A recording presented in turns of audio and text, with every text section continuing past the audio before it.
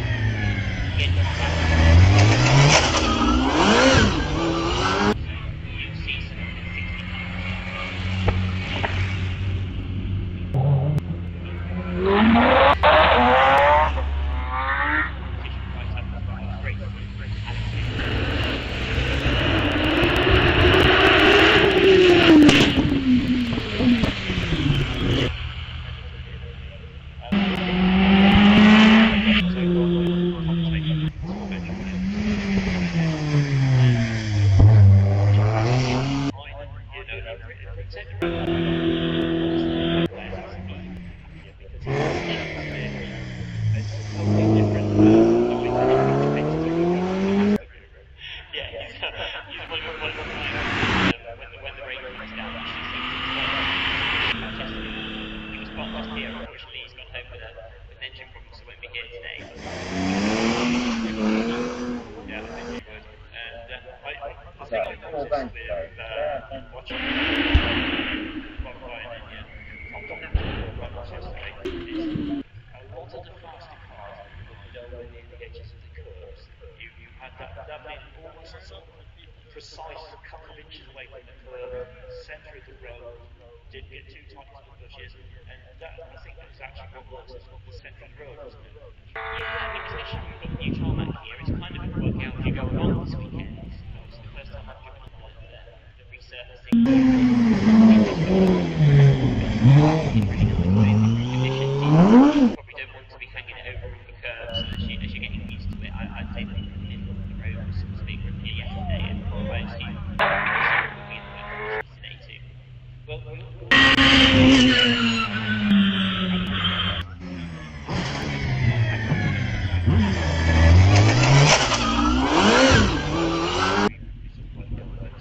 nice that we're actually sort of like us on time schedule today, which helps.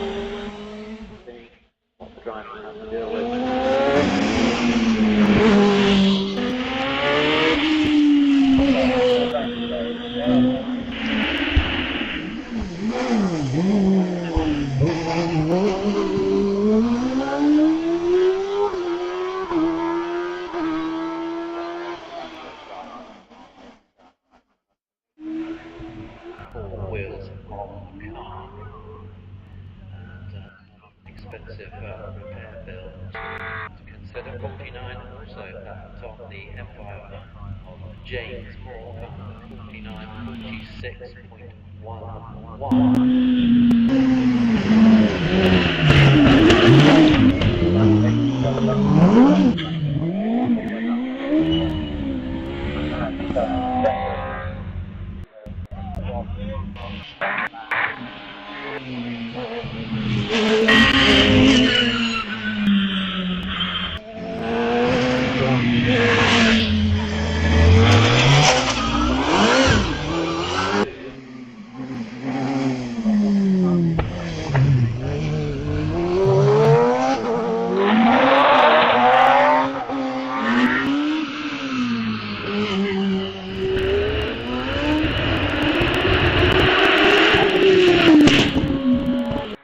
Plenty to think about. We welcome our viewers worldwide on the streaming service brought to them by Wiscombe's streaming partner, Speed on Screen. So yesterday we had people in Australia, well, in the evening I suppose, or hang on, they're in front of us, so that would be the other way around.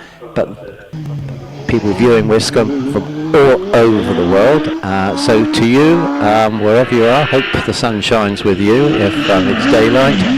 Here at Wiscombe, not so good, bit wet, bit damp. And if any of you have been to Wiscombe before, you've probably experienced those conditions, be as a spectator or a competitor, as we have 55 Nigel Pitt making the most of the conditions with his OMS 3000. We've got Will Kerr in the top paddock with his OMS 28, car number 52 on 47.60. Ben Bonfield was trying hard in that Jedi, and that's rewarded him with a 44.67, 44.67 for 53. And Martin Schlankler in the top paddock with his Force HC, car 54 on 47.14. Let's see how Nigel Pitt's doing. He's also made it to the paddock all in one piece. And that is another 47.14. So same time there for Martin Shankler, number 54, and Nigel Pitt with the OMS running as 55. Martin Turner with his Evo 2 on the hill, out of the Esses in 24.73. He's now through Martini and over the finish line to clock a 50.20. So in this second practice run for the national classes in racing cars 600 to 1100 cc, it's got Jonathan Flesher on a 44.97. Ben Bomford on a 44.67. So you've got the nod by 0.3 of a second in these unofficial practice times. As down to the line we have Dylan Flesher out with the OMS. Brother Jonathan posted a 44.97. So the family rivalry will require Dylan to put together a quicker climb than that if he can. And he's away off the line, tad under 3 seconds, 2.95 off of the line. And you can see the effectiveness of the rear wing, etc. As it directs the spray, keeps the spray down low as the car progresses through the air. And it's a 21.38 in the Esses for Dylan from Harrogate. As on the line, Stuart Bickley with a car that really stands out in these weather conditions, and that's the Force TA. Stuart, project manager from Atherstone, with this 2023 spec Force TA powered by a Suzuki GSXR, originally motorcycle engine, as a lot of the cars competing today are. And we have time for 57A. Probably meant to be 57, and it's a 44.23, so we'll attribute that to Dylan Flesher. As over Bunny's Leap goes Tom Weaver, another Empire Evo, 1 litre machine in this instance. And at the top, completing their climb, Stuart Bickley puts together car 58, stonking time 41.76. So that puts him certainly at the head of that class time-wise. Still practice runs, remember, so we're not talking about positions and awards and cups and things at this stage. Around Wist Corner, having launched in 3.08, goes Dave Tatham, the man who's currently third in the Footman James Motorsport UK British Hillclimb Cup, behind Alan MacDonald, who we'll probably see back on the hill shortly because he's got a no time recorded with the Force SR along with David Bickley. So time for Tom Weaver, kart 59 is a 44.73. Let's see how Tatham's doing. Car number 60, he completes in 44.31. So car number 60, 44.31. So Stuart Bickley certainly showing good pace in these conditions. Some drivers like driving in the wet and excel at it. Others not so keen. They prefer the reliability of knowing exactly where you are on a dry surface, but different strengths, different things for different drivers. As we move to Class J1, Formula Ford pre-1994, and it's Lindsay Summers out on the hill with the Van Diemen RF85 she shares with Sarah Bosworth.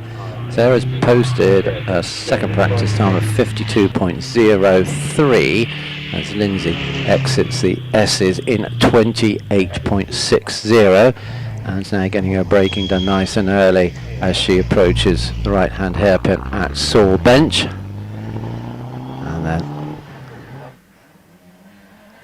leaning on the throttle cautiously along Castle Straight as we move up a division. And we come back to Lindsay's time, car number 64, a 58.70, 58.70, and Caroline Ryder's time in the RF86, car 63, is a 49.97. So Caroline has the initiative there. The Ryder household having a good weekend here at Wiscombe as we look to 71A, and the time of going round Saw Bench at the moment, so not quite getting a time at this stage for Andy Greenan in the Empire Evo, but he's now braking into the left-hander at Martini and through to take a time of 43.50 in the 1100 to 1600 racing car class. Class J2. Look to Neil Cole's time with the OMS 28, car 70A. That's a 45.24. And we'll see Neil's son Alex out with this machine a little later. Alex, who won the Motorsport UK British Hillclimb Cup last year with a stunning performance throughout the season. And now we're looking for car 45, which was David Bickley. No time recorded earlier on for David with the Radical SR1, so he gets a rerun and claims a time of 54.12 from that. So Mike Lee a little bit faster on 49.05.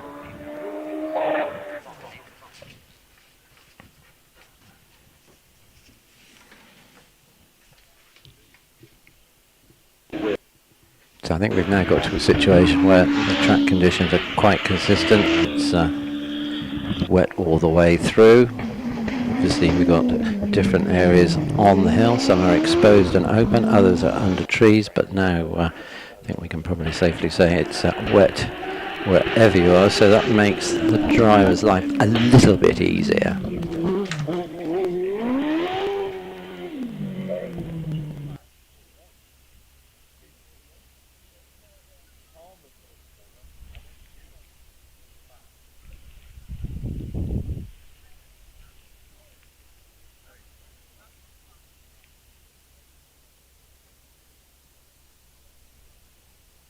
So the Woolbridge Motor Club team quickly getting through that batch. And we have the course vehicle retrieving them from the top paddock, the collecting paddock, ready to bring them back down to the main paddock area, which is where we go to that man, David Pearce. Hello. God, it's a bit damp down here. You have to feel for the marshals, don't you? On a day like this. Indeed. Yes. Yeah, very much so. Yeah.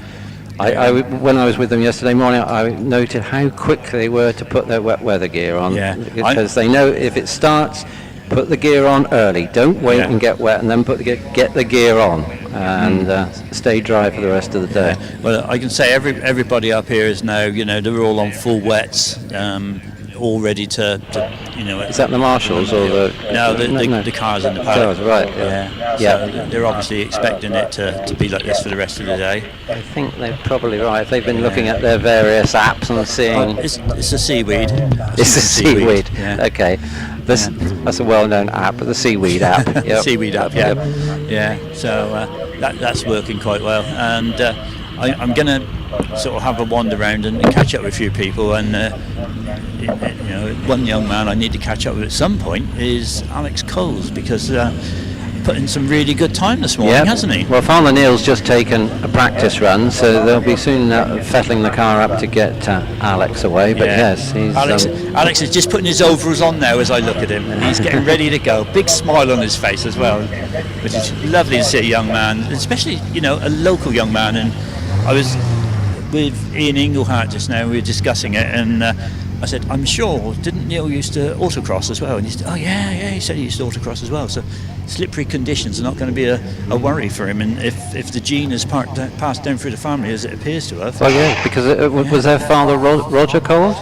No, Neil. No, Neil's father. Oh, does it go back through another generation? Not sure I can go back that far at the moment, to be quite honest. But I was just listening to conversations in the bar last night, so that's probably not a reliable source. It could well be. The man who know this, I'm walking towards. I can see a gentleman sat over here under a gazebo. It's nothing to do with the gazebo while I'm walking over to see him. I'm going to walk over to see him because he's a renowned author. Oh yeah, a renowned author with a really, really good offer on the most phenomenal book on hill climbing in the West Country and a little bit beyond, Mr. Patrick Jennings.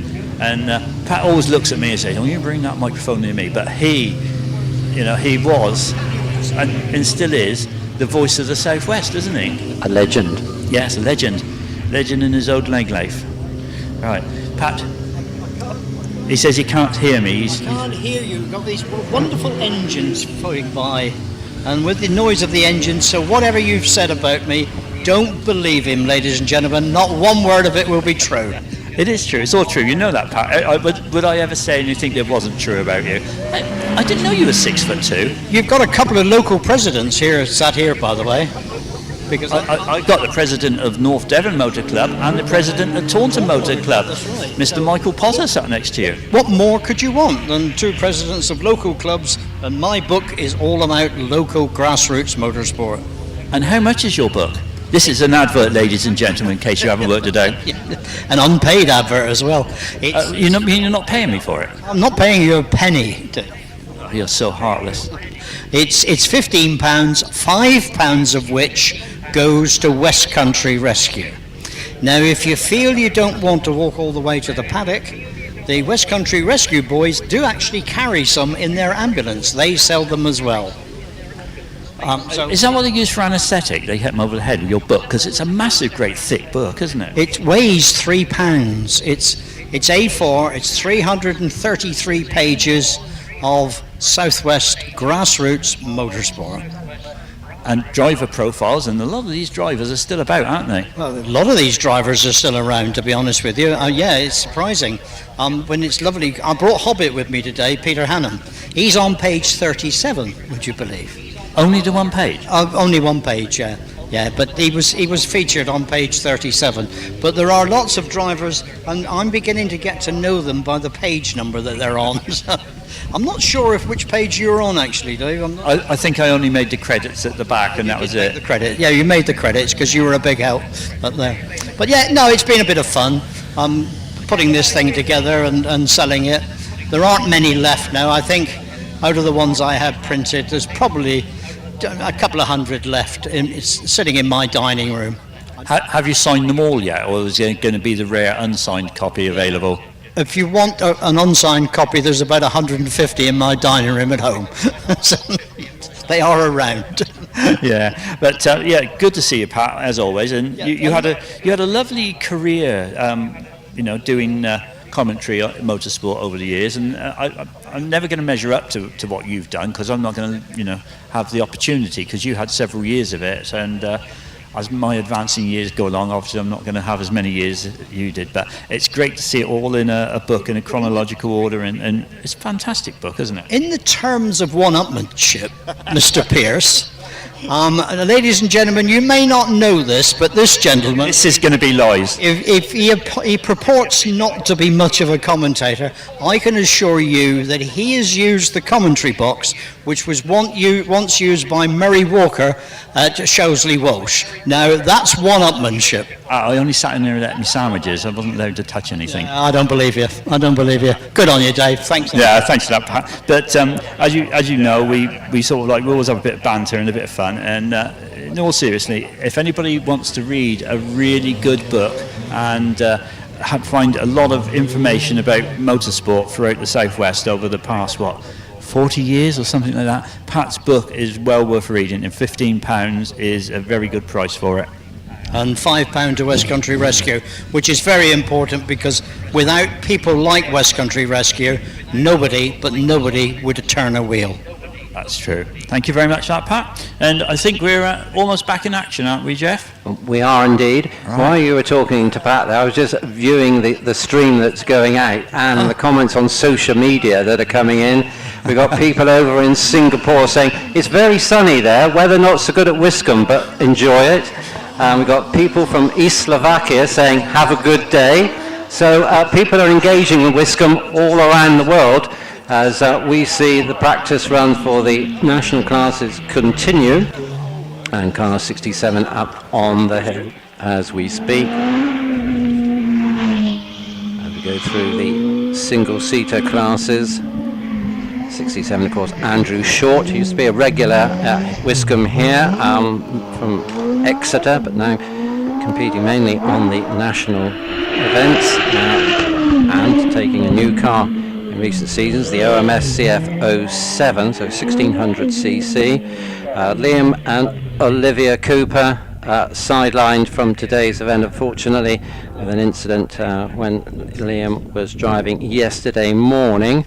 And I think the car is already on its way to be repaired, going up country to be repaired, ready to get back on the championship trail as soon as possible. So 67, I'm not quite sure what's happened to 67.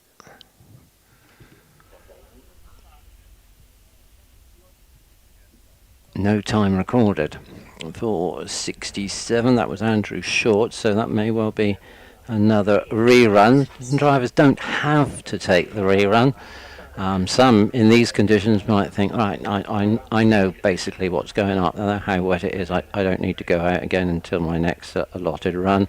Others will think, right, no, I need to get as much of a grasp on the conditions as I possibly can. So we're just pushing back Darren Gumley's Force TA to the start of the tyre warming area.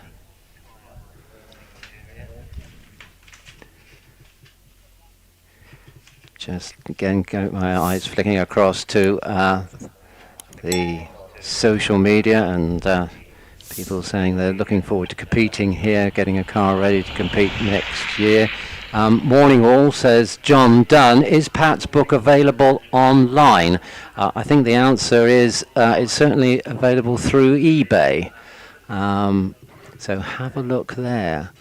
But people engaging with Wiscombe from all around the world today. So we hope to be able to bring you the flavour and the info as it happens from on the track and in the paddock.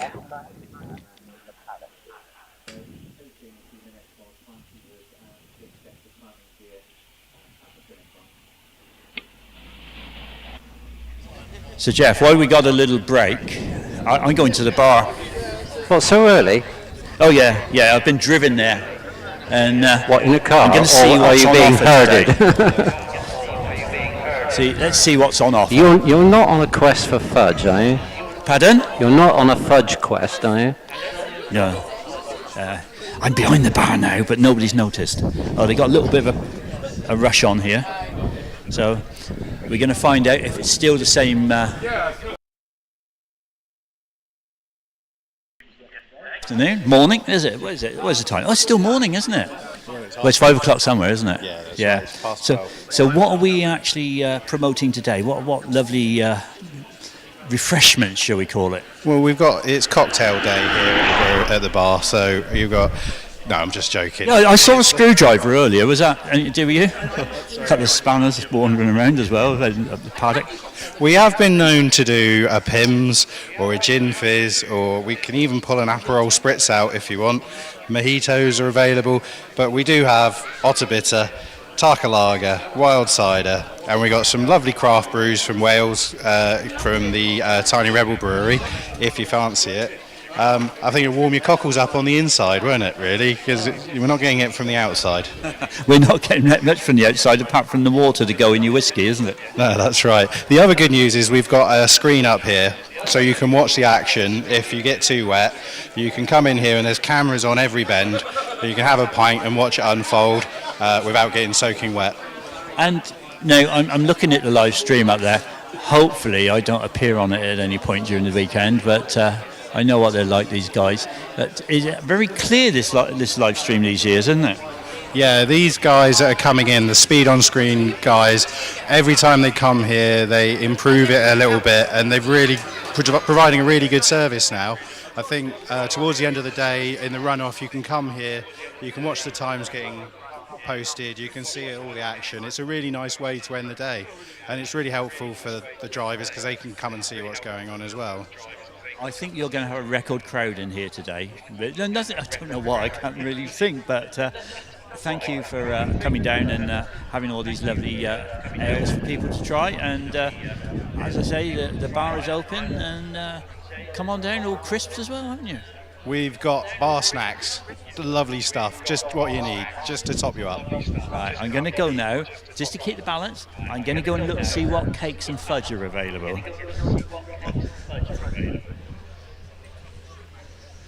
So it's quite busy at the catering unit at the moment, so we're going to wander over there. We've got two ladies from Reese here today as well. We've got Anne and Carol, so we'll be chatting to them a bit later on.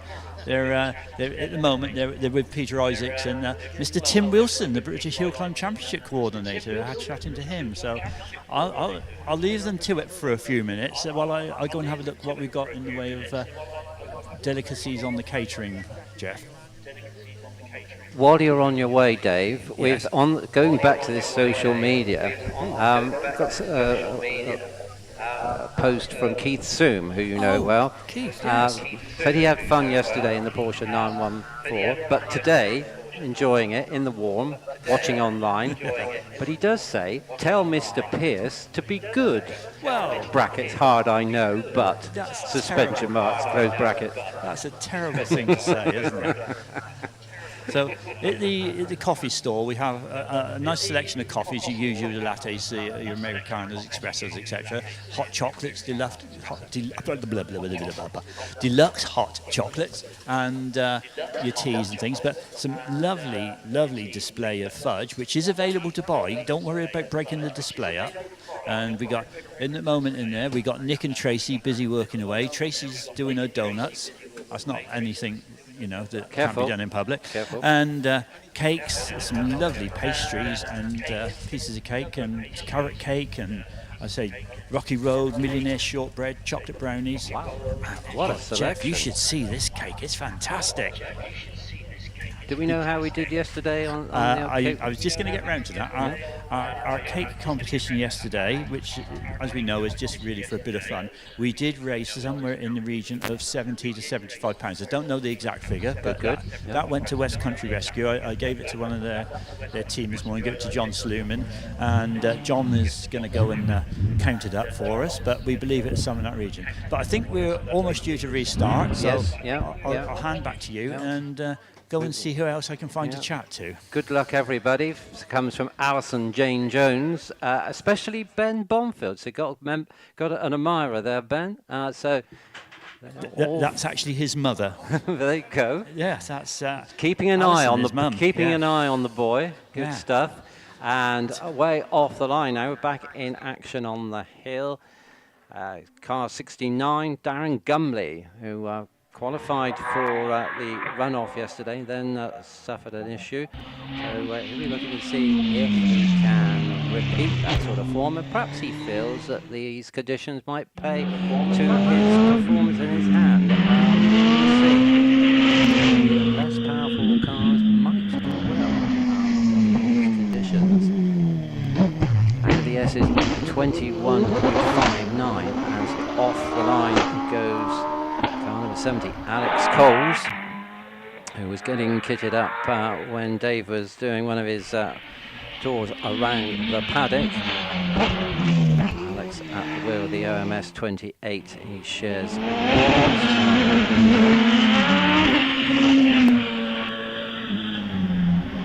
by a 1585cc Suzuki Hayabusa. Raucous engine note of Adam Grennan with the 1600 Evo 3 way off the line. So Darren Gumbley's time, number 69, is a 44.02, 44.02, 70. Coles, 42.52.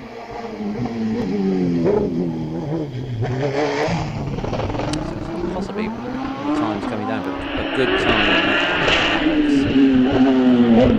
Looks like it's got the initiative there in Class J2 at the moment. Alex stopping the clocks on 42.52. Father Neil on 45.24. As away off the line goes Lee Griffiths, taking us into K1 racing cars, 1600 to 2 litres for normally aspirator machines.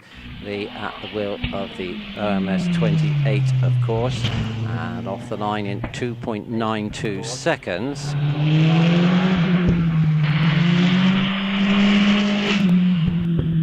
So in the class, Einan Price and Jonathan Varney. Einan was having a number of problems with the Force TA yesterday, so next to run is Jonathan Varney with the GWR Predator. It's a good way off the line in 2.75 seconds compared to the 2.92 of Lee Griffiths. Griffiths is over the line in 45.06 as Jonathan Varney exits in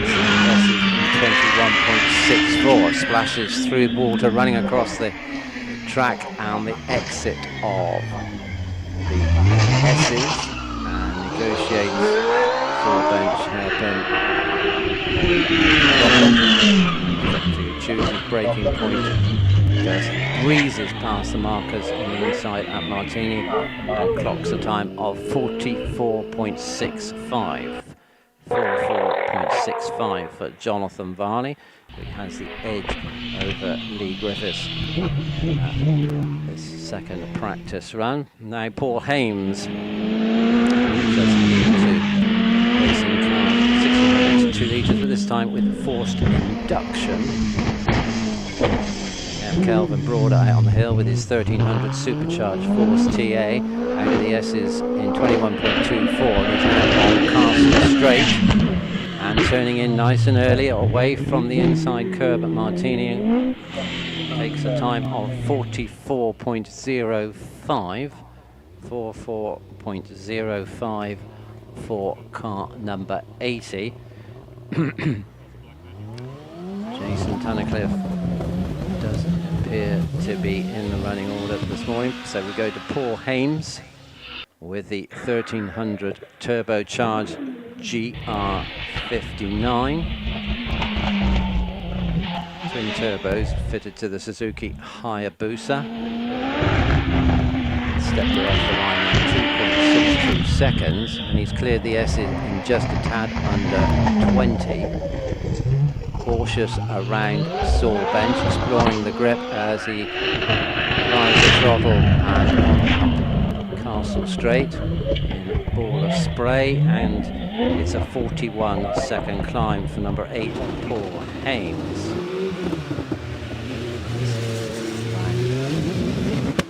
West corner goes 703, Graham Wynne, double driver from the over 2000 racing car class. So Graham sharing the GR59J with Scott Moran. Judd. He's 20.73 out of the Esses. Now exploring the levels of grip at Martini, and yeah, he finds it. At Saul Bench, and opposite lock had to be employed to get him out of that situation, but neat, tidy, no drama through Martini to post a time of 43 seconds dead. 43.00 for car 703. Off the line goes car number 87A, Harry Pick, with the OMS. 28, 3.4 seconds off of the line.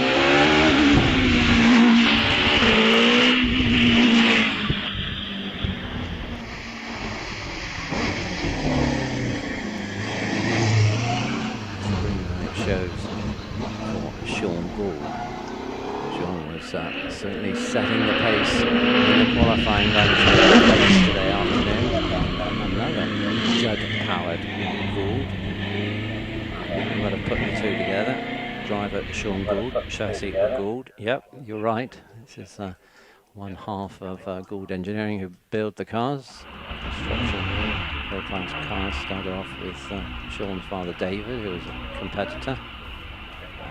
We've also been involved in carbon fibre work for Formula One cars along the way, and the time for 87A Harry Pick is 48.59. 48.59. If the OMS 28. 85A and 85, Anthony Wright and Terry Graves in Class L sideline with an incident in the Esses yesterday when he spun the machine, but Sean Gould dealing with the conditions well. 2.93 in the launch, using the torque of the 4-litre V8. The Esses very neatly tidy apex is 20.65. That's the time split. As he takes a wide line through the saw bench, gets it straight, gets it sorted before he applies the throttle. Wandering a little bit along Castle Straight, clatters the markers on the inside of Martini, and it's a 41.77 for Sean Gould.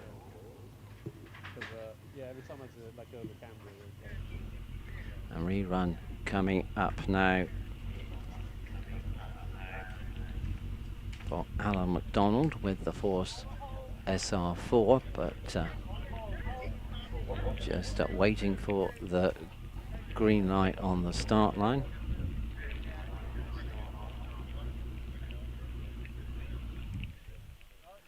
Those who've been following hill climbing know, of course, Alan used to compete in the Mitsubishi Evo powered Mini. He's swapped across this season into Sports Libra with the Force SR4. Fastest man in that division in his practice runs this morning appears to be Mike Lee with the Force LM on 49.04. Green light on for the Scotsman. Competed in the Isle of Man TT a number of times. Switched to 4 wheels and eased the Force SR4 off the line in 2.97 seconds. Gate into the Esses. Driving with due care and diligence, 22.82 seconds.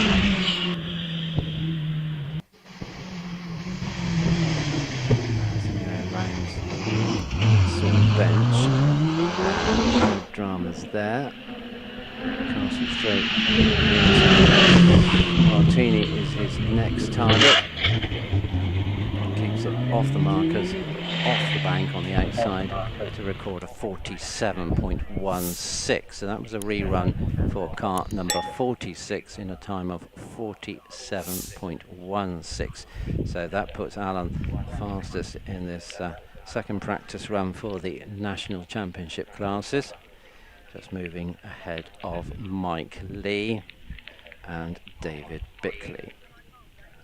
So we've need to bring those cars back down the hill because we dealt with a few double drivers from the large capacity racing car classes, and then we've got the leading lights to come out a little bit later for their second practice run. And then in the National Championship classes, they will have one time run later on, just the one. and that will be the qualifying run for the leading contenders in the British Hillclimb Championship, supported by Avon tyres. So time to recover those cars from the top of the hill. Put a call out, see what David's up to. Are you in the dry somewhere? Have you found? No, he's not. Oh no, he's not putting his hood up, he's putting his earphones on. It's me deaf aids. Yes, I just wondered whether you found somewhere nice and dry No, I've just been in the class and they're having a discussion in there whether it's moderate or heavy rain. And there's some debate as to what constitutes what. I just said it's wet. Yeah. I don't think it's heavy. No, I don't think it is at the moment. I've put my wet weather gear on, so that means it will dry up now. Yeah, that's a good ploy. Yeah. The skies do look a little bit brighter.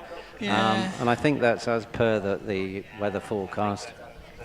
I think what might happen later on we'll have to deal with as and when. Go with whatever comes along, can't we? Not much else we can do. Nope. The ducks are happy anyway down on the pond. Some people on social media saying it only rains in Scotland. Go Wallace. Yeah. Well, we could say no. It also rains at Wiscombe. But when you go hill climbing, you expect to find a lot of hill climbers, but occasionally you come across somebody who's a sprinter. And a completely different animal. Completely different animal. A similar sort of logic as to what they do, but as you say, a different animal. And we're graced today. We're graced. Oh, like what you did there. Yes. We have here beside me now the British Sprint Championship coordinator, Mr. Paul Parker. Good morning, Paul. Welcome to Wiscombe. I hardly think it's welcome, do you? Well, of course it is. We're always pleased to see, that somebody from a different discipline come along, and especially somebody of your high importance. Paul has actually, for many years, been involved in events down here, so it's great to see him. And how's the sprint series going this year? Absolutely dreadful. It's nothing like the value of the hill climb series any longer. It's almost dying a death. As sprinting is, I think, nationally, if I'm quite honest.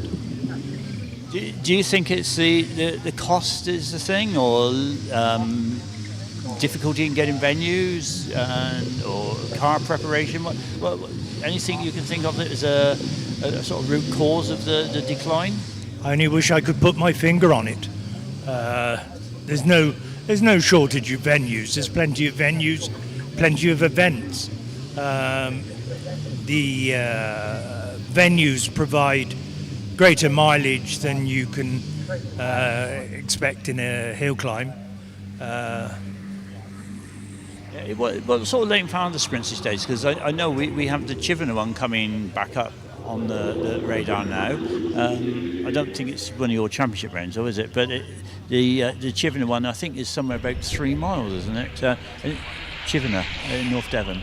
It's something I'm planning to have a look at in the middle of August to see whether it's suitable for next year. But we have very few events in the British Championship in our corner, in this corner of the country. Probably the most notable is Castle Combe, which closes the championship at the end of October. Yeah, I was watching the Dick Mayo sprint online the other day, and it was it brought back so many memories, because I first started clarking here at Wiscombe in the late 80s under Dick, and Dick Mayo was a man that was very, very strong in his opinions, shall we say. I think that puts it politely, don't you?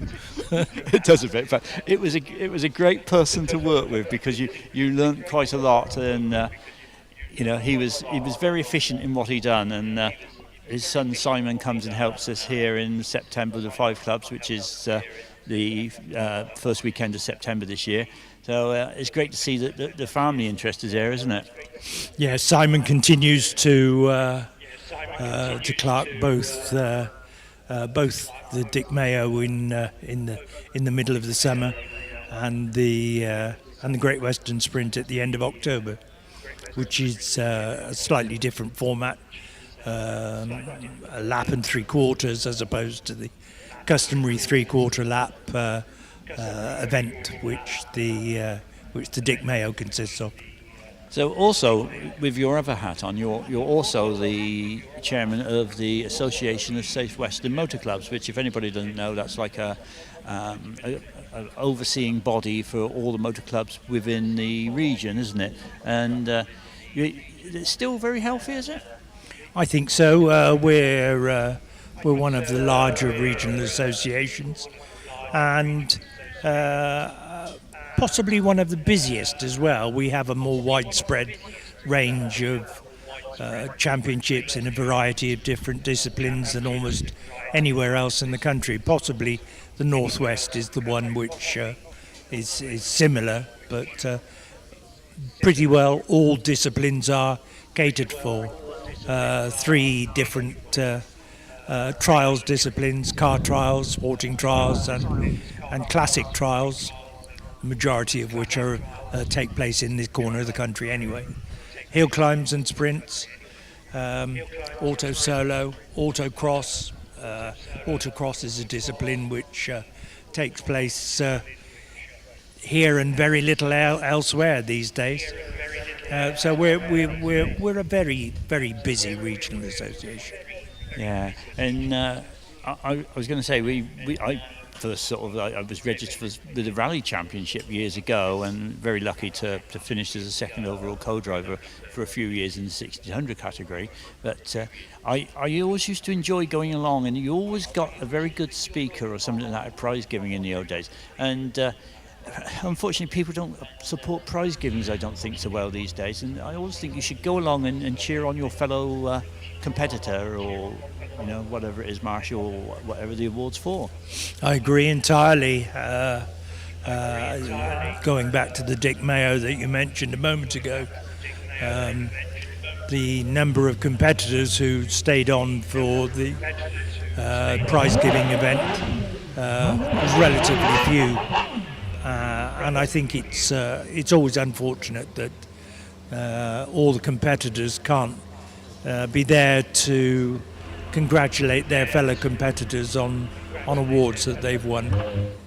Yeah, I think you're right. Anyway, it looks like we're about to go back into action now with some of the top guys now. So thank you for your chat, Paul. Great to see you here, and enjoy the rest of your day. Imagine I probably will. I'm here because I'm a complete anorak when it comes to the sprints and hill climbs. Yeah, long may it last. Thank you very much. So back to you, Jeff. I see we're live again. We are indeed. Thank you, gentlemen. And bringing us back to action on the hill. Jack Cottrell with the Delara Cosworth out of the Esses, very sprintly in 20.7. Makes a good wide course around Silver Castle Straight. It goes a bit deep at Martini, clocks 42.49. That's 42.49 for car 86. As getting prepared on the line, Will Hall with the good GR59. Now Will's lined up very much on towards the left, I suppose, not quite on the edge of the track, but more to the left than in the centre. Whether he feels there might be an advantage there, or whether it's just the way he might do on the start line. So the V8's fired up. Just a little bump to settle down. The lights are going green, they are green. So Will can start in his own time. And traction control works well, 3 seconds away off the line. And now striding across the parkland and getting his braking done. Very neatly, staying deep away from the bank on the inside on the approach to the gate. Progressing through the Esses neatly in 19.13, picking up all his apexes, and he comes in on the brakes too. Saw the bench. eases the throttle, just a little bit of movement in the back end, but nothing dramatic. All is away, braking and through. Martini go sub 40 seconds on a 39.76 for Will Hall, 39.76, as over Bunny's Leap goes David Warburton, piloting the AFS P4T. David Ryan, 10th in the British Championships before this weekend, usually at the wheel of the Gould GR59, but it's a 21.97 seconds in the Esses as he's around the Saw Bench on Castle Straight. The brakes neat and tidy. Goes round the camber of Martini to clear a time of 44.45. So Hall's the target now, under 40 seconds. Alex Summers sprints across the parkland, 2.76. Alex looked like he might have almost got a hill record yesterday. He was knocking on the door. And coming into the weekend, of course, he was the hill record holder, but changed yesterday afternoon as he splashes through the puddles at the top of the Esses and into Saw Bench Hairpin.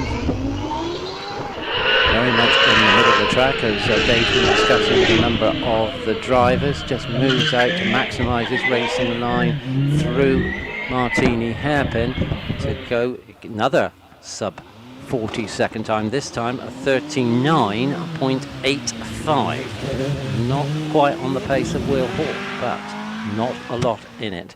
So two drivers in Class L now under 40 seconds. Matthew Ryder out on the hill, having recovered from his interview with Dave and got himself organised and out of the Esses in 19.08. Yes, another Gould and another Judd-powered Gould. So a tad of opposite direction as he powers out on Saw Bench, takes a wide line in and clips the apex wide line out at Martini for a 40.46 as Trevor Willis launches the OMS in 2.68 seconds. So Trevor quick off of the line there.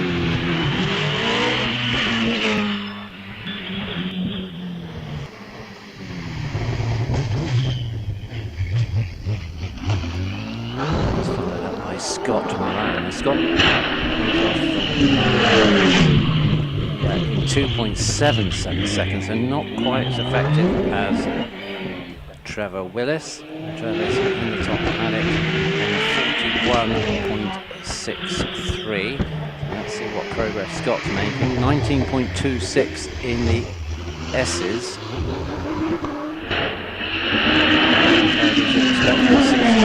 British champion, staying out of danger at Martini, and he's rewarded in that with a time of 39.38. 39.38.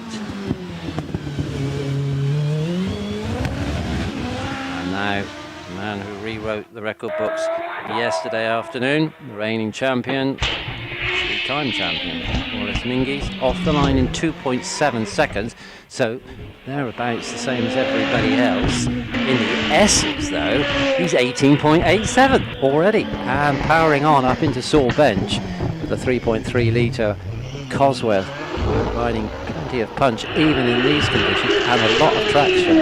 Drivable car for the Scotsman, and he's away slightly sideways coming out of Martini, but all under impeccable control to deliver a time of 38.76 for Wallace Mingies in the GR59M Cosworth. So that brings us to the end of the second practice runs for the national permit event. So we revert back to the Interclub, and we pick up on the Modified Series Production Division, Class T3. And looking at the Datsun 240Z on the start line. So whereas the national classes have been taking their second practice run, these guys in classes T3 through to T7 are taking their first time runs. Green light on for Hannah Stapley with the 240Z, and she launches in 2.97 seconds. Sharing the drive with her father Ben, who built the car. And he bought it from Alan Carruthers back in 1995, and developing it ever since. On the start line now, Graham Blake from Weymouth with his Vauxhall red top powered Westfield SIW. I think it's a wide body, but we have 25.4 as a time for Hannah Stapley in the Esses, and a launch for Blake in 3.16 seconds. Jack, can I just make a quick appeal? Nigel Cole, I know you're over on the hill somewhere, lurking as you generally do with your camera. Could you make your way down to the paddock, please? We need you to come down to the paddock. Somewhere near the catering units would be ideal. Thanks, Jeff. Not at all. So 25.50 in the Esses for Graham Blake. Over the finish line at Martini in a 52.45. Hannah Stapley's time with the Datsun back in class T3 is a 52.41. And now we move to Downton Motor Club, the Speed Series. Pick up the double drivers there, and of course the first of those is Steve Harris, the started the club. Did his apprenticeship at Downton Engineering back in the day. Set him up to be a builder and preparer of engines and cars. And following Steve up, Stuart Sampson with the Clubman Alston Mini, 1380cc powered machine, of course. Stuart from Ferndown, engineer involved in the offshore energy business. And then it's the very rapid Legend Ford Coupe, Jan Yo. Car moves around a little bit when Jan's on the throttle pedal, giving it its all. 358, Steve Harris makes it to the top in 57.40. Showing that in the top collecting paddock by Stuart Sampson on 48.3. From Ferndown.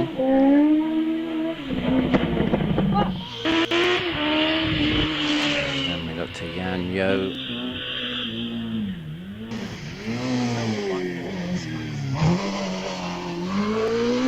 And the other car on the hill, Mike Williams, double driver of the MWR. Tom. So this time 140A is a 46.22. And Mike Williams just completes his climb into the top paddock on 46.84 for 151A on their timed run. So that's just dealt with the A drivers in classes T3 to T7. So our mission now is to bring them back from the top paddock, so that in the case of shared cars, a second driver can be installed, and in those that are single driven, they can all in the mix and see us through to what might well be the lunch break. But Dave's already done a recce of the lunch facilities and the bar. Not the bar. I only went to the bar. I didn't sample. What a good chap. Yeah. How disciplined. I try to be disciplined. Yes, I've already asked Nigel to come down, Peter. Terrible, this Peter Isaac. He's only the MD of Wiscombe Limited. He's not fretting, is he? No, he's not fretting. He's afraid. I don't know about fretting. He's coming apart at the seams and all that, but at his age, what more can you expect? I'm very honoured today also. If you're wandering around and you see our marshals here, you'll notice that there's a nice selection of Reese hats being worn. Baseball caps on that by our marshals, and smart. They've been supplied very generously, along with some water bottles, and I've got some more goodies, and they've been supplied by Reese. And with me, I have two of the ladies from Reese. I have Mary and Carol. So Mary Singleton, you're the one that we've been liaising with. Thank you very much for all the support you give to Wiscombe Park, and we're really, really thankful that you come along and how you've actually enhanced our marshalling things as well. You're welcome, Dave. As everyone knows, marshals are the lifeblood of motorsport. You wouldn't be here, we wouldn't be here without them, so it's absolutely the least we can do, and really happy with our continued sponsorship of Wiscombe Hillclimb. Yeah, and I know you're not really keen on sort of like chatting to me really, because nobody ever is. But you've come quite a way just to come down, and that's nice. And you're also very much into motorsport insurance, aren't you? What sort of stuff can people get from Reese? So we're based in Nottingham. We are a motorsport insurance broker, so grassroots motorsport. Hill climbs, auto tests, auto solos, rallies, that's our core product, and you can insure with us anything from your non-road legal hill climb car, including your trailer and tools and spares, up to a stage rally car and the van that tows that stage rally car. And we've got multi-vehicle policy for competitors, including marshals, so whatever a competitor needs in motorsport, we try and accommodate, both on a personal level and on a commercial level that my colleague Carol is the underwriter for. So underwriter, a lot of people don't actually understand what an underwriter is. So let's chat to Carol now, so she can have a equally excruciating pain from me. Tell us what an underwriter does. Well, it's somebody who assesses the risk and puts a rate to it. So unfortunately, I'm responsible for the premiums. Oh, you're the one. I'm the one. Yeah, sorry. Yeah, so it's assessing the risk, putting terms up as well. And that's basically it, really. So somebody puts in an application, they say what they want to do with it, what they are, they tell you what sort of sports they're going to do with it, what their driving ability is, maybe even their medical abilities, and you then sit down and work out what sort of premium you would like to give to take on the risk of it. Is that correct? That's right, yes. Within certain guidelines from the insurers, we've got delegated authority to put the premiums together for a customer, actually in-house. So, yeah, it's correct. That's what it is. Thank you for that. Well, Mary, now next year, obviously we're looking at next year now. I'm not going to say to you, you're going to be here next year as well. But one of the things you've done for us, and I think is enhanced what we do here at Wiscombe, is I think through your generosity you've helped support the live stream, and you had a look around the live stream. It's very impressive what the guys do, isn't it? Very impressive. I was watching some of it yesterday, and it's really good, clear, very concise, really good way. If you can't be here, you feel as if you're here by watching it. So really, really impressed with what the guys are doing here and that. So this morning you've had a little bit of a chance to chat to a couple of the drivers as well, and I know that Wallace was quite impressed you with his setup up there, didn't he? And what a lovely guy, isn't he? Wallace, yeah, well, absolutely lovely. All of the people we've spoken to today, competitors, are really nice. They've given their time to talk us through their own private vehicles, how they're doing, and that really, really good reception. Lovely, warm, friendly, welcoming people. Love it. Thank you for coming down. Enjoy your day here with us, ladies, and we have ordered sunshine. The clouds are quite high now, which at Wiscombe is always a good sign. We're from up the north. We're fine with the rain. We're quite hardy people. Lovely. Well, thank you, Mary and Carol from Reese Insurance. So if anybody's got any queries or anything, if you see a lady carrying a Reese bag around, we're in a Reese jacket. That's Carol. Pop and have a chat to her, and Mary will be with her. And if they come and ask you lots of questions, it's because they're actually interested in the sport as well, which is lovely. Thank you very much, ladies.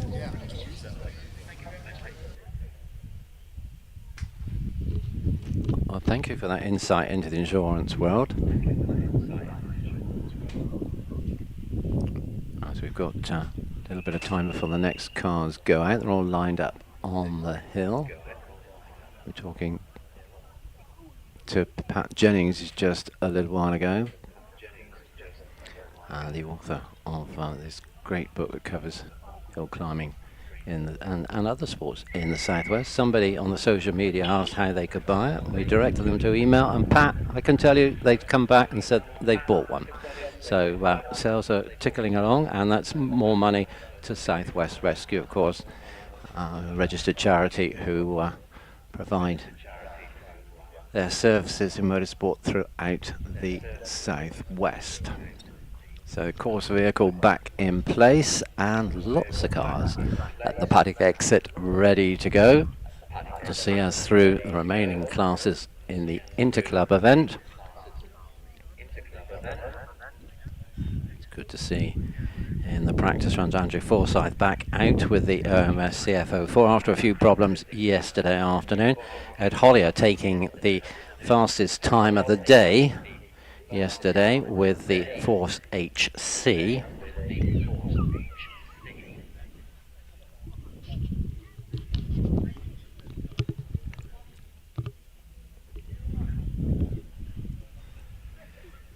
So we're looking at everything from modified series production cars, which will be the Datsun 240Z, through to the single-seaters. And the Datsun's on its way down to the start line as we speak. Ben Snapley at the wheel.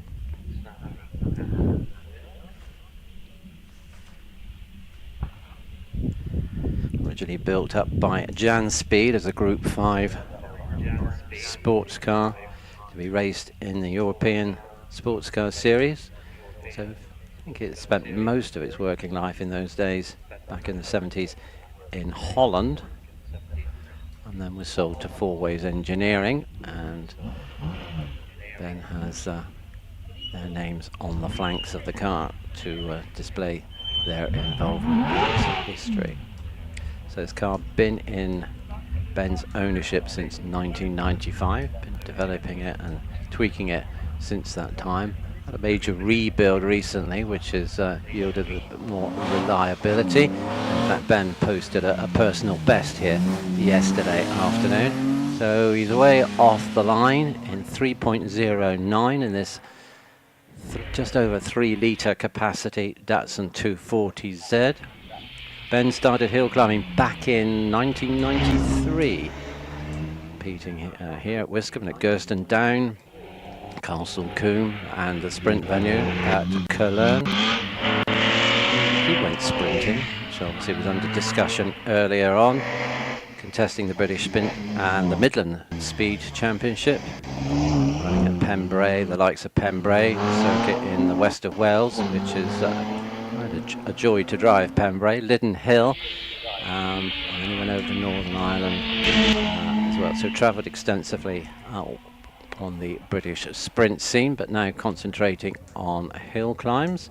Reserve entry now on the hill. It's Duncan Stewart with the Caterham, cautiously away off the line in 3.16 seconds, as we have Phil Pern, another reserve entry with the Stuart Taylor R1 in class T4, so that's car 127, Philip Pern with a 998cc Stuart Taylor R1, and Phil takes it over the finish line in a time of 51.76. Ben Snapley's time with the Datsun Kart 125 is a 50.47.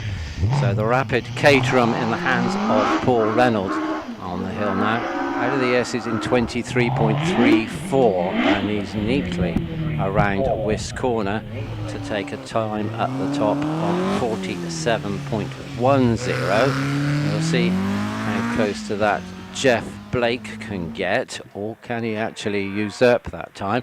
He was at 3.23 away from the start line as he goes through the gate into the Esses, and through the split there he registers 22.3 on his way up to Sawbench. Slight little wiggle from the back end, quickly and deftly sorted out with a quick application of opposite lock, and then along Castle Straight and very sideways and opposite locking through Martini. No contact with the bank, no damage, no danger there, and a time of 46.25 for the Weymouth driver, 46.25 for Jeff Blake, 129. As in the mini class, we have 135 waiting on the line, and away off the line actually in 3.53 seconds is Kevin Taylor with his Austin Mini. Car, of course, driving duties are shared with Steve Harris.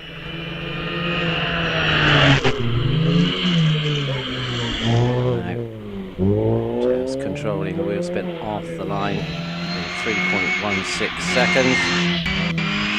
It's Nigel Sampson.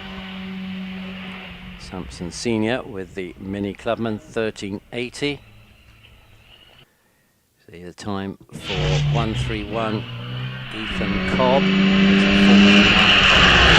132 Zach Cobb, another R53 BMW style Mini, and his time is a 50.90.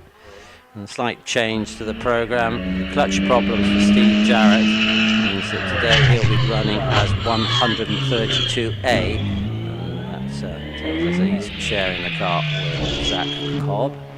So Kevin Taylor 135 in the top paddock on 52.94. Sampson taking his first time run on a 48.24. That's 136 time of 48.24. That puts Nigel at the top of there. In fact, it's a Sampson lockout at the top, 48.24 for Nigel. Stewart behind, but not for long. Derek Kessel's come along and topped that with the Maguire chassis Mini on 47.77. So Kessel, Nigel Sampson, Stuart Sampson leading the way, in the Mini, predominantly Mini class. Ethan and Zach fourth or fifth. So rally car action away now. So Walter doing battle with Mark Linforth. Linforth with the Mark 1. Got 144. Setting a time of 49.17. Walter on the hill at the moment at the Esses in 23.33 and completes. It's a little bit squirrely on the brakes on the approach to Martini and goes through in 47.74. It's got 145. We'll just go back to Sports Libre and pick up the time for David Yeo in car 140. That's a 50.62. And now Rodney Thorne, car 141. on a 43.97 to take the lead there in Class T5.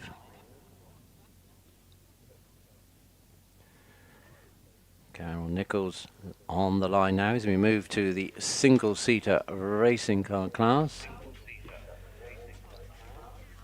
from which we would expect, in normal situation, the fastest time of the day for the interclub event to come from, but in the damp and wet conditions, you never know.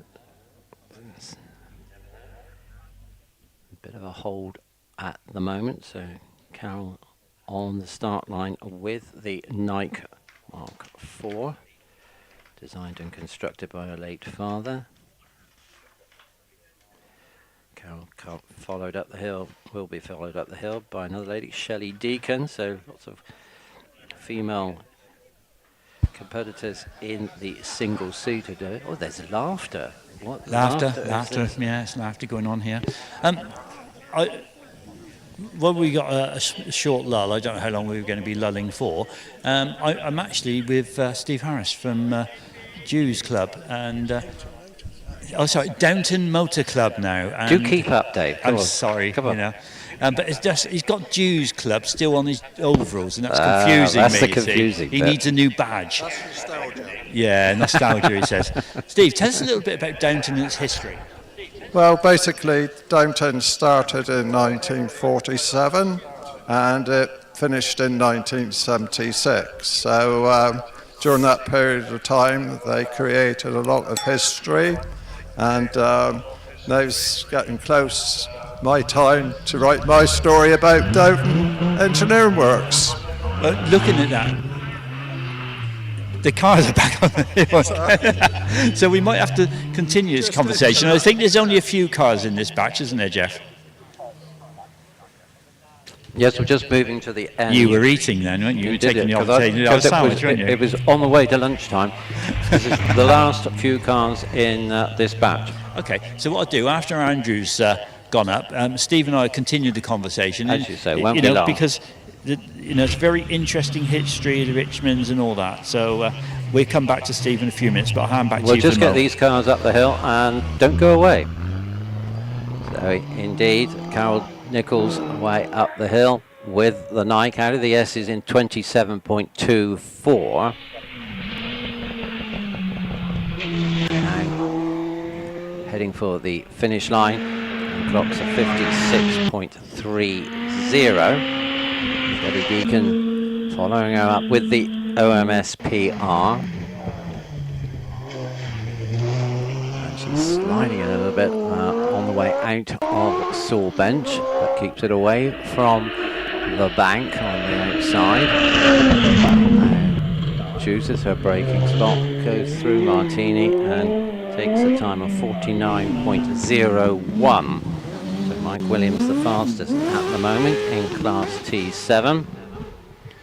Shelley in second place, Carol Nichols in third, as over Bunny's Leap goes Ben Wheeler, local driver just down the road in Kilmington.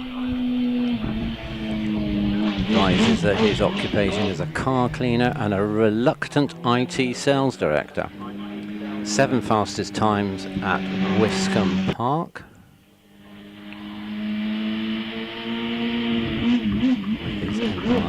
Evo 2, 1551 Hayabusa.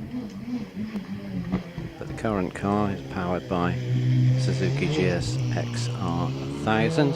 First season with this car, still getting to grips with it. Different engine torque characteristics compared to the previous machine. Originally built the chassis in 2017. Then it's just coaxing it very slowly around Martini to take a time of 69.86. So a troubled run there for Ben as Tom Williams hits the track with the 988 cc MWR Storm. Father Mike's posted a 46.85 with the car. So Tom, electrician from Trowbridge, looking to see if he can get in front of that time. Got other runners yet to go. 151, Tom Williams out of the Esses in 21.58. Now on Castle Straight, as away from the start goes Ed Hollier with the Force HC, launching in 2.87 seconds. So Williams completes his run, car 151 in 44.92. To go fastest in Class T7, but for how long? Or can he hang on to that? Ed Hollier through the S's in just a tad over 20 seconds, 20.07. So the Wiscombe Meister has got slightly better conditions on the track than a few minutes ago, and powers it to the top over the finish line for 153 in 41.24. So now Andrew Forsyth hoping for a simpler day today. Problems with the OMS CF04.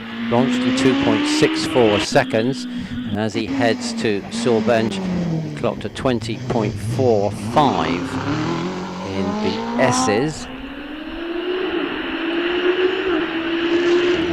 Along the fastest part of the course here at Wiscombe Park, and stays clear of markers, etc. at Martini. He's on another 41. It's a 41.85 though. So Ed Hollier took fastest time of the day in the Interclub event yesterday, has the initiative today on day 2 of this Woolwich Motor Club meeting, which encompasses the British Hillclimb Championship round 22.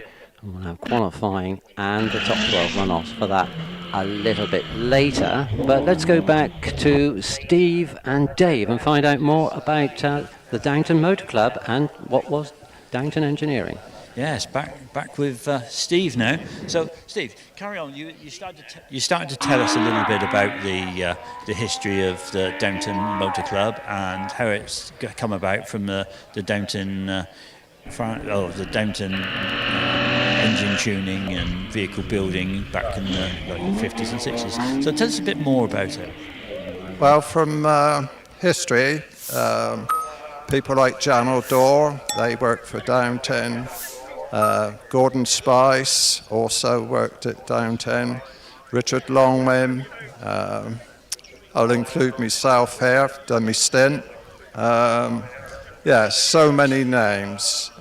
Paul Ivey, and not to forget Richard Miles. There's a book full of them.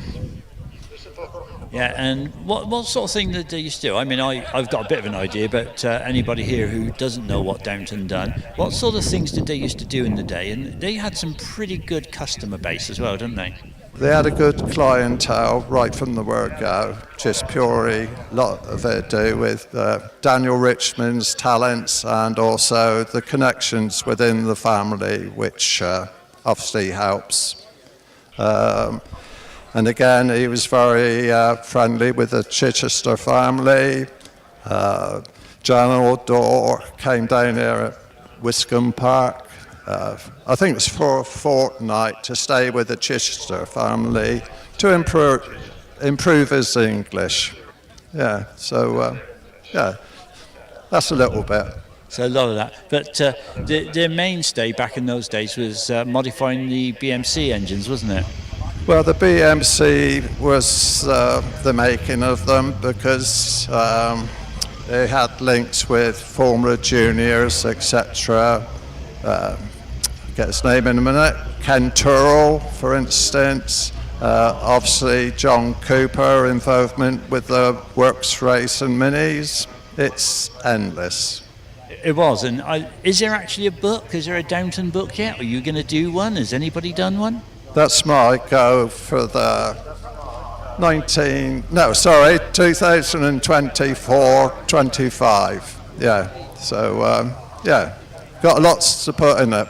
You need to go and have a chat with Pat Jennings. I don't know Pat. Do you know Pat? Yes, I do know Pat Jennings. Yes, I've got one of his books as well. So I think he'd give you tips on how to go around publishing, etc., etc. But as I say, going back, the customer clientele, there was lots of people, and I think didn't they do?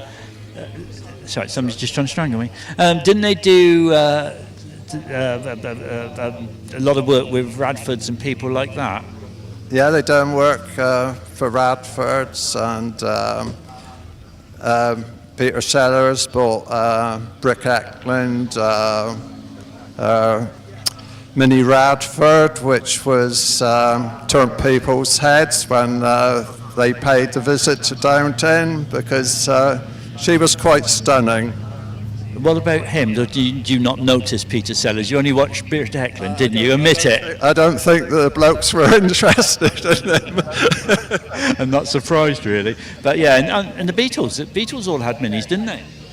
I've got to get me facts right here. So Mickey Doland of the Monkees, that's one of the cars, and I suppose we shouldn't forget a little bit of royalty with Lord Snowdon, and I got a feeling Prince Michael of Kent, he was the RAC ambassador or something like that. I can remember him paying a visit to Downton Engineering Works, and not to forget Alex Moten, developing the suspension.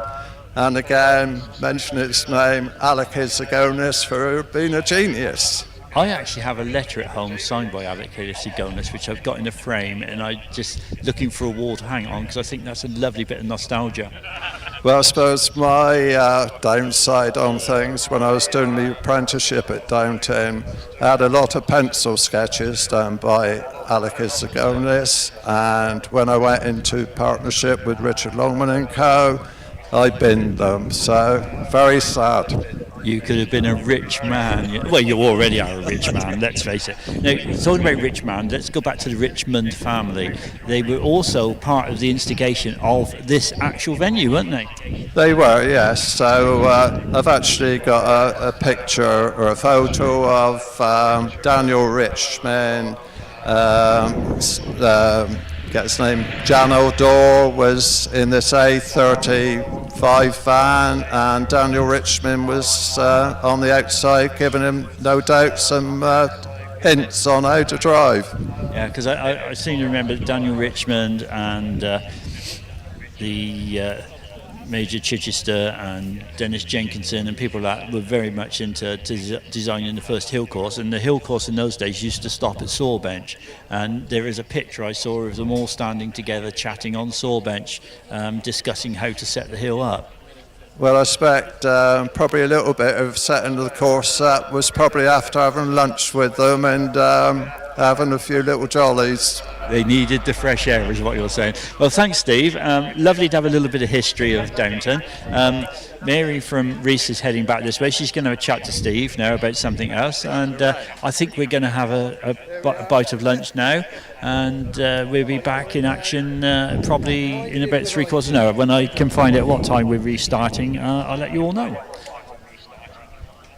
Thank you, Dave. Thank you, Steve. Yep, so we'll adjourn for lunch, and we'll give you the heads up when we're back into action, because we've got another run all through for both divisions of the entry today, the Interclub and the National. And of course, the National will include the qualifying runs for the top 12 runoff. So with brightening skies, let's enjoy the lunch, and we'll be back with more excitement here at Wiscombe Park, and for those following on the World Wide Web a little later.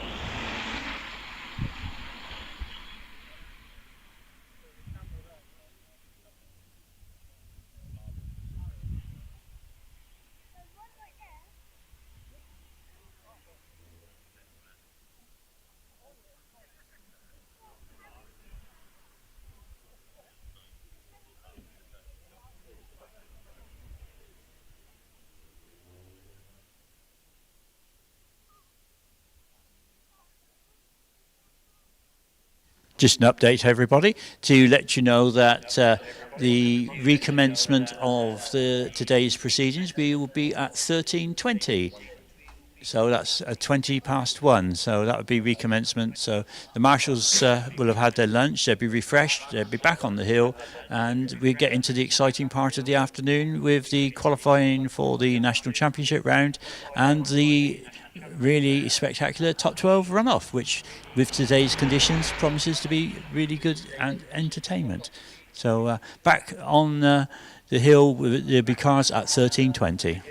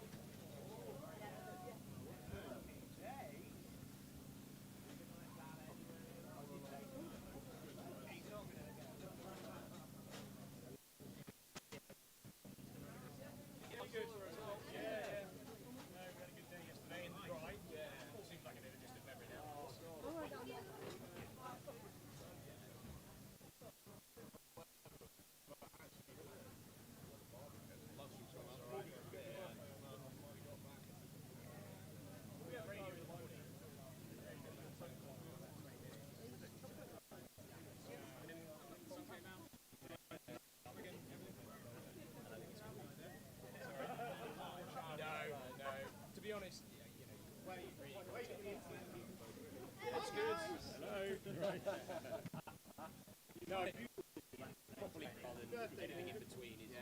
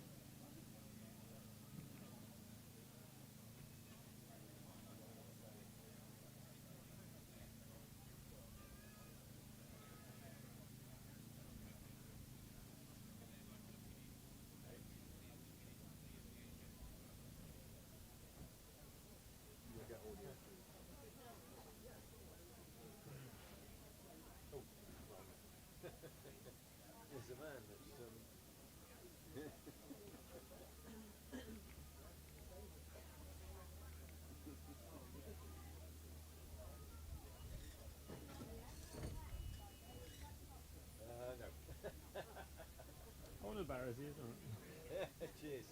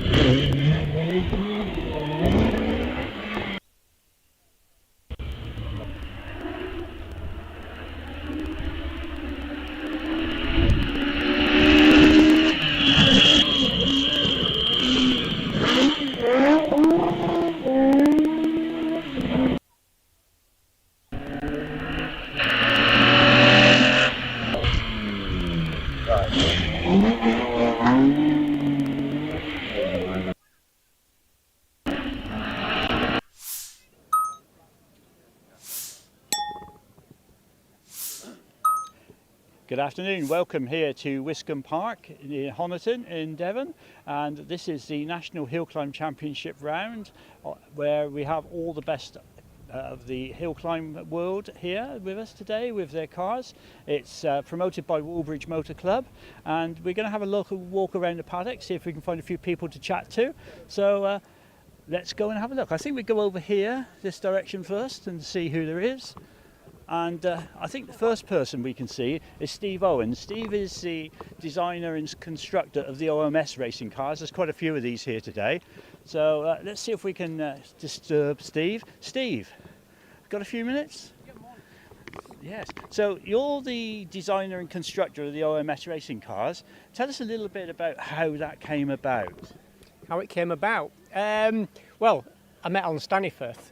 And Alan Staniforth was a massive inspiration who made the terrapin cars, and so I got a terrapin, started hill climbing. I was more into motorcycles, so I built a motorcycle engine car which became an OMS, and it went from there really. So this one you've got behind you, this is, I will tell you, this is going out live, yep. Okay. This one that you've got behind you, this is one of your latest creations. Tell us a little bit about this. So it's an OMS 28. It's got the Cosworth XD engine in it, the V8. It's very new, we've only used it 3 times. It's got the Sadev gearbox in it, which is the French gearbox. And it's got most of the current parts on it really. It's the same chassis as the motorcycle engine 28, but it's a different layup, it's a stiffer tub, it's more heavy duty for the power and the weight of the car. And we're just developing it really, and we're just getting used to it. We're having a few teething problems, and we're finding things out from every run, but hopefully we'll get there. Yeah. Obviously, yesterday you had a bit of an awkward moment on a run, and you ended up with a little bit of suspension damage on the front, but all repaired and ready to go again? Yeah, I mean, we carry everything with us, so apart from my pride, everything else is fixed. Yes, it's just my fault. I just went off. I just hit the bank and went off, so... So a little bit of driver over-exuberance, shall we say? No, I just wasn't watching what I was doing. I'm no expert here. I've only been here once before, and should have known better, really. Yeah, well, thank you for that. We're going to have a look, say, wander up through the paddock, see who there is, and enjoy the rest of your day. So, walking up through the paddock now, we have several other OMS cars. The next one we come to here is Trevor Willis's car. And Trevor's car is a previous Hillclimb Championship winning car. At one point it set the fastest times here at Wiscombe. It was a hill record holder. So Trevor obviously not anywhere to be seen at the moment, but I can see another man that's also very interesting. Not a driver, oh he's disappeared, but the Hillclimb Championship coordinator. We'll catch up in a minute.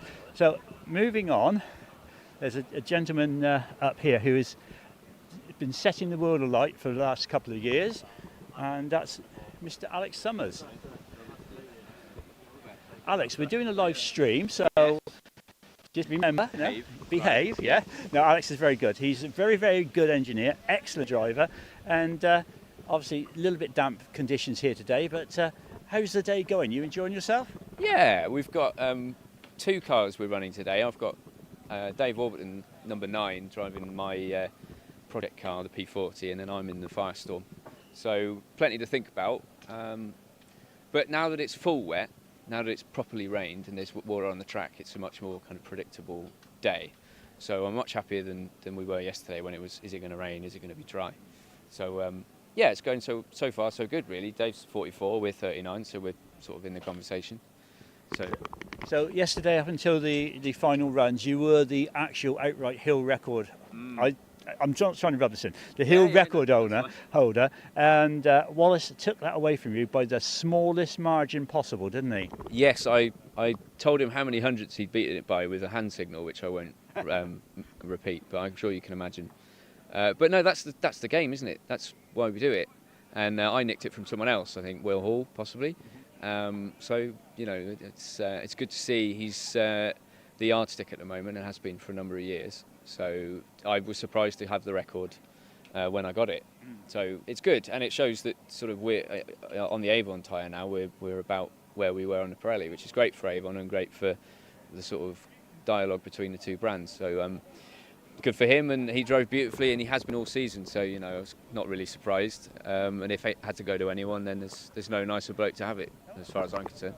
It's a very gentlemanly sport, this. Now, this is the car you're actually driving today. This is a DJ Firestorm, and this is a V8 engine one. Tell us a little bit about the car for anybody at home who's not actually ever been to a hill climb. They'd look at this and think, oh, it's a Formula One car, which a lot of the concept is very similar, isn't it? Yeah, I mean, the obvious thing is it is a single-seater, massive amount of aerodynamic performance from the floor and the front and rear wings. We've got a carbon monocoque. This is actually specifically designed for hill climbing by that chap there in the hood, holding the tyre gauge. So this is a DJ Firestorm, designed and built by 2 best friends from college, Andy and Del. This one has a 1998 IndyCar V8, which, depending on which pub you're in and how many beers you've had, produces somewhere between 650 and 700 horsepower. So it's 455 kilos thereabouts without me sat in it, considerably more with me sat in it.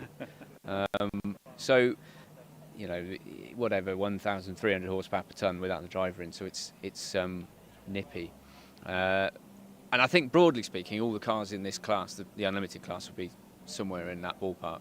Perhaps the Gould's a bit lighter, but you know, they're different conceptually, but they look a bit like Formula One cars. The big difference to a Formula One car is this has a 5-litre fuel tank, which is it's just about enough to get me from there to there, but with not much to spare. And it runs on methanol, which is an alcohol group. So yeah, IndyCar, Americans always use methanol for some reason. It's not turbocharged anymore, so it's naturally aspirated, which is why it sounds so lovely. And it's revs to about 15,000 RPM, so it's a proper bit of kit. Moving on now to this beauty. This is a car that you've actually designed, and the concept's come from you, hasn't it? How it should be, and with the aid of other people and family, you've basically built this as a trial to see, I think, to see if you could improve on what is already out there, and to test yourself a little bit, I would have guessed. Yes, definitely. The principle of it was sort of an itch I always wanted to scratch. I fell in love with, I think it was about like 10 or 11 years old when I saw the GWR Predator, a Graham White Jr. car, and I thought I want something that looks a bit like that, but I also want to be able to kind of do it myself and figure out how that works. The other big motivator was to get my mother and wife comfortable in a car. So there's a huge amount of ergonomy that's gone into the seating position and pedal ratios and things. Like my mum's 5'1", and my wife's 5'5", and a lot of these cars are built around 6.5 foot drivers. I struggle to a certain degree because I'm only 5'6", but that's been a huge part of the exercise, is to do something for us, do something a bit different. You know, scratch a sort of passion itch, as it were, but also to actually have a real benefit to the girls in the family in terms of the ergonomy and ability to use the controls. Just one example is my mother can't get full throttle in this car without lifting her heel off the ground, off the bottom of the tub, which is kind of challenging. So there's lots of little things that we've done. So it's definitely a family orientated project, and the girls and the dad have all been involved in the build in some way as well. So yeah, that's lovely. And are we going to see you out in this before the season's out, or maybe next year? Because I know you're doing quite well in the Firestorm, but as you get towards the end of your season, you're going to think, I'll go and find an event and do it. It doesn't necessarily have to be a national championship round, or is this in the back of your mind and you're letting that on at the moment? Well, I have done 2 Lowtons, one Midland and one B meeting. So I've already done it, but the real reason for not driving it is that I don't want to create another Firestorm in terms of the way it functions. So if you're building the car for Mum and Debbie to be comfortable, if I get in it and go, it's got to be like this, it's not. Again, it's just another. Yeah, it's just another compromise that, you know. So to have something, so that my mum and Debbie will share this car next weekend at Wiscombe Park, and I'll be there to make sure it's comfortable for them, not for me, if that makes sense. But yeah, I might try and do a sprint or something at the end of the year, possibly. Watch this space. Whatever you do, enjoy the rest of the year, enjoy the rest of your weekend here. Thank you for your time. It's always great to have a chat with you. You're always very giving. It was great to see you, I have to say, at Goodwood in the McMurray. One of the few people that's had the opportunity to drive that superb piece of engineering. And do you want to tell us a little bit about it? Absolutely, if you've got time. Goodwood is obviously probably it is the biggest car festival in the world, and I was very fortunate for the last 3 years to drive the McMurray Speeling, which is an electric fan car that has the record there by my esteemed colleague, Mr. Max Chilton. But I've been there as a sort of supporting act in a sense, and maybe behind the scenes doing some of the test work. We've got a pretty full development plan for the car, so you know some of the test driving is glamorous, like Goodwood. Some of it's not so glamorous, but it's all fun, and it's, you know, electric's a big thing, obviously. Fan-assisted downforce is going to be a big thing. I think you're going to see a lot more of that for various reasons. But the principle of the fan, I mean, maybe if that car's 500 horsepower, maybe 200 or 300 horsepower at any one time is being wasted by pulling air over the wings and so on. The fan system creates that downforce with almost no energy penalty. So it's actually about increasing range and having the same performance but to 30% more range.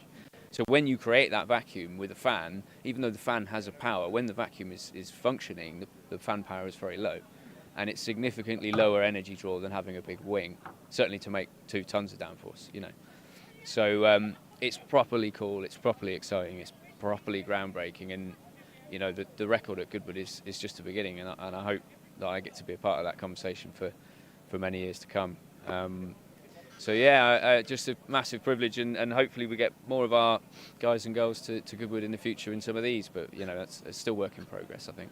Well, thank you anyway, as I said, and enjoy the rest of your afternoon. We're going to have a wander on now, see if we can find Wallace or somebody like that, and you know, thank you very much. So that was Alex Summers. His mum is actually sat in his car at the moment, so her car, she's telling me now. She's saying it's my car, you know. So we won't disturb Lindsay. She's busy working on something there. So we'll have a walk up through the paddock and see who else there is to chat to. And as we go up, we got, as I say, Alex's car there that he's developed himself. We'll get a bit further up here. I think we'll head up towards the top and see if we can find the man with the number 1 on his car, Mr. Wallace Mingies. Wallace has got his tent up to keep everything dry. And as we pass, we got some lovely old Chevron there. Beautiful car. Sports racer design. Let's see where the gentleman is.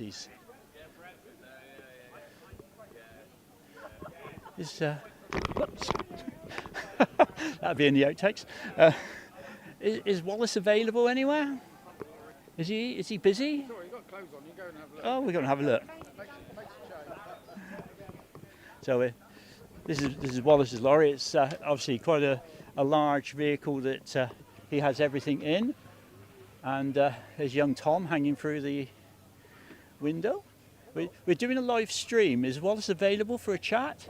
Yes. Yeah, sure. Ah. So. Oh, is his lunch just going through the back? You've been getting out of the shower. Yeah, no, we checked first. So this is Wallace Mingies. Wallace is the leading British Hillclimb champion at present, #1 on his car, hopefully keeping it there for next year. Leading the championship this year as well, aren't you? Yeah, for now. We're just over a third of the way there, 21 runs out of 30 done, so still a bit to go. And yeah, it's a long way from finished. It may be a long way from finish, but yesterday you eclipsed the hill record, which yesterday morning with the weather as it was, none of us thought would be a possibility. But you've done it the tiniest of margins as well, wasn't it? Yeah, it was. I think the new tarmac helped it drying out, and obviously it being a bit warmer. So yeah, it wasn't a hundredth of a second or 200ths, I think. So it was no sneaked Alex. Actually, felt a bit bad to Alex for that, but not much different than the times from last year. It's a bit of a shame today we couldn't all. I'm sure everybody would be chapping at the bit for it today if it stayed dry, but it still might dry up. Yeah, it's, as you say, it's damp at the moment, but the clouds are high, so got to be hopeful for that. So the car, basically the same car as last year? It looks that way, yeah. Basically, then that means no, it's not under the skin. We're always working hard away from the rounds. We do quite a lot of work that doesn't get seen, both in preparation and trying different things. So the car evolves from season to season. No big changes, but little bits and damper tweaks here and there and stuff. All makes a difference, doesn't it? Yeah, and not all of it makes it good. So you've got to kind of kiss a few frogs to find out a better setting and keep pushing. And different places present different challenges for setup. So yeah. So for Wiscombe, do you totally changed the car? Because last week was it Jersey and Guernsey, weren't you? Is it much of a change between the venues on the setup? Yeah, Jersey's a really specific set of challenges. It's mega slippy because of the open road. Guernsey's a bit different. It's not too different here, but it's kind of almost a hill in 3 bits. Up from here up to gate, you would need one setup, and then from gate all the way to Sawbench first is very, very different and a good challenge. And then you also got heavy braking first gear to flatten third and into fourth, and then heavy braking in first gear again for Sawbench. So again, the car, you've got to set the car up as a compromise for all of that. So how many gears do you actually use on Wiscombe? We'll clip fourth just to settle the car down so we don't get too close to the limiter. Third, fourth and fifth are all really close as gears go, so we'll just clip fourth and then back down to first at the end of the straight. So I was watching from Sawbench yesterday afternoon when you went up on your record-breaking run, and I noticed you're very tidy and you just keep a very measured distance away from the curbs right the way through. Some of them were running and just clipping the curbs, but you just do that a little bit. I mean, is that something you consciously do, or do you just look for the best line? I think sometimes with the 2 hairpins it's quite difficult to place the car if under heavy braking. I mean, we locked up really hard in practice there, but you're looking to use, because they're so tight, and you're trying to get drive out of it, you're looking to use all the roads you possibly can, and you're going to be into traction with the back end coming out on exit, so it's kind of balancing that and throttle without rubbing the banks, because we've hit them a few times, and the stone here, it manages to puncture tyres really easily, and it's part of the challenge of the hill, so you only get away with touching the bank so many times, and we've probably used all our lives at that, so we'll see what this afternoon brings with it. Yeah, it's a bit damp. It is, like I say, the clouds are high now, so it's drying out. Obviously, it's not going to be a totally dry run like we had yesterday at the end of the day, but hopefully you'll still stay up there and leading the championship when we go away from here this weekend.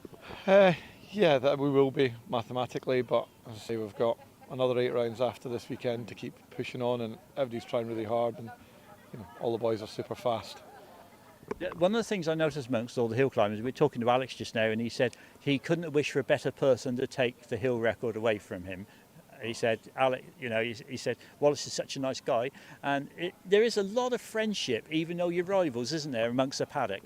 I think that there's huge friendships out the whole paddock, and we're not going into a corner at the same time as each other. and a lot of things like the Channel Islands brings everybody together. Alex only saying that because I had to buy him a pint for taking his record yesterday, so he got a pint of, I think it's Otters.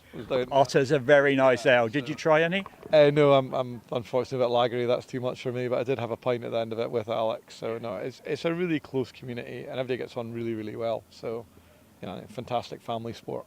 Well, thank you for your time. We'll have a wander through and look at your car in a moment with the camera, and good luck this afternoon, and let's see if you can go out of here with maximum points again. You've already got 1 extra point for taking a hill record, so 11 points yesterday and another 10 today won't do any harm, will it?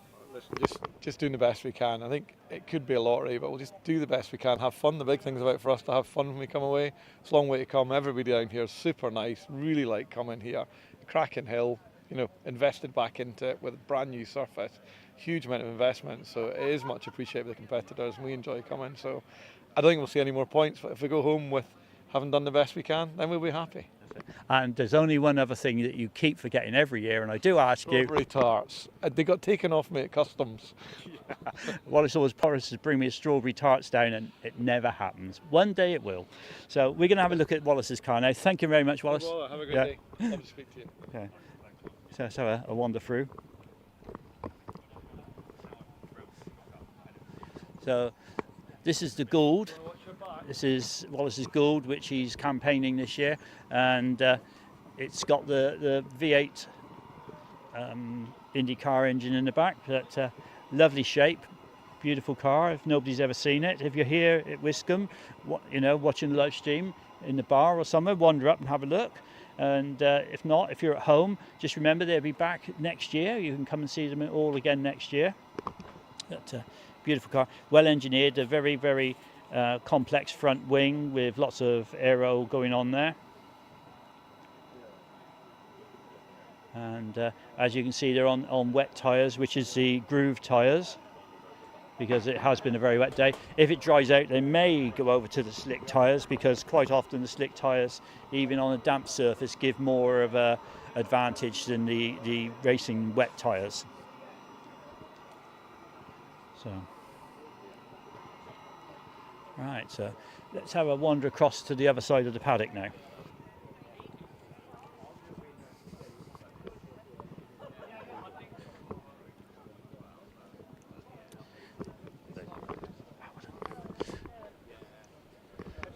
So as we look down through the middle of the paddock, I said we've got this very fine chevron here, which is from the sort of like 1970s. Beautiful car, lots of chrome and aluminium when you get in close looking at it. Really, really aesthetically pleasing. So we're going to see if we can catch up with young Scott Moran. He was down here a short time ago. This is the car that Scott's driving this year. He's sharing it with Graham Wynne. Graham's actually there leaning on the car at the moment, so it looks like he's fueling it, so we won't get too close to that. And I can't see Scott in there. I can see his father, Roger Moran, but let's have a bit of a look at the car while Graham's refueling. Again, another Gould chassis, very, very popular in the hill climbing world. Ah, there's Scott.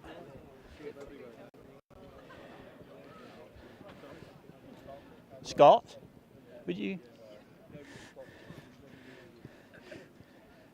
This is a live stream going out, so no swearing.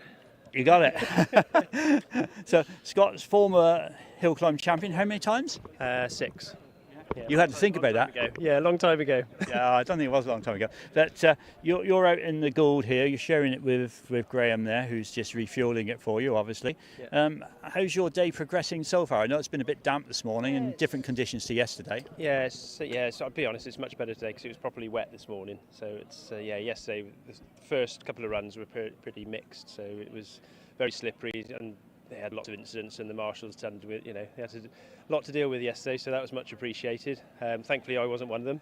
But yeah, this morning when it was properly wet, we could put the wets on, and the Avon wet is an excellent tyre, so it works really well in these conditions. And now Wallace again was quickest, but I was second behind him, a little bit behind again. But yeah, it's all practice at the minute. So yeah. So this morning obviously been practice. Anybody who's not been to a hill climb, they start with a practice run and then move on to the time runs later in the day. And the practice runs give them a feel for the actual surface, the conditions, and what they can do, how far they can push the car. And then when they get to time runs, they can go into it much more confident. And then this afternoon, your time runs, you do a time run which counts towards what we call the top 12 runoff. Would you like to explain the top 12 runoff to anybody who's never been to a hill climb? Yeah. So the top 12 runoff, that's anybody who's registered for the British Championship. Your class run is a qualifying run, and then the fastest 12 will go to the championship points, and then the top 10 will score points. So 10 for first. If you break a record, you get an extra point, which Wallace did yesterday. So we had 11, and then it goes down to 1 point for 10th, and then you've got unfortunately the last two, 11th and 12th, don't score anything. So, but yeah, so that's what we're all here. Certainly us guys. That's what we're here for, is the points for the British Championship. And then there's the British the Hillclimb Cup. That's running. That's sort of alongside the British Championship. Well, that's a class-based championship. So again, they score points for each class run they do. So they're positioning class again. So I think that's 10 points again for a win, and down to I'm not sure where they score. I'll be honest. I should know this, but yeah, I'm not sure where they score down to. But yeah, it's it might be the top 6 or 8 in the class. So yeah. So a little bit about the car. It's 4 litre, yes? Yeah, this one's a Judd. So Wallace's is a ex-IndyCar engine. This is a Le Mans engine in this one, so it's a Judd 4 litre, normally aspirated. This one's running on normal pump fuel. This is unleaded, right, whereas some of the other cars like Wallace's are running on methanol. But Judd prefers to use that, so that's what we're running at the minute. The tub is a Gould GR59, which is designed primarily for hill climbing. I think it was originally penned for the Formula E circuit racing, but that sort of never took the Gould side. That chassis was never taken into that, but it lends itself very well to hill climbing, because you can put there's bike engines with you can put a bike engine in there, or a V8, or pretty much anything. I think they can transfer the back end over to whatever you want in there. But the car, it's about 420 kilos and it's about 700 horsepower, so its power to weight is pretty phenomenal, really. So you say it's a Judd in there. I mean, Judd spent time in Formula 1, didn't they? Is it an ex-Formula 1 engine, or something that they used in a different formula? And if so, do you know the history of it? No, this was a new engine. So it was I think they primarily for the Le Mans series. So it's more of an endurance. It's nothing like what we're doing. But I think they're so quite happy, sort of 5 years between rebuilds, because it's not doing anything like the mileage it's doing as a Le Mans engine. So that engine gives you good longevity. Yeah. Fingers crossed, touch wood, and all that, Yeah, but so far it's been pretty bomb-proof. So it's very drivable. Yeah. So it's got a lot of torque at the bottom end. So these conditions, it should hopefully help us a little bit with getting out in the wet. Well, thank you for that, and a bit of a view of your car. Enjoy your afternoon, and be very, very interesting to see the outcome at the end of the day. Who's done what onto it? Yeah, well, hopefully we'll have another sticker on there for a win. But yeah, we'll see what we can do. Yeah, good luck. Thank you very much. All right, so strolling a bit further down the paddock, let's have a look, see what else we can find down this side. We have some local drivers now. The purple car there is Andy Short, who comes from Exeter, so one of our locals. He does quite well with that's at OMS, which we went and saw Steve, the designer of OMS, earlier. So I'm looking now at Darren Gumley. Now Darren was here yesterday, and he's talking to Stuart Webster. Now, Stuart is part of the British Hillclimb Championship. So would you like to tell us a little bit about the championship, how it comes about, how it works, and what the sort of like the parameters of the championship are? Yeah, sure. So this is a live stream, so everybody. Hello, everybody in the world. Yes. The British Hillclimb Championship is the oldest British championship. So it started in 1947. First time it came to Wiscombe was in 1962. We are very proud of running that championship for that length of time. We go right across the country, so we go from in Scotland we do Doon, in Northern Ireland we do Crigantlet, we go to the Channel Islands with Booley Bay and Val de Terre, and we do various places including the southwest here at Wiscombe, across England as well. Yeah. So how many registered contenders do you have to do the championship? So for the British Championship this year, we've got record numbers for both the Cup, which is the class-based championship, and the British Championship itself. We've got more than 60 for the British Championship, and we've got 150 plus for the Cup, so the class-based championship. So we're having a very good year, the highest numbers that we've had registered for the championship ever. That's good. I mean, the sport is a healthy sport now, isn't it? And there's a lot of change or variance, I will say, between what you can use. I mean, you can look at people in a very small car, small capacity, up to these big racing cars, aren't we? Is there a spread within that championship with a proportion going one way to the other? Probably the most popular class in the championship right now is the 1100cc racing car class. That's probably where you've got the biggest bang for your buck. You can pick up an engine out of a motorcycle. You can pop it in there relatively.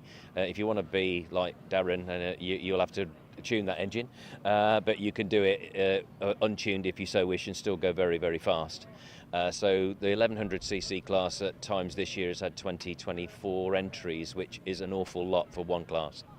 That's definitely the one with the most growth in the recent past. But at the top end, we're very fortunate as well with 1600s like Darren's car, right the way through to the 2 litres, some of them turbocharged, some of them not. And then we've got the unlimited capacity cars as well, where we've got a really good spread of cars, which costs you a little bit more than an 1100cc racer to run, unfortunately. Yeah, it's horses for courses, as they say. You know, generally you see the bigger cars actually winning the events and setting the fastest times, but the smaller cars and people like Darren, who is a very seasoned competitor, often gets into the top 12 runoffs with his 1600cc car against the 400 or 4 litre 600 700 horsepower cars, and it does show that it's not so much all about it, the amount of horsepower you've got, it's the drivability and your ability, of course. Absolutely. If you look at some of the cars like Darren's and Paul Hames's car, I mean, Paul Hames's car, if you've spoken to Paul already, his car is 325 kilos without the driver in it, and he's got a 480 horsepower 1300cc turbocharged bike engine in the back of it. So his bang for buck is pretty damn good. His horsepower per ton is fantastic. Not quite as good as the Goulds with their 700 horsepower, but not far away again. Because there's a lot of it, isn't it? It's horsepower per ton is the thing, and you know, it's moving that mass, isn't it, really? Absolutely, and hill climbs is all about getting to top speed very quickly and getting down to a reasonable speed to take the corners very quickly. And if you look at some of the bigger cars as well, there's an awful lot of very clever aero on the bigger cars. If you look at the Goulds particularly, and the quality of the aero which is on those cars, for low speed, downforce is fantastic. Really good. Well, thank you for that, Stuart, and great that you bring the championship here every year to Wiscombe, and Woolbridge Motor Club always appreciate it, and it's always a great draw for people to come and see. And we'll have a little chat with Darren now, shall we? Darren Gumley, 1600cc car against all the big boys. You got in the top 12 yesterday, didn't you? Yeah. Yeah, and you always... I broke myself going into Martini, and I took the slip road. That's got to be a very fine line when to choose whether to go round the corner or up the escape road. I just run out of talent. I wanted to gain some time around that last bend, and been struggling with the weather and just struggling this weekend. And trucking on up there, and I was like, oh, I'm not going to make it, so I just bailed out. You just have to decide, don't you, that very last second. I saw that slip road, I thought, I'm going there. So instead of into the tyre wall. Yeah, well, that's a better way of doing it, though, isn't it? Because it doesn't cost so much. You don't end up having to do rebuilds and things like that. No, there's a lot of accidents yesterday. A lot of us got away with it. You know, the same car as mine, the Coopers, had a good one. So they've had all my spares. Unfortunately, they never got back out. Someone else was damaged, which I never had. I just want to go home in one piece and Shelsley 2 weeks. Enjoy the weekend, I think. Enjoy. Just it's going to rain. Rains. We're all in it. We're all the same. And I've got the 1100 record, and we cannot get nowhere near it this weekend. So No, the conditions now, obviously, there's not much chance of actually sort of pulling it out of the bag and getting anything this afternoon, is there? No, I mean, the weather is going to play into people's hands this afternoon, and it could be our end, it might not be, you know. Well, let's hope you get into the top 12 this afternoon, make the top, don't have any issues.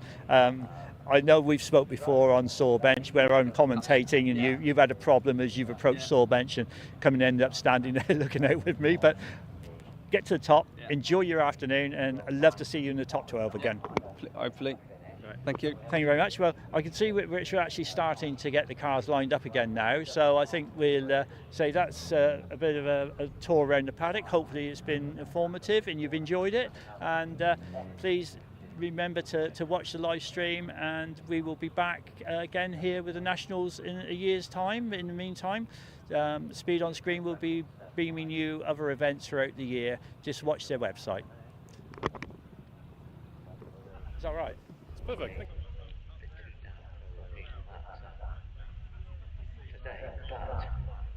And then the top 12 runoffs as the climax of today's motorsport. But it's not all about the British Hillclimb Championship. Running in parallel with that is the British Hillclimb Cup.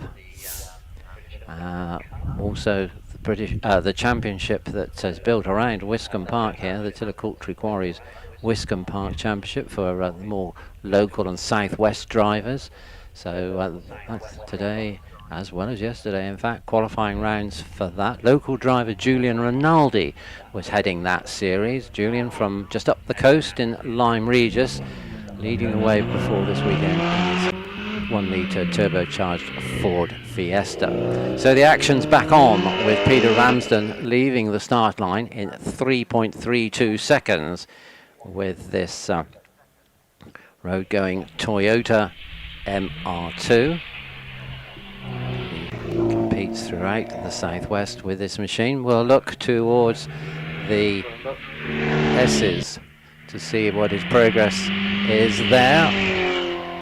And it's a 27-second dead time at the split in the Esses. So making good progress as around West Corner. We now have Michael Ford with his Audi S3. Michael previously campaigned a Lotus Elise. It's now for the last couple of seasons been with the Audi S3. Acquired it last year and ran it straight away at events here at Wiscombe and down in Cornwall, but rebuilt the whole vehicle during the winter to make sure it was built to his specification and standards, but also upgraded the brakes, changed the hybrid turbo and made some improvements to the suspension along the way. So the time for 100 is a 55.43. 55.43 for Peter Ramsden. As across the parkland goes the Renault Clio Cup car of Martin Cox. It's the 172 Cup car. Martin from Exminster near Exeter. Normally has his daughter Lucy sharing the driving, but driving solo today. So likes to go a bit of golfing and a bit of fishing, not to mention the odd bit of mountaineering as well for this managing director of a wholesale fishing business. And now waiting for the green light on the start line, Simon Neve, an avionics engineer from Yeovil, aboard his Mitsubishi Evo 6 RS. Four-wheel drive machines off the line in 2.74 seconds. So let's pick up the time for Michael Ford. Car 101 is a 62.15. 62.15 for Michael Ford.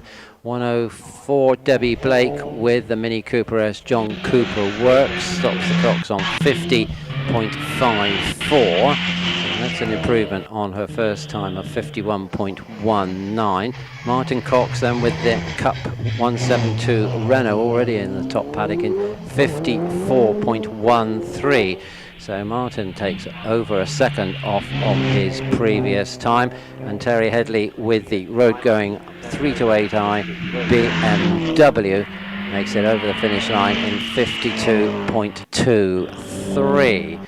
So that man with the Evo 6 RS, Simon Neve, was in third place before this second run. Car 107's clocks a time of 46.40. That keeps him in third place.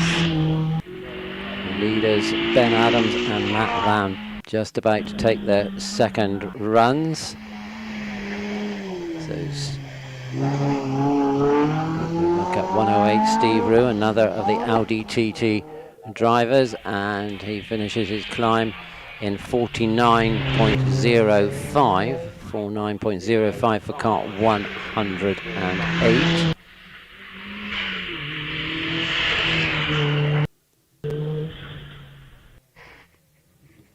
As away off the line is 113.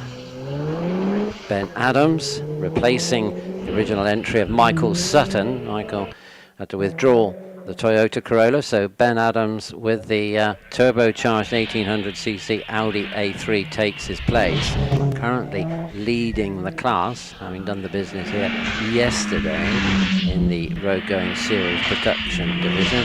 So the time for James Wills with the Clio Cup 197 car 109 is a 50.76. So most drivers are making improvements on this second and final visit to the hill for the Interclub competitors. So John Wells, car 112, over the line in 49.36, so he finds 0.08 of a second over his best. So let's see how the class leader Ben Adams is doing. Car 113, not quite on the pace of his first climb. It's a 46.52. It's the fastest time of their two runs that count, not amalgamated or anything like that, so he's still at the top of the order. But what can Matt Van do about this? 45.69 for the TT driver, car 114, a time of 45.69, so an improvement there. Takes him to the top, ousting Ben Adams in outright times, but the results later in the day will be computed taking into account each driver's performance against the appropriate Association of South Western Motor Club's class record. But here we're dealing with actual time. So Julian Rinaldi, the man who leads the Tillicoultry Quarries Wiscombe Championship with the Fiesta, car 115, at the top in 48.95. Moves him up to fourth place. As away off the line and around West Corner goes Richard Burnett, the man who's second in the road-going specialist production car class T2 in the programme. But back to T1, and we pick up the time for Chris Wells with the Mazda MX-5 NC, car 116.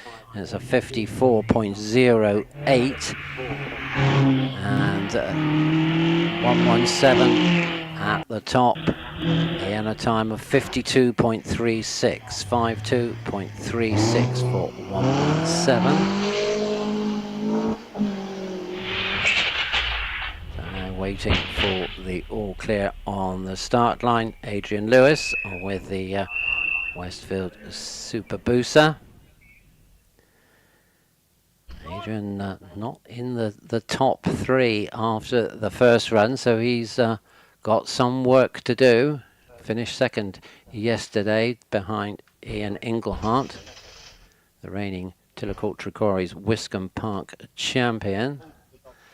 But we're deploying the course vehicles from their standby positions onto the course, so we'll have a slight delay on the hill.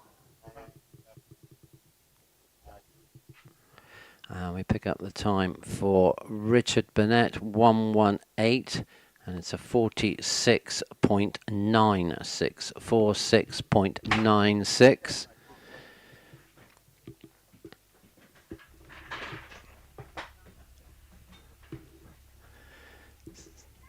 So car 120, Joe Keep, red flagged. And we'll get a rerun in due course. So while we have a little bit of a delay, let's go after David Pearce. Hello. Yes. Tim Wilson. The man. The man. The man. The British Hillclimb Championship coordinator. Tim, great to see the championship here as normal, once a year.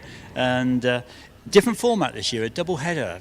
Explain to people who don't actually understand hill climbing what the double header is in the British Championship. Yes, well, a normal, traditionally the British Championship events were held over 2 days with practice on Saturday and time runs and the runoffs for the British Hillclimb Championship points on the Sunday. But we changed the format here for Wiscombe to so that we run a timed run and a runoff on both days, and I think the weather has proven that that's worked in our favour this year. With fine weather yesterday and glass records went, the hill record went, and I think we're unlikely to see the same today. Yeah, the unfortunately damp conditions making a big difference today, aren't they? They are, and that gives a different challenge. I mean, we've seen this morning, I think, with the track being wet as opposed to damp as it was yesterday, yesterday morning, that the grip levels are still fairly good and consistent as well throughout the field. So it does give people a different sort of challenge, and we'd probably see a different mix of competitors in the runoff at the end of the afternoon. So the damp weather actually quite often favours the lower powered, more nimble cars, doesn't it? The motorcycle engine. I know Einan Price had an engine problem, so he's actually had to go home, sort that out. But that's the sort of cars, a little 1600cc, Darren Cumley, people like that. Their cars start to actually shine through a bit more in the damp conditions, don't they? They do, that's true, and certainly some drivers prefer driving in the wet than others, and in extreme cases, car-wise, we'd see something like Damien Bradley and Stephen Darley in the four-wheel drive being able to qualify for a runoff too. Yeah, just looking up behind us at the moment, there's that wonderful Subaru, isn't it? Now, this car is phenomenal, isn't it? The Damien Bradley car. It is, and that's one of the more extreme saloons we've seen in the British Championship, and certainly with a new challenge that we started off at a selected number of events this year is to try and promote those cars. So we are running a tin top challenge alongside the British Hillclimb runoffs, where we pick the fastest 10 tin top saloons to run in a runoff as well. So do we stick just with saloons, or I can see Jonathan Williamson back there with his Porsche, and I have a feeling he made it into a tin top as well, hasn't he? Yes, when I say saloons, what the ruling is, it's a production car with a permanent fixed roof. So yes, the Porsches, we had Peugeot 106 in the runoff for the first round at Harewood a few weeks ago. But certainly Damien and Stephen's car is the ultimate, and hopefully we'll see a few more of those. We're just running the tin top at 3 events this year as a trial. We'll see them again at Chelsea in a couple of weeks' time, and then at Loughton Park later on in the season. But hopefully next year we'll see a few more rounds. Who knows? We might even bring it to Wiscombe. I tell you what, we'd love that to happen. That would be wonderful. I think Woolbridge Motor Club put in a lot of effort keeping the hill and everything alive, and along with the Wiscombe Limited Wimps, who spend a lot of time down here out of season and between events, keeping it up together. And it does keep the venue really looking nice. And the new track, the resurfacing of the track's made a big difference. Has that benefited your competitors, do you think, this year? Well, I think, just reiterating what you've just said, we love our annual visit to Wiscombe. We love working with the people responsible for the venue and with Woolbridge, and you always make the British Championship very, very welcome, and that's reflected really in the extent of the entry that we brought. There are over 70 competitors in the British Championship here this weekend. And we were very lucky as an event last year to win the Best Event Award in the Championship, weren't we? Need I say more? Yeah, that's true. Well, thanks for that, Tim. And as I say, we're always pleased to see the British Championship here. It is a big draw. The cars a lot of the time are seriously different from what we see on an ordinary club event here, but we do still see, like I say, people like Jonathan Williamson, who is a local. He does the British Championship and he does try to get to as many Wiscombes as he can. Well, the whole idea of the British Championship is that people are put up against the challenge of the best hills in the country and the best drivers, and as somebody in say Wallace Meggy's position, or in the saloons in Damien Bradley's position, they need to be competing and able to beat the best local drivers, and every venue has its local specialists, but that is one of the challenges of the British Championship. I think one of our local specialists is Eddie Hollier. I mean, Eddie come and done the British Championship many years ago, and I remember him, he used to sleep in the back of his trailer because he was doing it on very much a budget. And it's good that, you know, it gives him a chance to measure himself against the current championship contenders. It does. I mean, Ed did the British Championship for a number of years and was always one of the top competitors within that championship. It's unfortunate he's not registered for the championship, because I'm sure, based on the times he was setting yesterday, he would have been featuring in the runoff. He was quick everywhere, but particularly quick at Wiscombe. The home track, of course, because he only lives a few miles down the road at Ottery St Mary. But anyway, as I said, thank you very much, Tim. I'm going to have a wander around now and see who else there is to have a chat to, and we look forward to seeing you back again next year. Cheers, Dave. Thank you. Oh, and we didn't mention the cakes, did we? We didn't even do it, did we? Well, you know, the real reason we come to Wiscombe every year with the championship is just for the cake contest on Saturday, and I'm still suffering from overindulgence. Yeah, there's no such thing as overindulgence on cake, I tell you. Right, that was Tim Wilson, the British Hillclimb Championship coordinator. So, thank you, Dave. Thank you, Tim, for that insight. Whilst we're just recovering Joe Keep's Westfield that didn't quite make it to the gate, took to the grass on the left-hand side under braking, but cars recover back onto the tarmac, and the marshals just sweeping up the debris that's been brought about by the recovery. Yeah, something that's actually quite nice to see, and he can see me walking towards him, and he knows I'm going to talk to him, is when you see a clerk of the course from another event come to see your event. So I'm here with, from Gurston down, Mr. Dave Wickham. Dave, unfortunately, has just taken a bite of his burger, so you've got to give him a few seconds just to catch up on that. But Dave has come down. Sometimes you actually find Dave here marshalling as well, which is wonderful, because not only does he turn out to marshal, he clerks at Gurston, he goes all over the south of England marshalling, don't you? Yep. Goodwood, you were featured on the television at Goodwood again this year, I believe. Yeah, well, I think I spoilt Seb's little bit of sustainable fuel. Stood in the background with my Esses shirt on. Dave, great to see you here. Now, you are actually spend a lot of time doing motorsport, don't you, and giving up a lot of your free time? It's only 50 days this weekend, this year. This weekend, 50 days of a weekend. Gosh. What colour are they? Grey? Yeah, a lot of grey hairs, yeah. No, motorsport gives you gives you a lot of reward, and marshalling teaches you a lot about yourself. I learnt more confidence marshalling I've had in any part of my life, because people around you bring more out of you, and the drivers, they give you so much thanks for your time, and it's quite rewarding in itself. And the other thing with marshalling, which a lot of people don't touch on this very often, you learn a lot of skill sets, don't you? First aid, firefighting, all that sort of thing, don't you? Yep, you certainly do. We're training every year. First aid, as you say, fire.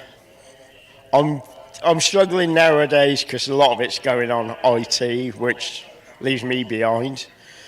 But basically, what we do is the same every year, year in, year out. It changes now and again, but it comes back round to the same thing. But those skills you use, I mean, if you're at home and you suddenly you have a chip farm fire or something like that, you're less likely to panic, are you? It does install that calmness in when you have a situation. Yes, it does. It teaches you to be a lot calmer in life. Because, I mean, you stand out there all day, nothing happens, and then 4:30, last car on the hill, crash into the trees, and you're straight on it. It's just being aware of what's going on and being ready to react. And marshalling's a good way to see motorsport, isn't it? Yes, very much so. Cheaper way. I mean, you can start off here, day one as a hill marshal. Within 3-4 years, you could be stood on the bank at the Grand Prix. That's so true. And we have marshals here who do travel far and wide. I mean, Jessica and Flynn, who are up there on the hill, very rarely you go to an event anywhere in the south of England without bumping into them, is it? It's very rare you can go anywhere and not get recognised, which is nice. I mean, I tell you, your disguise didn't work today, all right? No, I'm not in disguise. It doesn't matter what I try, I get found out. It's nice coming here. I'm not involved with this. I mean, you do run a really good venue, and it's so friendly here. I'm walking around without any pressure of being involved in running a meeting or marshalling. It's just nice that you get so much reward from people who know you, and you don't realise that they actually know what you do and what you contribute. No, I went to Rally Prescott last year, and it was dark, it was raining, you couldn't really see anybody, and suddenly this voice said, "Mr. Pierce, what are you doing here?" Oh, that's probably me. There was quite a few of you Wiscomers there. Actually, I was surprised that you actually called me Mr. actually. I was being polite. I never know when you're going to catch me with this mic, and it's payback now, isn't it? It is indeed. Yeah, I thought it might be. No, thank you, Dave. As I say, you put a lot into the sport, and you run a venue up there at Gurston Down. You got when's your next national round there? Our next national will be May bank holiday next year. So all these cars that we see here today, they'll be there next year. And of course, over the winter, they will have had a bit of a refresh probably, and a few updates and things like that. So it'd be great for people to come up and see that in May with you, wouldn't it? Yeah. Everyone's welcome. We don't bar anyone. And yes, basically the same cars. Earlier in the year, they're still developing. So if you come and watch us in May, and then down here in August, you can actually see the development, and it's not always the same cars that are at the top. So the more venues you go to, the better understanding of the sport you get. Yeah, it's true. Well, thank you very much. I'll let you get back to your burger now, which is now cold. But only it's cold. Oh dear, sorry. Is that my fault? But thank you for that, and we'll hope you enjoy the rest of your day wandering around. Yes, and you don't get too much abuse from people. So I see the course car coming back now, so I take it we must be getting fairly close to restarting, Jeff. I think we've done all the tidying and sweeping, etc. I saw the rapid response Wiscombe team going up in the white pickup. They'd be up there putting tyres back together and such like, and looking after the infrastructure of the. That's right. And the doctors had a quick look at Joe and obviously gave him the okay. Joe's driven back down the hill. Yeah, that's good. So all is good. The car didn't look disastrously damaged, so hopefully that's not going to hit his pocket too much, and let's hope give him a couple of days and he'll be over it. But a bit of hard work now for Adrian Lewis, the Salisbury driver, got to make up some time, currently lying down in 5th place, and we were expecting Adrian further up the order. So this is his final run of the day. Launches in 3.52 seconds with this rapid Westfield Super Booster. So we've got a 1300cc supercharged Hayabusa motorcycle engine, giving out about 350 horsepower. He's running that with a racing ECU, all sorts of technical stuff, paddle shift gearboard system with an onboard compressor, so you'll hear him go up through the gears lightning fast. Launch and traction control systems as well. That's taken him off the line in 3.52 seconds and out of the Esses in 28.59 as he's up on the higher reaches of the hill now, braking and turning into Martini, getting the back out and opposite locking away over the finish line to take a time of 48.79. So that's more representational time. Richard Burnett running number 1 at the moment with that second run time of 46.96. The erstwhile leader Ian Englehart out on the hill now, out of the Esses in 23.4 with the Vauxhall powered Westfield, and it looks almost pedestrian around Sawbench, neat and tidy, no hassle, no drama. That could belie a very rapid time for the Mercedes specialist, and just a tad bit of opposite lock over the finish line to record a 47.37. So yes, it did belie a fast time, but a bit pacier than his earlier effort. 47.37 at the moment keeps him in second place with Richard Burnett at the top. So it's Burnett, Englehart, Joe Keep. Adrian Lewis now down into fourth place with that 48.79 second climb. Dave Gibson and Duncan Stewart, the final runners in the class. Dave Gibson with the Ginetta G4 and Duncan running as number 130.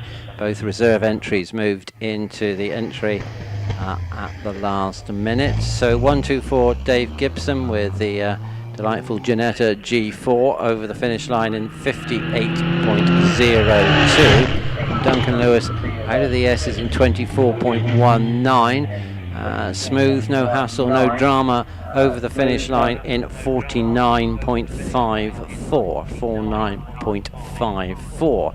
So that 46.96 looks like it's going to give Richard Burnett the victory on straight times, but as we said earlier on, for awards purposes, we'll be looking at these times and applying them against the Association of Southwestern Motor Clubs class records of the individual cars, because these groupings today, these classes today, bringing together a number of different specification cars. So now we move to the British Championship classes. We're picking up some of the double drivers, and 35A now out on the hill is Clive Stangle from Shaftesbury with the Mitsubishi Evo 5. Clive very much involved with both the Tillicoultry Quarries Championship last year and the Gerston Downs Series. In fact, the latter, he is the current champion, but engine problems with his own Mitsubishi has brought him into a sharing regime with Jim Herbert with his Evo 5, as across the parkland is Stephen Darley in the Subaru Legacy, which Tim and Dave were just discussing a little while ago. A very powerful and rapid machine. Clive Stangle then, car 35A over the finish line in 45.13. Darley is out of the Esses in 21.29, pointing the car along Castle Straight, gaining good momentum along there over the brow before the braking area. Ooh, understeers a little bit going into the left hand at Martini, but gets it all back and makes a safe course to the finish line in a time of 43.31 for Stephen Darley. So just one more on the hill, and that's Laura Wardle in Class C3 with the 911 Carrera, sharing driving duties with Jonathan Williamson. In fact, has this driving duo have been doing for over 40 years now, and Laura takes the machine over the finish line to take a time of 53.91. And bear in mind, they're in the national side of today's meetings, the national class, so that is her timed run of the day. There are 2 practice runs, 1 timed run. So we've got to bring those cars back down from the top paddock, and to do that and get into a position where we can progress with the rest of the classes. Let's just have a quick look at how the early classes in the inter-club side of the event, Class T1, have gone, road-going series production cars. And Matt Van there coming through at the end of the day with a 45.69 on his second climb to take the fastest climb, and Ben Adams in second place on 45.91. Simon Neve third with the Mitsubishi Evo 6 RS on 46.4. As I said before, this is looking at straight times at the awards presentation. The finishing order might be a little bit different. So on to T2, road going specialist production cars. Richard Burnett doing the business there with the Westfield Aero Race, a 2-litre machine, and the only man in the class to break under 47 seconds with a 46.96 to give him the verdict over Ian Englehart with the Vauxhall powered Westfield on 47.37. And third, Joe Keep is now coming back into the paddock on the end of a tow rope with a climb of 48.18. Speed hill climbing. So those were the first two inter-club classes dealt with. We've had a look at the double drivers in the early national classes, so that's where we're going to resume in a short while, and we'll be seeing James Hudson the first out on the track. But let's hear what David's got to say in the meantime. Well, I'm with Ben Wheeler, and Ben being one of our local gentlemen, I mean only over the hill there down at Kilmington, and out in the Empire. Slight problem with gear changes on his last run, which obviously hampered his time, but Ben, lovely to see you out that Empire again. It's a beautiful looking car, isn't it? Yes, thank you. It does get a lot of looks, and it's had a very expensive paint job which somebody else paid for, and the depreciation allowed me to buy it without paying too much money for it. So lovely car. Yes, there was a slight issue with the compressed air system where I filled it up with air to make sure I didn't run out, and then forgot to close the tap, so there was no air in the system. So I got first gear off the line and then no more gears, so hopped out at the top, closed the tap, and I've now got gears, but that doesn't help my last run. But you've still got time for another time run, haven't you, in the proceedings today? Yes, I have. Another time run, hoping that the rain stays away, and we'll see what we can do. Get a representative time on the board would be good.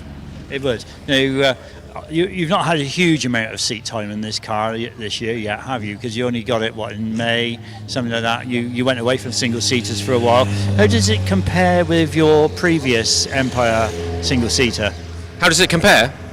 Yeah, it's very different. The previous one had a Hayabusa 1600cc engine in it, so lots more torque, so lots more drive out of the corners. This has got a 1000cc Suzuki engine, so it needs lots of revs, and it produces more or less the same power, but at a much higher rev range. So it's all about keeping it wound up, and it's a very different driving style. So getting used to it. It's a great car. I just wanted to say as well that one of Ian's sons, Callum Engelhart, is 21 today. It's his birthday today, so if you'd like to wish Callum a happy birthday, I'm sure he'd be very pleased. In fact, he's over there waving at you now. I think he's actually more embarrassed than waving. What was that? I said I think you've embarrassed him more than him waving at me. Now he's coming over to speak to you now, look, see? Yeah, no, also, it's a bit of a family thing, because your daughter's here, and you're saying that where your daughter went earlier this week or last week, the band that she saw her here somewhere as well. Yes, what is the band? I've forgotten the band name. But apparently... Arctic Monkeys, no, that's a different band. But apparently a local band is here that watching this afternoon. The Cabins are here. So if anybody has been to see them, like my daughter, I'm sure that you'll have had a good time. And did you get feedback as to whether or not you should go and see the Cabins? Is it the sort of thing we could have a cabaret here one night with them, do you think? Wouldn't it be great? Have a lovely garden party down here one summer. It would be fabulous. I can bring my drum kit along. No, that's all right. You don't need to go that far. I've bought a drum kit recently. I have no idea how to play it, but yeah, we could get a band together. I can give you a clue. You get these wooden bits and you wave them around and tap things. Okay, does that help? That explains it. Thank you. Yes, I'll have a go. I'll have a go. We trust you're not actually going to move away from motorsport into music, are you? No, definitely not. We could get Andy dinner because he's very musical, isn't he? He's a band member, another single-seater driver that we see, and I saw him wandering around earlier. You know, we could get him. What does he play? Rubbish music, but don't worry about that. But we could have a bit of a garden party down here in the band. It'd be great, wouldn't it? Yeah, fantastic. You set it up, Dave, and we'll be here. I knew there was a catch. Anyway, have a good afternoon. Hopefully your gear selection problems are overcome now, and as you say, it was just a matter of a screw loose. It was. We've just got to decide whether we're on slicks or wet, so I'll wait and see what the other single-seater guys are doing, because I'm reasonably towards the end of the batches. So there's some single-seaters coming out now, so we'll see whether they're on slicks or wet. But it does look quite slippery out there. Yeah, it's still a bit slippery. But anyway, so we're just about to go, and James Hudson's going down to the line, local lad, always puts on a good display, doesn't he? So let's keep an eye on James going up the hill. And back to you, Jeffrey. Well, thank you, gents. Yes, indeed. The man from Ottery on the start line. He's moved very much to the left-hand side. I don't know whether that's a ploy or just how it happened when he arrived at the start line, but definitely left off centre and waiting for the green light. James 47.34 in his second practice run this morning with his 1781cc Golf, following the British Championship trail these days, but still comes along to Wiscombe Park when he can, as does Jonathan Langmead with the Lotus Elise 135R. John trailing James on practice pace. Golf professional from Kenton has a little bit of work to do. Took the verdict yesterday. Hudson's out of the Esses in 22.93 as Langmead leaves the line in 3.14 seconds. So that's getting on for 0.3 of a second faster than the German machine, which is now three-wheeling its way around Martini and over the line in 46.93. So Hudson finding some time over his practice effort of 47.34. Langmead out of the Esses now in 24.55. So is that going to be on course to take him into the lead on this, which remember is the sole time run for the national class members? He's safely through Martini and clocks a 49.05, so Hudson has the verdict in road going series production cars class A1 with that climb of 46.39.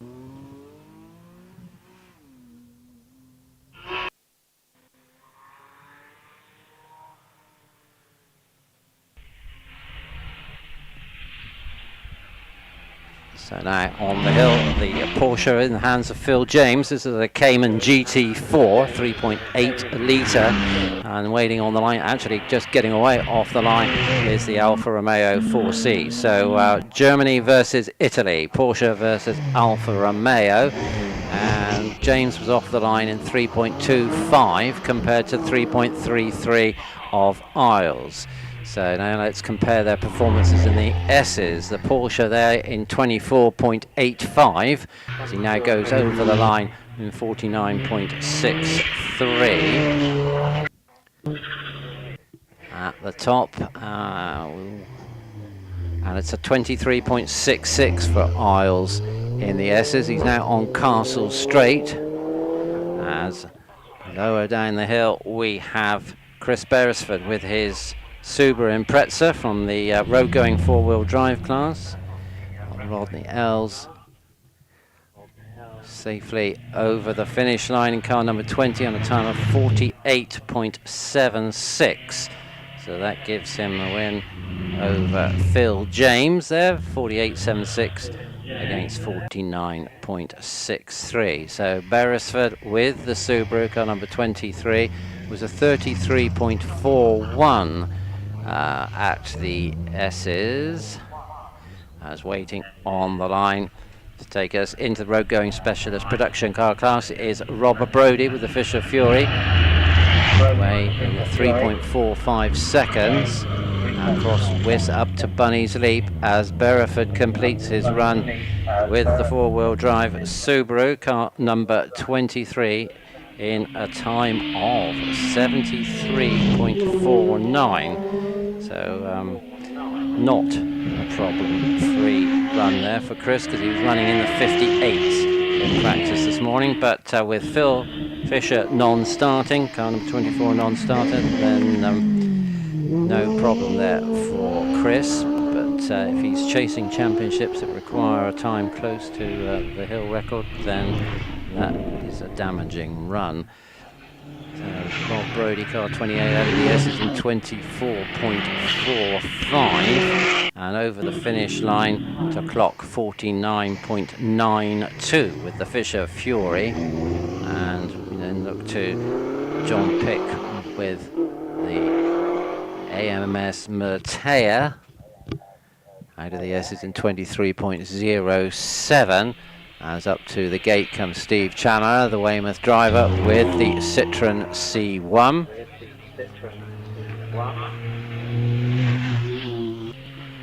And then Jim Herbert, number 35, with the Mitsubishi Evo 5 from the Modified Series production car class.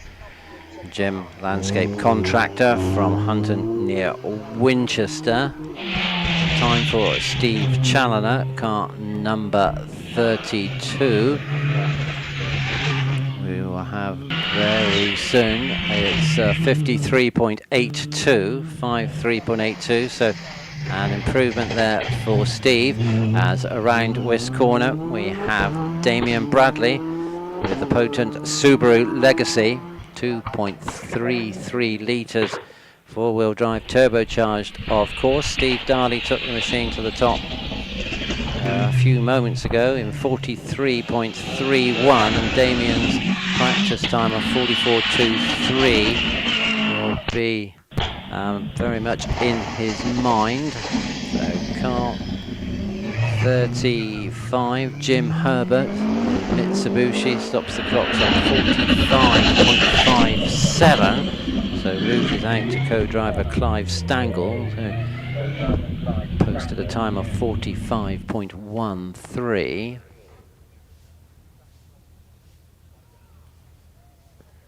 But Damien Bradley does the business, car number 36, on a time of 44.92, 44.92 for Damien Bradley.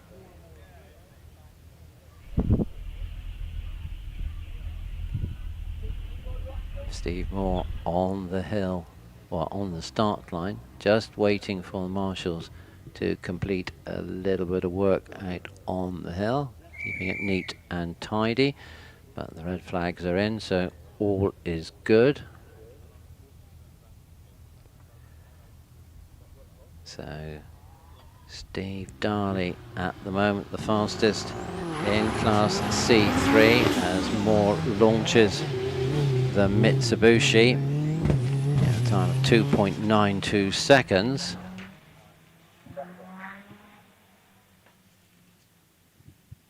Next on the line, Jonathan Williamson with the 911 Carrera. Steve Williams is at 22.89 with his Evo 6.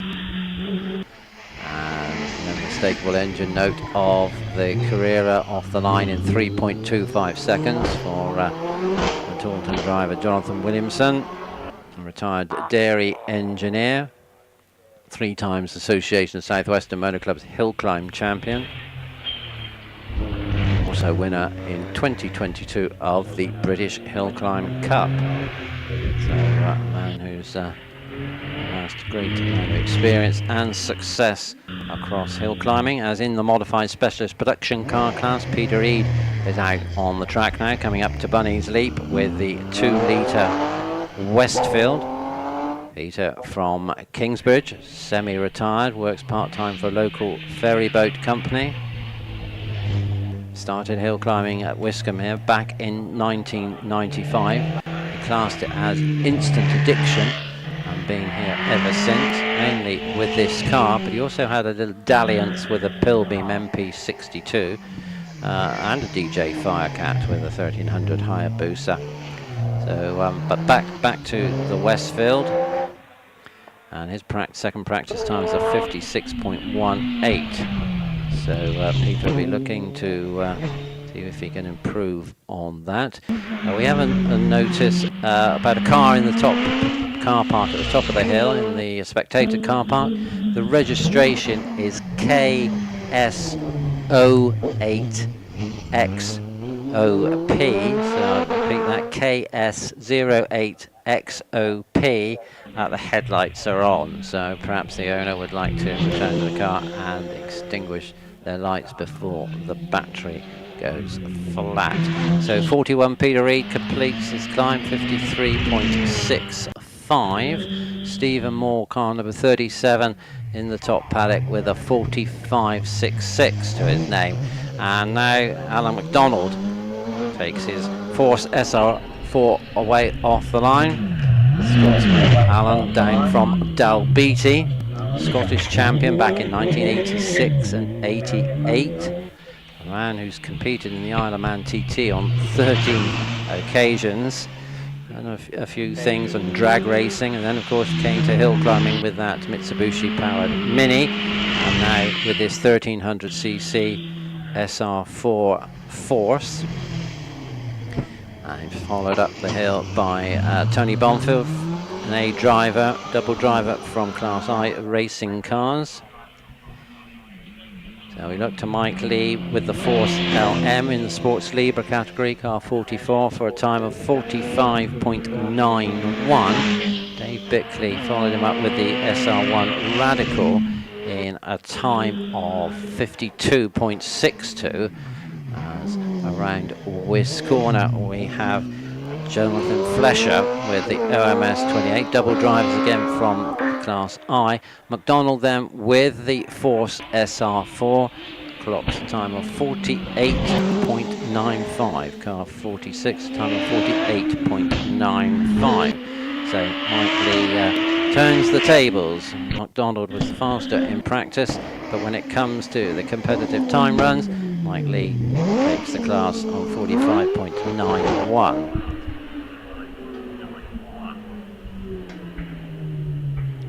Stephen Darney doing the same in the modified series class on that 43.31 second climb. Second Damien Bradley in the same car on 44.92. So we got red flags out again, and a car stationary at the top of Castle Straight. And that looks to be Richard Weaver's Empire Evo. Marshals are in attendance. Fire extinguisher at the side, just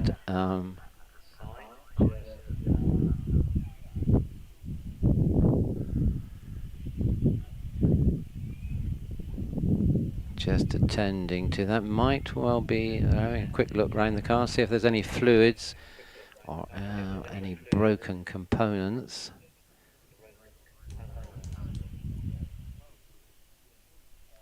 Looks like we may be looking at a recovery situation. So a fail for 57A Jonathan Flesher, which might have some bearing later on, because of course he's sharing with brother Dylan. So hopefully that car can be, it's mobile, but the recovery vehicle is on its way. So whilst they achieve a recovery there. Let's see what Dave Pearce is up to. Believe it or not, I was just having me lunch. A bit late in the day for that, isn't it? So there we are. And just wandering around up here again. I'm very conscious of the fact I've not made it across into the saloon cars and things much this weekend. So I'm going to have a bit of a stroll over there and see if I can find anybody close at hand from the saloon car world. Failing that, I know where I'm going to go.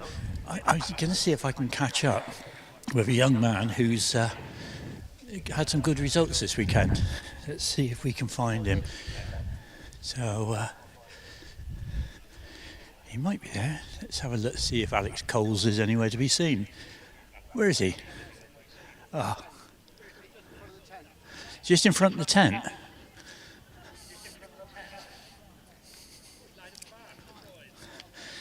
Failing that, proud father, Neil Coles, local man.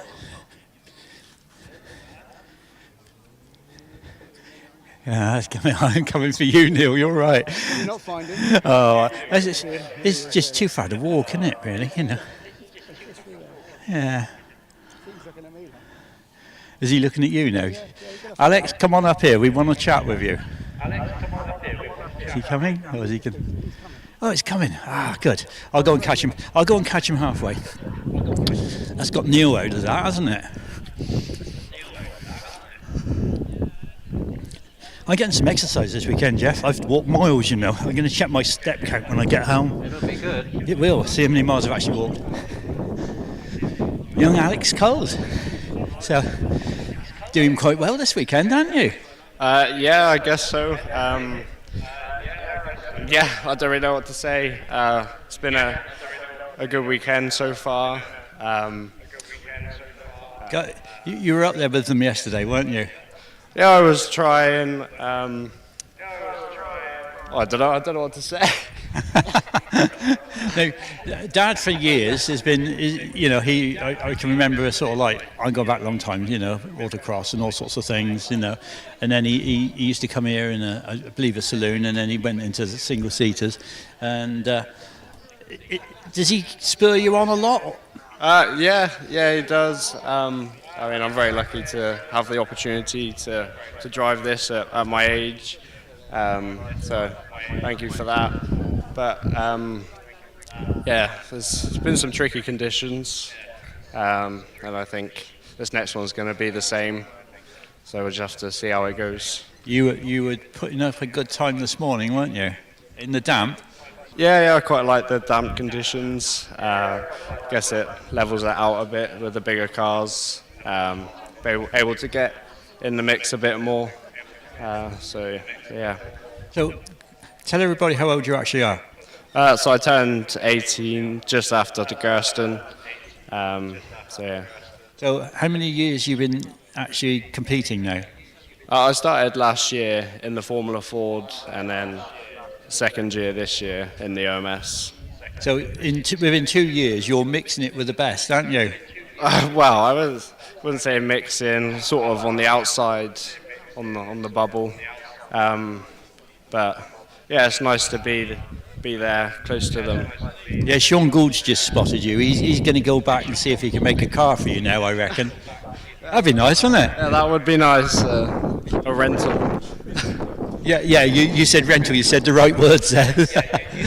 Yeah, Dad don't look so pleased with that idea, but there we are.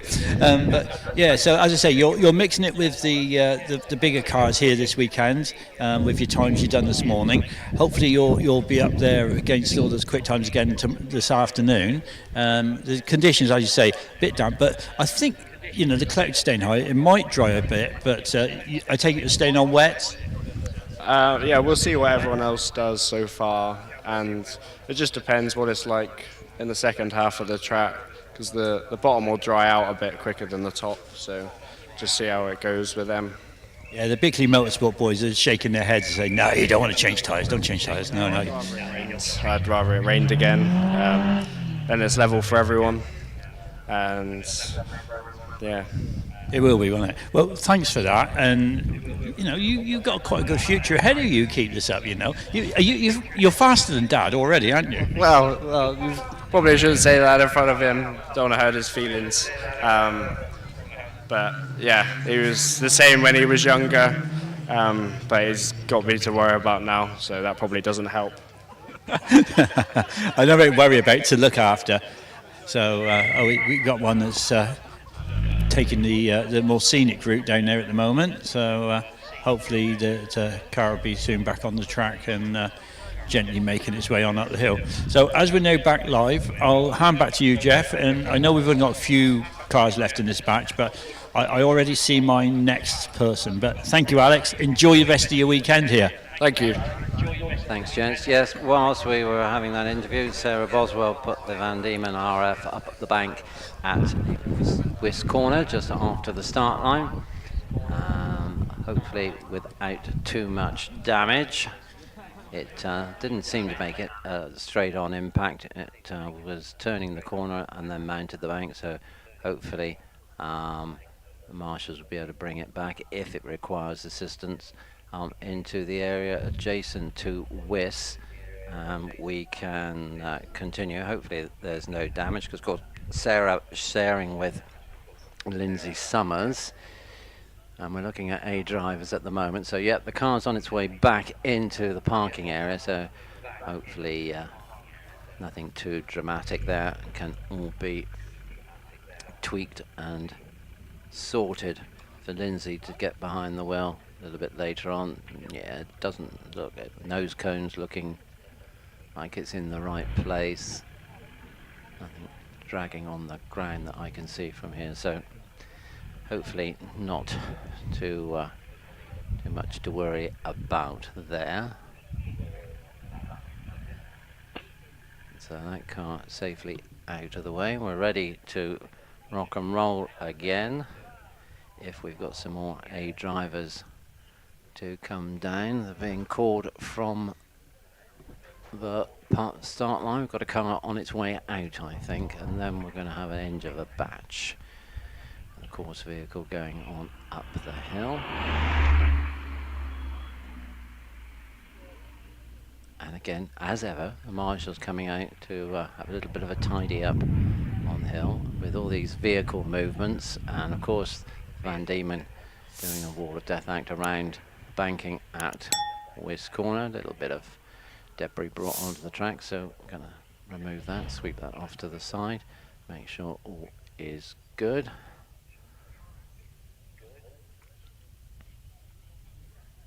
Ready for our next batches. We're going to be looking at the 1100 to 1600 single seaters. This is then building up, of course. We go up through the capacity divisions. Racing cars 1600 to 2 litres.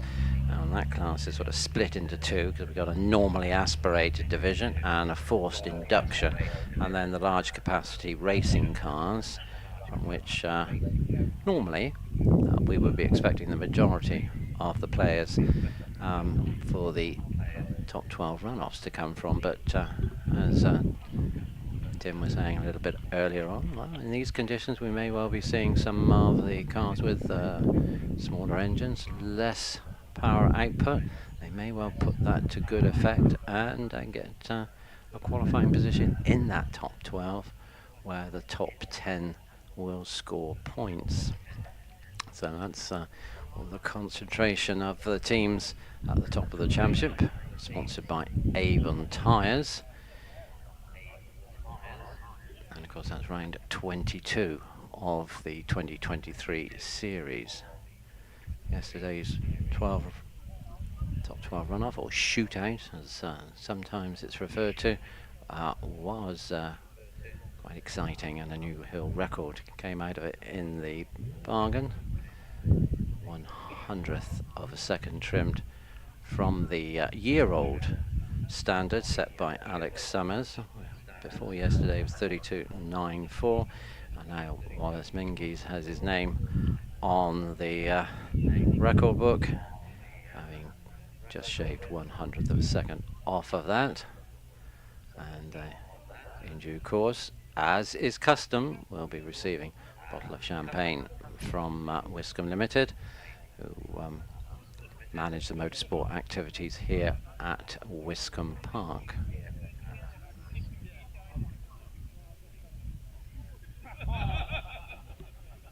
So the car's swiftly returning down the hill and getting us ready to proceed through the classes. Now, David said a little bit earlier that he had his next, shall I say, candidate in sight. I'm surrounded in candidates, I'll have you know. Oh, well, there you are. You're a modest fellow, aren't you? I'm actually with the MD of Wiscombe Limited. He's not said anything all weekend, apart from, of course, he's interviewed by the BBC yesterday. You know, he's a higher echelon of candidates now. Do you think he's sort of now in elevated status? Oh, definitely elevated. Well, no, he's still short. Anyway, Pete Isaac, I keep putting an S on the end of your name. I must stop doing that, mustn't I? Yeah. Peter, MD of Wiscombe Limited, happy with the way everything's going this weekend? Yes, I think so, Dave. Thank you very much. The weather has been a bit against us today. Yesterday was a phenomenal day, from a pretty rickety start to a wonderful finish with a new record. But it's, dare I say, starting to dry up a bit now. You never know, do you? But no, it's slightly better conditions than they were this morning. But it's gone very well. I think everybody's as happy as they can be under the conditions. Yes, thank you. And nice lots of spectators come to see us. And also, lots of nice comments about the actual presentation of the hill and everything here, which is thanks mainly to the work that you and your team of wimps do off events. Well, that's very, very kind of people, Dave. Yes, a lot goes into it, and we've got the new the course has been resurfaced, and a nice new track surface all the way up through, which is. It's called tarmac, is it? Oh, right. It's a dark grey stuff, but it caused a bit of problems yesterday morning when it was a little bit wet, which we've never experienced as yet. It was nice in the dry, a bit dodgy in the wet until people have got used to it. But we sort of recovered from that yesterday, so everybody's very aware of it. But yeah, we've got track into as best a condition as we can for you.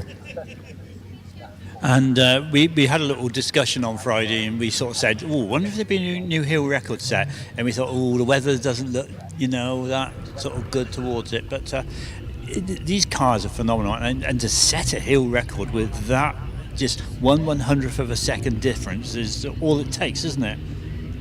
Yeah, sure thing. It was a terrific effort by Wallace Spengers at the end of the day, and if a couple of his close contenders had sort of held it together to the finish, I think it would have been extremely close. But yeah, it was a great effort and well deserved, and he is to be commended for that. And we might have a little something for him, as is a tradition with Wiscombe, for the person who should break the hill record, and that will follow later on in the awards ceremony. Will you be doing the awards ceremony? No. I shall. I'll be there to just do a little special something on behalf of Wiscombe and the family, the landowners, for the occasion of Wallace breaking the record. Yeah, something that a lot of people don't actually fully appreciate is when we get to the end of the event, that's not the event over for you, is it, or your team? Because there's a lot of work to be done of bringing everything in off the hill and all the taking down of signs, because this has to be turned back to a farm tomorrow, doesn't it? Which is what it actually is. Yeah, yes, absolutely, precisely, Dave. Yes, it's this time tomorrow you would hardly know we've been here. It'll be full of sheep. Perhaps not quite as quickly as that, but we have to get it back into a usable condition. We can leave an amount of the equipment out, which sheep don't like to eat, for our next meetings in September. But we have to make it available for the landowners to be able to graze his sheep. They're feeding off of everything else on the estate at the moment, and are pretty hungry. I think they want to get back on this nice long grass.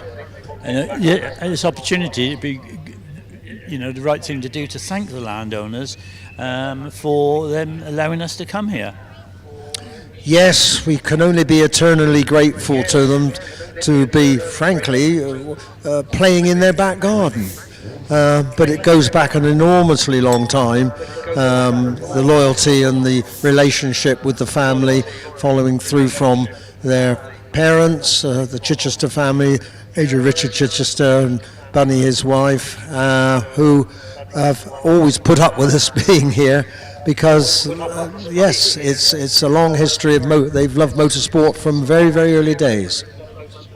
Yeah, well, thank you for that, Pete. I think we're going to have the racing cars now, and I think at the end of this batch, Jeff, I will be up the hill on Sawbench, so I'll disappear at the end of this batch, and unfortunately you'll have to fly solo for a few minutes. I think I can manage. Right. Well, you've had enough years. And when did you start commentating here? It must be quite some time ago now. It is quite some time ago, but I don't know when. No, you don't recall? No. Yeah, I bet you do. Really. I bet I don't. How did it start? Was it, somebody sort of saying, you got a lot to say for yourself, go out there and hold a microphone? That's what they've done to me. Yeah. No, the commentator of the day, Gordon Francis, couldn't make it through illness, so I was volunteered. Yeah. Pat Jennings just said you were in the book, so it must have been quite some time ago. Yeah. I think it's something to do with my driving exploits. Oh, but, they were renowned as well, weren't they? I don't know about renowned. They certainly weren't very prolific, but yeah. That's a few years ago as well. But never mind. The old Morgan, that twin cam in it. That's something that is it a car that now, if you still had, it'd be beautiful thing to have, and worth an absolute fortune, wouldn't it? Well, I don't think it'd be worth an absolute fortune because it was a lightweight racing car rather than a full pack-up Morgan, so it was a fiberglass body. So apart from the front suspension, there wasn't much Morgan, but it's still about, and it's been to places like Angoulême, done racing there in the south of France. Not quite with a twin cam in it. Well, not a Lotus twin cam in it. So it's still about and still doing a few things. Okay, page 278 of Mr. Patrick Jennings's tome. It says, I'll read it. It says, I spent the second day of this 2-day event in the commentary box with Jeff Pickett to provide coverage for the RSC British Hillclimb Championship, featuring the best hillclimb machinery that the country had to offer. So, and it says also another man who's here today, which I haven't spoke to on the mic, but I have had chats with him. For the second day in a row, Roger Moran took FTD and in the 3.5 Pilbeam MP57 on a time of 35.26, beating Roy Lane with his 4-litre Pilbeam MP58 with a time of 35.3. So only a small margin there, but enough for Roger to do it. And it's great to see him, and also Ray Rowan in the paddock here. Those of us who were around for many years. That was 1996, it says. Yes, Ray Rowan won. Champions everywhere. Yeah, everywhere. And we've got Dave Franklin coming to compete in September as well, for those who can remember Dave Franklin. Anyway, I'll let you get back to the cars, and as I say, at the end of this batch I'll be disappearing up the hill, and I'll get myself set up on Sawbench. Good stuff, Dave. So Richard Weaver, the man out on the hill at the moment with the Empire Evo. So we're looking at racing cars 600 to 1100 cc's. Class in the programme. Some of these guys may well have aspirations of qualifying to get into the top 12 runoff.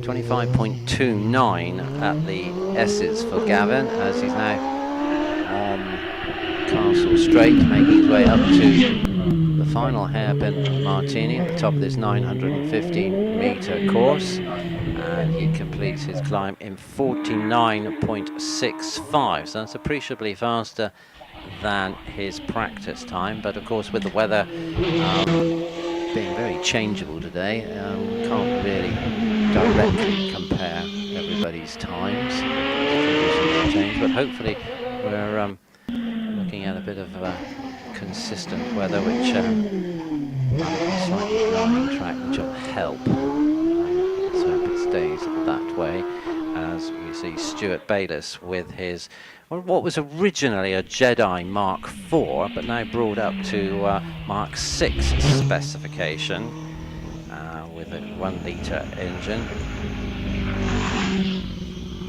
Stuart's out of the Esses in 26.15, and you can see the track conditions far better than they were before lunchtime. We had water running across the track at the top of the Esses, but all that's drained away and cleared as coming up towards the gate and braking done is Will Kerr with the OMS 28.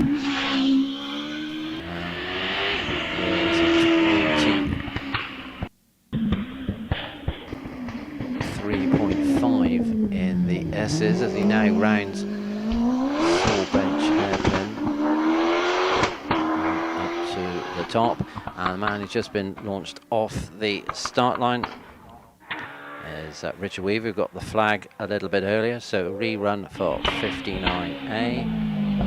Time for Stuart Bayliss' car number 50 is 52.991. 59 was James Moore, and he stopped the clocks on 44.85. So at the moment, James Moore, the fastest in Class I. In second place, 59A then, Richard Weaver over the finish line in 45.80. Good enough to slot him into second place then, behind James Moore.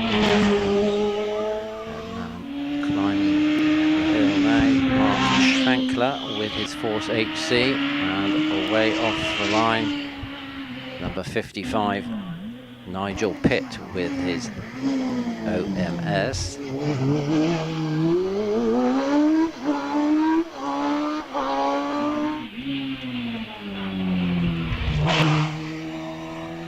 So competitive class, the 600 to 1100cc division.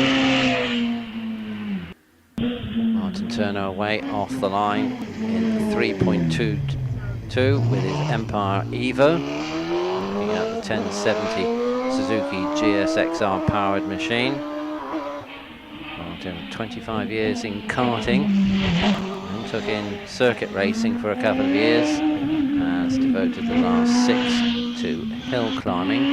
So the time for car 52 Will Kerr is a 46.25. As the distinctive Bickley Motorsport Force TA, driven by Stuart Bickley, across the parkland.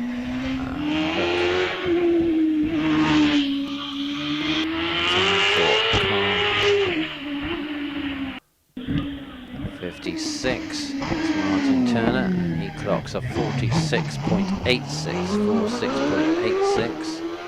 A few second bracket. 55, Nigel Pitt with the OMS, clocks on 47.02. Mark Shankler, 46.53 to be entered to his scorecard.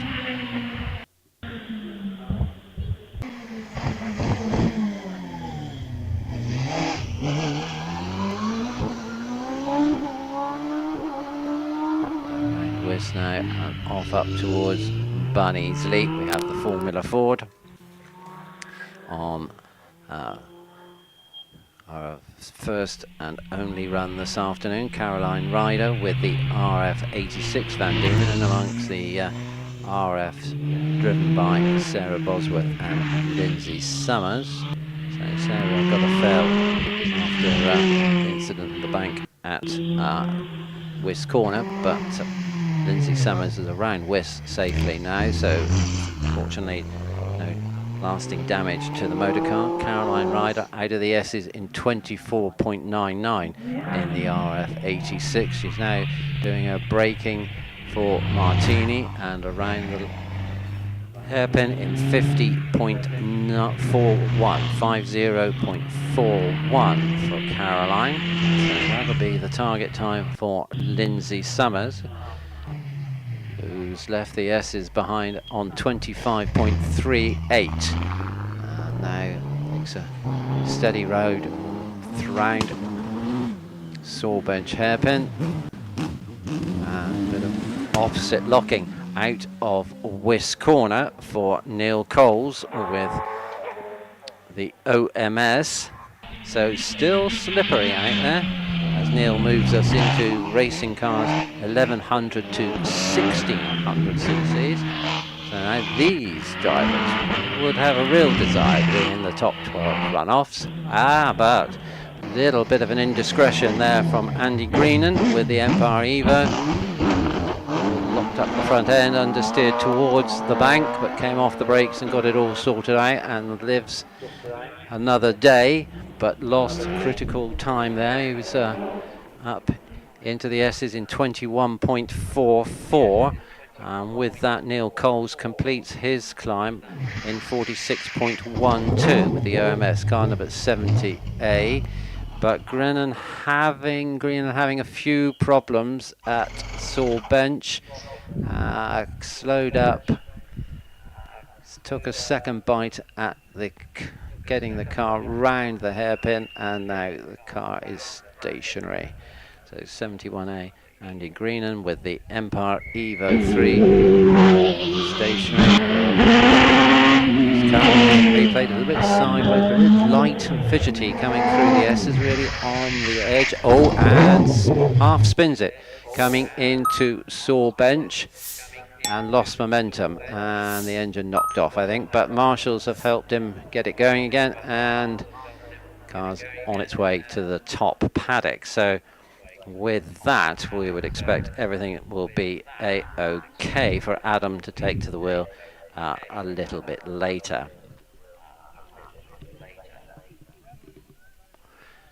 So 71A have got a time of 85.04, but basically they fell. So that's ruined Andy's chances of any qualification for the top 12 runoff, which will see Dave making his way up to Sawbench Airport in due course. Not quite yet. I was a batch ahead of myself, shall we say. Not a good place to be, a batch ahead of yourself. No, definitely not. I mean, just looking at the cars coming into paddock exit now, I've got Ben Bonfield sat in front of me, getting ready to go and do his run. And his father, Tony, who's just done his run. So we might have a chat. Should we have a chat with Tony? We'll have to stand this way round so that the microphone doesn't pick up the speaker, because we don't want to hear you twice. Okay. Get an echo. Anyway, Tone, you've just done your run. Pretty slippery, is it still? Yes. Yeah, it's definitely slippery. Nowhere as slippery as first thing this morning. It was kind of scary, but yeah. So I've completed my runs for today, and yeah, I think I've performed as best as I can for an old fella. You say old fella, you're not that much older than me. You're here today in the Jedi, but you've also got an OMS, haven't you? So are we going to see, you move over to the OMS, or are you going to sort of keep both cars? And of course, you've still got the Mini, haven't you? You probably love your Mini, didn't they? Yes, it was not really nice, the Mini. It even developed its own fan club, so the number of times we were asked about when we're going to see the Mini again. Not too worried about the drivers, but just the car. So, but we're but you got to admit the car's photogenic. Yeah, definitely. Cheers, Dave. So we're going to continue using the Jedi. The OMS is just having some repair done work to it. We won't be out in it this year, but definitely out with it next year with a bit of a different engine in it. So we're looking forward to it. Is that top secret at the moment, or are you going to spill the beans? Absolutely. If I tell you, I will have to kill you. There's a lot of people that would pay for that this weekend. You've had a microphone put on them. I'll tell you what we're going to do. No, it's terrible. But yeah, so obviously you and Ben traditionally has always been slightly quicker than you since he's got, you know, the legs on you now. But still good sport between you, isn't it? Oh, most definitely. You know, realistically, I'm not going to sort of keep up with Ben's bravery. But I'm just really pleased to be able to still out there competing and enjoying it. As you know, it's a great sport, club motorsport. You know, for us hill climbing, it is just a big social event with a little bit of motorsport in between. I've been lucky enough to be involved with it since the early 80s, and until such time as I stop doing it, I'll still be on the hills, whether it be as a competitor, organiser or marshal. So, as you say, early 80s, I mean, I can remember back then as well. And we had some great times at Cricket St Thomas, didn't we? Yeah, Crickets was definitely a great place to be, and it was my first introduction to motorsport. I first did marshalling at the rally, and seeing guys like, talking of minis, guys like Dave Kinniston, keeping up with four-wheel drive, big Porsches. You know, it was just amazing, you know. Now, there's a name, Dave Kinniston. Hey, I did spot him down here, not this weekend, but a weekend earlier this year. And I said, "Didn't you used to be fast?" And he went, "No." No, I'm afraid that is a big fib, because he was monster quick. Funnily enough, I was one time his car was broken, and I foolishly offered to lend him a drive in my car, and he duly trounced me by nearly a second at Cricket St Thomas, and I wasn't slow then. So a brilliant driver, great skill, and a brilliant car. Yeah, the car's still about. Anybody who ever saw 961 DUO, the little white Mini with a little lump on the front of the bonnet, that was his 8-port Mini engine, cross-flow, and that car Dave still has to this day. It'd be great to see him out again. I know he's doing the TRV8, he's using that these days, but wouldn't it be great to get him back out in a Mini? Oh, most definitely. I think a couple of years ago, he and I had quite a long chat about doing this BMW motorcycle head conversion on it, just to push the even more power out of this super light Mini that he's got. But it never really progressed any farther than that. But I'm absolutely certain that if we got together, I'm sure we could sort something out. So I tell you, that's a challenge. I think you need to get on to him and say, "Come on, Kinniston, you need to be doing something. The world is needing you." Oh, most definitely. I mean, if he was to come here, he would really, he'd light up the screens, I'm sure, the timing screens. So, yeah, it would be good to see him out again. Yeah, and obviously we went on from cricket. We had, as I say, some very good times there. You said you started your, motorsport career there, and I more or less started mine as co-driving on the rally there. And it was a great place to start motorsport because it was relatively cheap, but it's exactly a similar scenario to what we got now. Very difficult getting entry because so popular. Entries are getting so popular these days here, aren't they? Yes, I mean, cricket, although we couldn't take a massive entry, it was always full with reserves. It attracted some top drivers, sort of both in the southwest and outside the area. And there were some really nice, very expensive, very quick bits of kit. So yes, and it was that sort of venue that attracted, being a wildlife park as well. It gave that facility that the family could go down and they had the opportunity to go around the wildlife park, and there was motorsport on as well. And I will never forget the time on the hill climb when I got that message, Dave, the elephants escaped. And that is one of the strangest messages I've ever had over a radio network at a hill climb. Yes, I mean, fortunately, I didn't have to deal with the elephant or any of its deposits. No, don't go there. Anyway, Ben's just about to go out. The course car's back. Thanks, Tony, for your little chat. It's always great to see you. Good luck, Ben. Have a good run. You got the thumbs up from Ben. And I'll hand back to you now, Jeff. And definitely at the end of this batch, I'm going to saw bench, I think. Okay, good stuff, because we're continuing the build-up for the qualifying, and then, of course, the top 12 runoff as we complete the running of cars, competitors in racing cars 600 to 1100.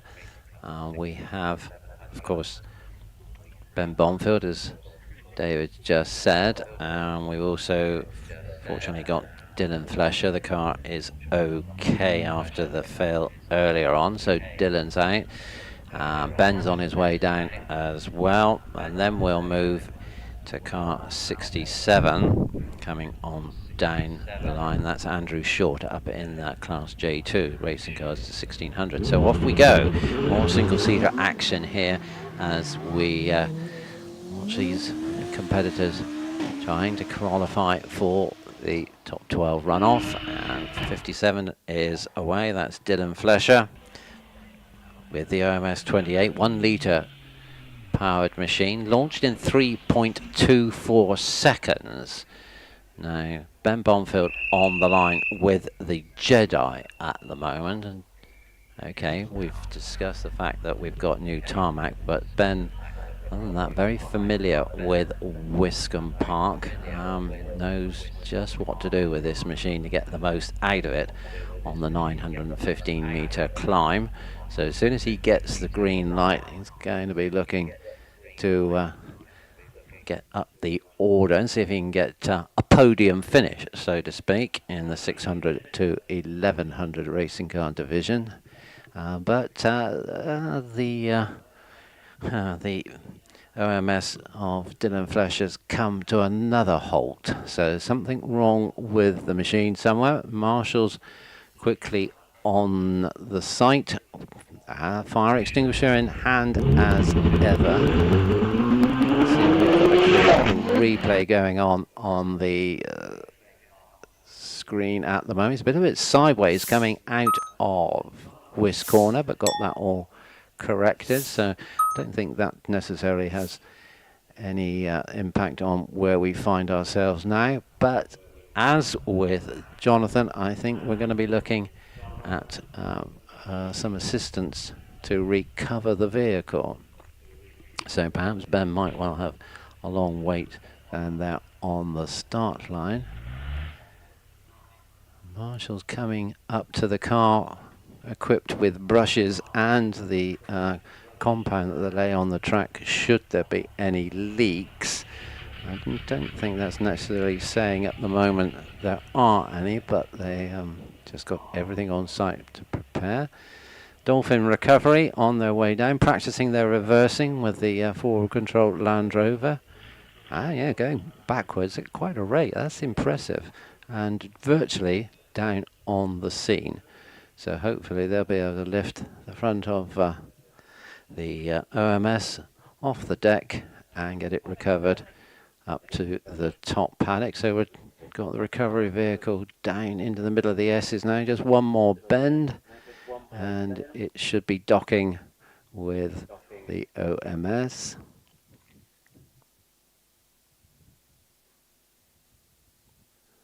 It's a bit like the space shuttle coming up and docking. Here we go.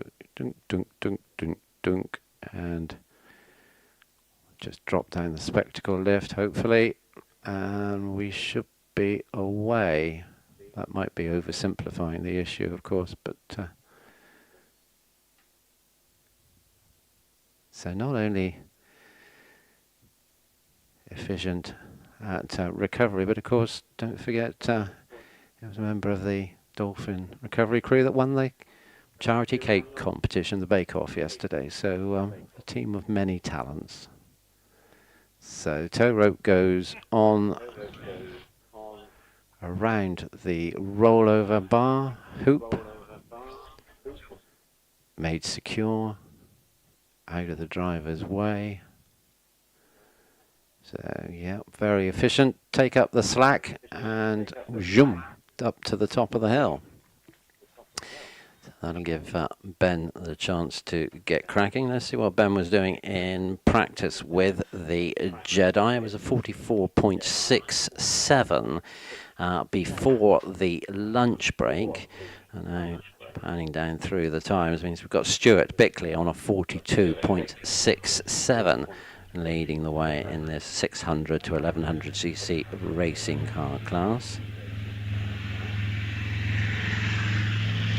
Somewhat ahead of his nearest challenger on 44.77, Dave Tuttle, and then 44.85 of James Moore. So that's the target for Ben Bonfield and the other runners, if there are any. I think we're after Ben. We're probably going to be moving on up through into the 1100 to 1600 class. So we just got to get the recovery vehicle clear of the hill.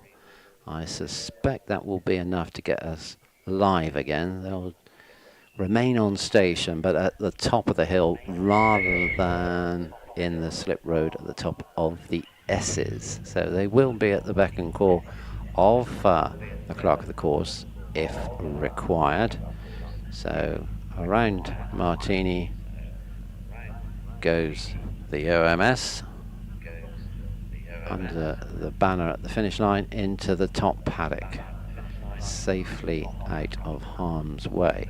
So watch the red flags come down at the marshal's post. That was slick all the way down the hill, clear at West Corner, clear at the start line. Now Ben can think about getting going, and he's got to think fast because the lights are gone green, and he's away. He's on top of it, and it's a 3.14 second launch, and he's neat and tidy through West Corner. No problems with understeer and banks there for the Tortonian, and he's on his approach to the gate. And Ben chooses to take the sort of wider line, staying away from the bank on the inside and carrying speed through. So it's a 23.11 for the Jedi man in the Esses as he comes up to Saw Bench. Neatly around there, and now away on up Castle Straight as away off the line in 3.3 seconds. There's our next challenger as Andrew Short from Class J2, 1100 to 1600 cc's. The extra driver at the wheel of his OMS CF07. Now time for car 53. That was Ben Bonfield. It's a 46.32. 46.32 for Ben Bonfield. As Alex Coles comes down to the line to prepare himself for his climb. And we have Darren Gumley on the hill. Darren with the Force TA 1600. Car number 69, launched in 2.97 seconds, and he's out of the Esses in 21.95. Darren qualified yesterday, and he's now up at Sawbench and around, neat and tidy. Coles waits for the green light. 42.52 for Alex in practice, 3.2 off the line. He's now up towards Bunny's Leap and the gate. Let's see the time for Darren Gumley, number 69, is a 45.02. 45.02 for Darren Gumley.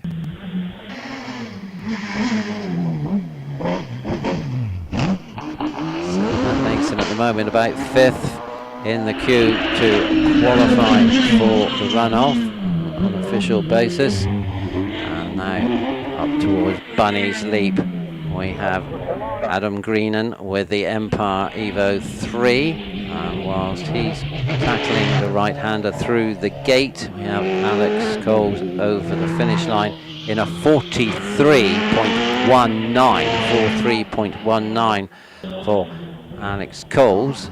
Let's just check back to see what Andrew Short's time was, kind of a 67. It's a 48.08. So young Coles doing the business in the racing car 1100 to 1600 class, unless Adam Greenan can mount a challenge to that. So it's a 43.19 to beat, and Adam in car 71, a little shy of that, with a 45.04.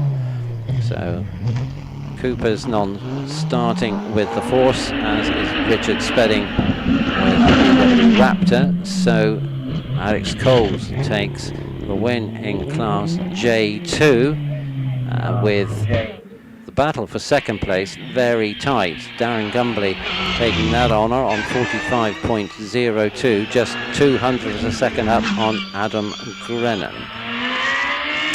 So, moving on, as they say, Class K1. And Jonathan Varley out of the Esses in 21.61. Going good speed across Castle Straight. Brakes and sideways, very sideways. Lost a little bit of time on his way to the finish line there. Car 77 in 43.89 for car 77. And that was in response to Lee Griffith's time with the OMS car 75 of 44.16. So Jonathan takes the honours there in the normally aspirated 1600 to 2 litre class. Now we're into the forced induction division with Kelvin Broad with his 1300 supercharged Force TA. He was 22.45 in the Esses, as he's now along Castle Straight and neatly through Martini to stop the clocks on 44.87. So Paul Hames will be the next to run. So we haven't seen Jason Tunnicliffe with the Wraith today. So Paul Hames looking to see if he can get into this top 12 runoff. Eases the throttle on off the line. Doesn't want to risk losing time with any wheel spin. 2.77 seconds was the launch time for this 1300 turbocharged machine.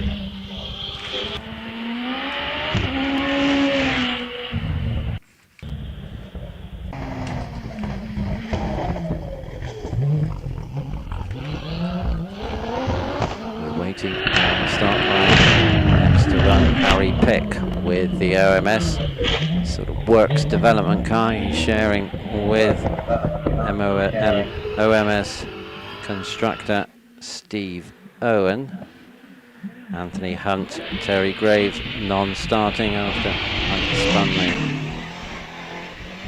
the DJ55XD in the Esses yesterday, doing considerable damage to the front suspension. So Harry Pick 87A 22.41 as he takes a very wide line around Saw Bench. In fact, has to reverse and take another bite at it.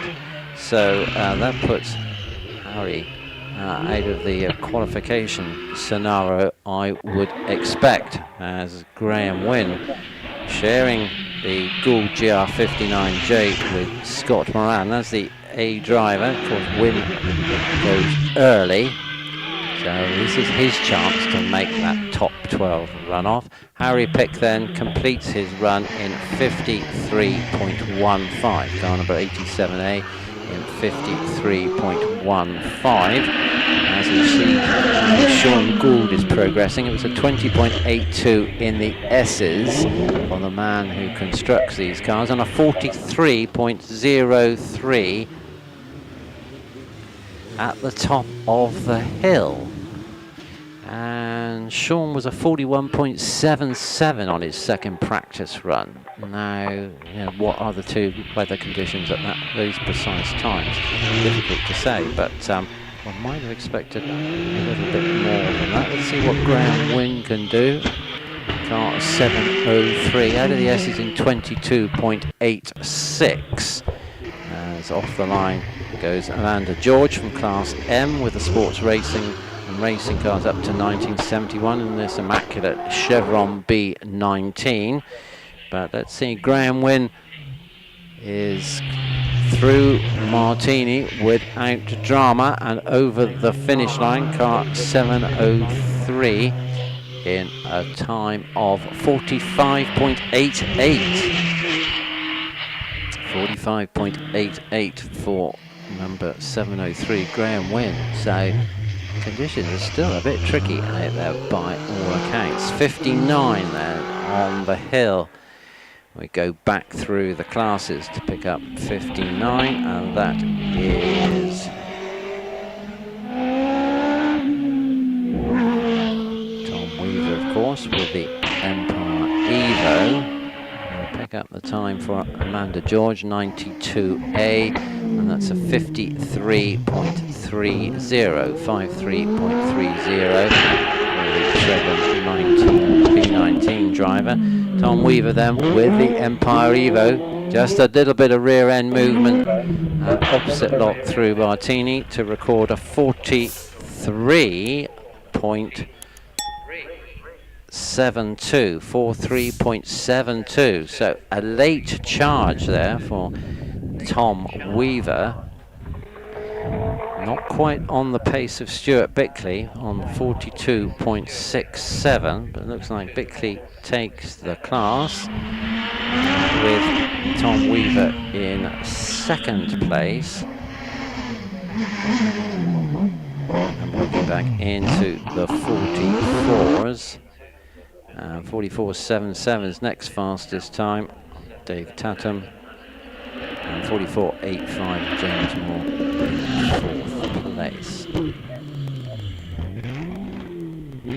So we're looking to return those cars back down the hill, and that'll be an opportunity for the course vehicle to go up and Dave to get a lift.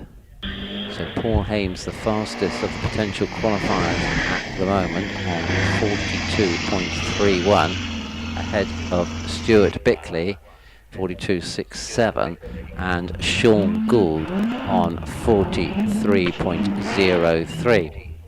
Alex Coles, fourth fastest at the moment, 43.19. So they're all single-seaters of various descriptions and sizes with regard to engines.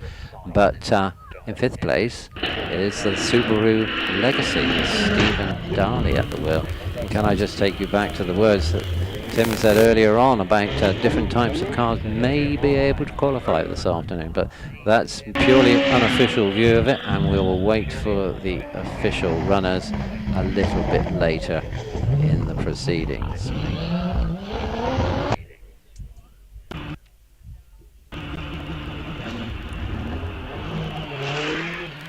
Jeff, can you hear me? I certainly can. Oh, that's fantastic. We've okay, I won't cover up the aerial. Mr. Stacey giving me instructions, our PA man.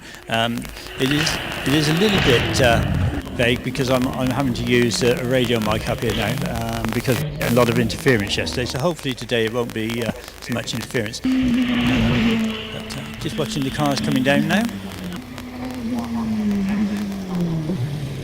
Yes, well, amongst those cars will be the Subaru Legacy we've just been talking about. That's at the moment one of the qualifiers, but we've got the big guns to come out. Yeah, but and what's the track conditions? Because I have to say I thought they might be registering slightly faster time. So is it still very damp? It is still very damp up here, unfortunately.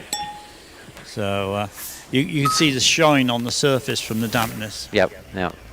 There doesn't seem to be any running water now. Oh no, nothing like that. Nothing like that. That's all gone. Yeah. So we're just looking at dampness. I mean, the track is very, very clean, I have to say. Yeah. But it's, as I say, it's got a lot of dampness on the surface of it. So.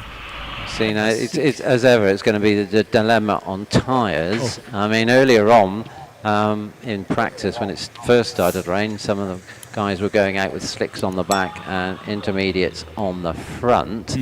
I'm just trying to look at Graham Wynne coming back down the hill, and he looks like he might have had intermediates on. I think they're treaded, but yeah, it's a dilemma. I would say, what, slicks?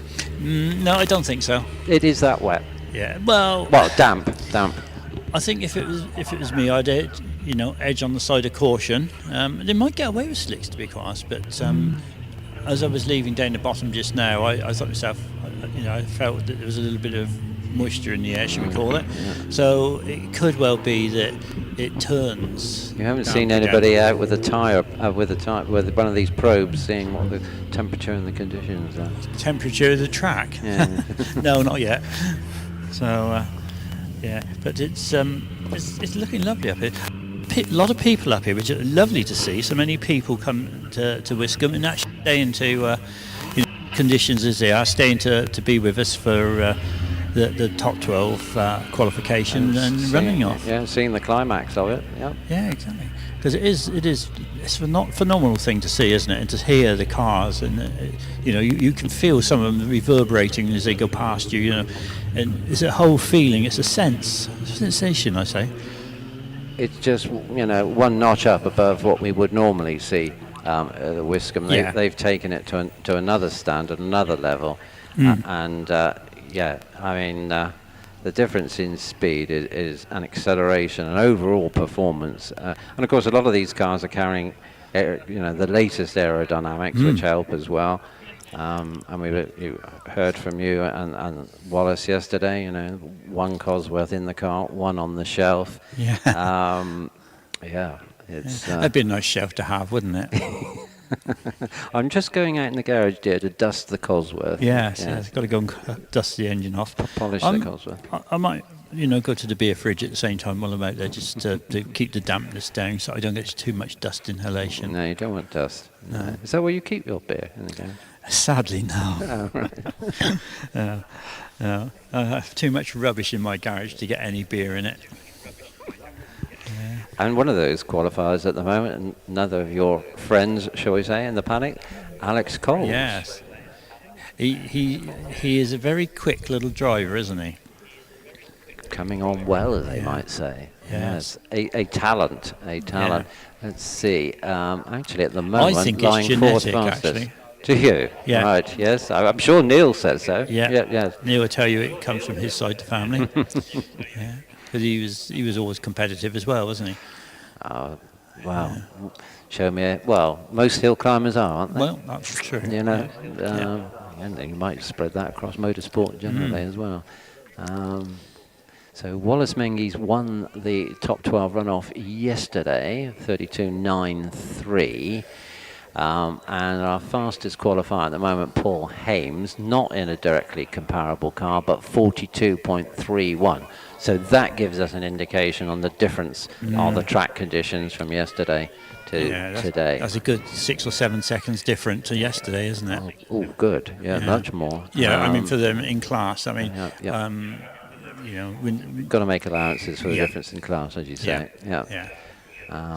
So a lot of support for some of the drivers on social media this afternoon. So everybody's getting revved up across the world, not only us here at Wiscombe Park. So we look forward with anticipation to the rest of this qualifying session. Did you know that somebody has, through the power of watching the live stream, decided to buy one of Pat Jennings's books? Yes, indeed. Yeah. I pointed him to eBay, and he came back and said, "Done it." Yeah. Well, there you are. It's fantastic, isn't it? Yeah, so Pat's off to the post office tomorrow, he tells me. Pop it in the post. Pop it in the post. Yeah. Yep. So if you're watching the stream and you haven't got your Pat book, then now you know how to do it. And give them another reason to go to the post box. Do you think we should do a combined book of our mutterings? Well, that would be that would be tedious. Fun, wouldn't it? Oh dear. Yeah. Yeah, so obviously we're just waiting now for who's going to be coming at us first. Well, we've got to get rid of the course car first, but then we're going to be... I've been hoping we'd get rid of the course car for some time, but Nigel likes his pickup, so yeah. I thought a Mercedes SLK, like, you know, something like that. Like or an Aston Martin or something, yeah, you know. with prodigious power and lots of flashing lights. Yeah. I mean, you know, Nigel would enjoy driving it. I'm sure he would. But they actually take a spare one, don't they, around all the Grand Prix? You know, it wouldn't surprise me. Just in case the first selection breaks down or gives problems.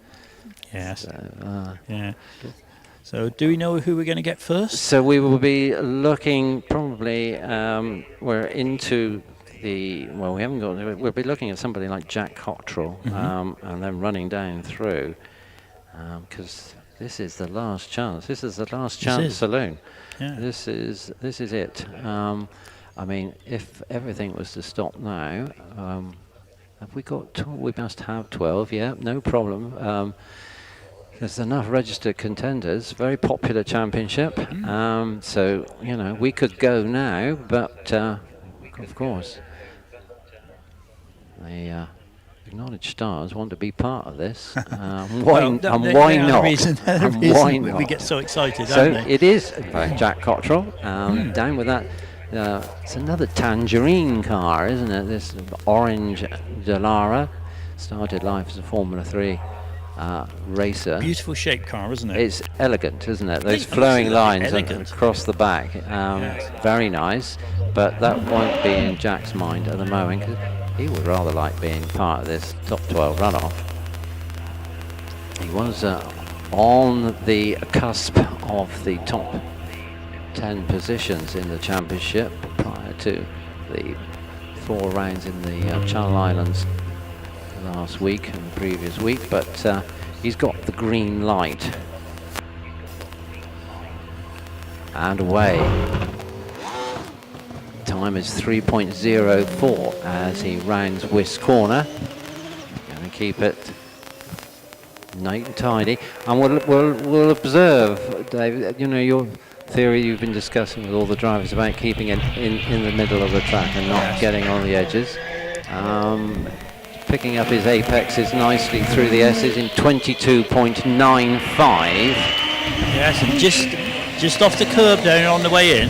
Turns it in neat, tidy, little bit of oversteer on the way out. Putting the power down now, you can hear that engine whining, I think it's supercharged or something. And now at Martini.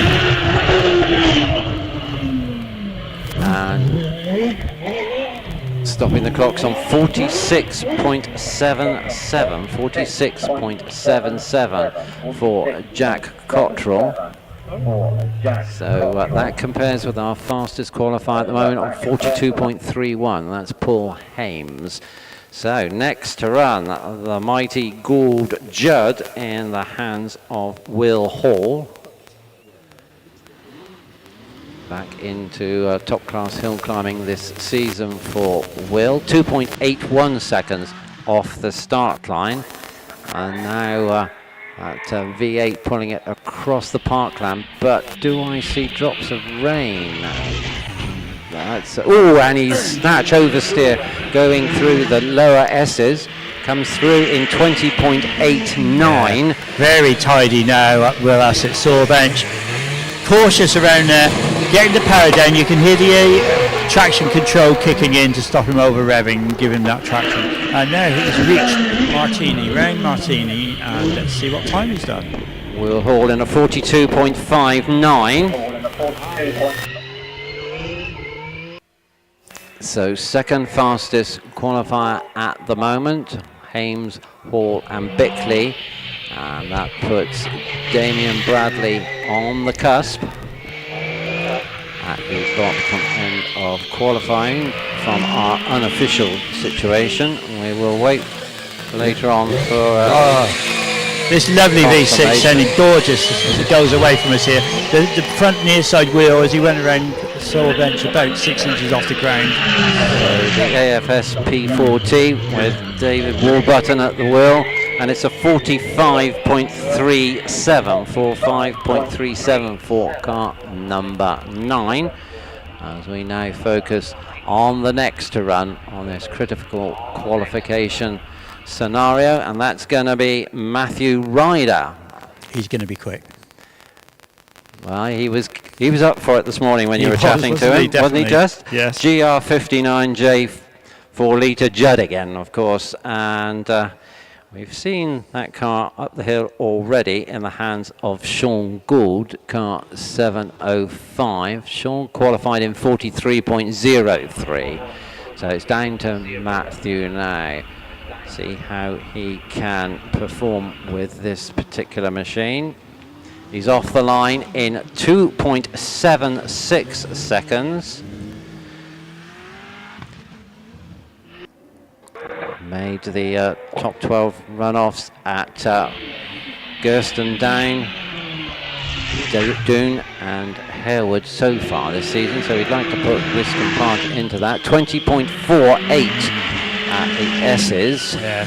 Used the curb as he came up towards us at Sawbench, unsettled it a little bit, but he's now getting the power down, sparks off the under tray as he reaches his braking point for Martini.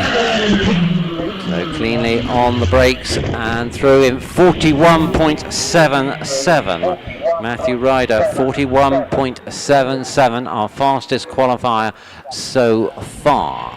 So that's upped the ante. So Bradley goes out of the qualifying scenario as number 4, Trevor Willis. Yeah.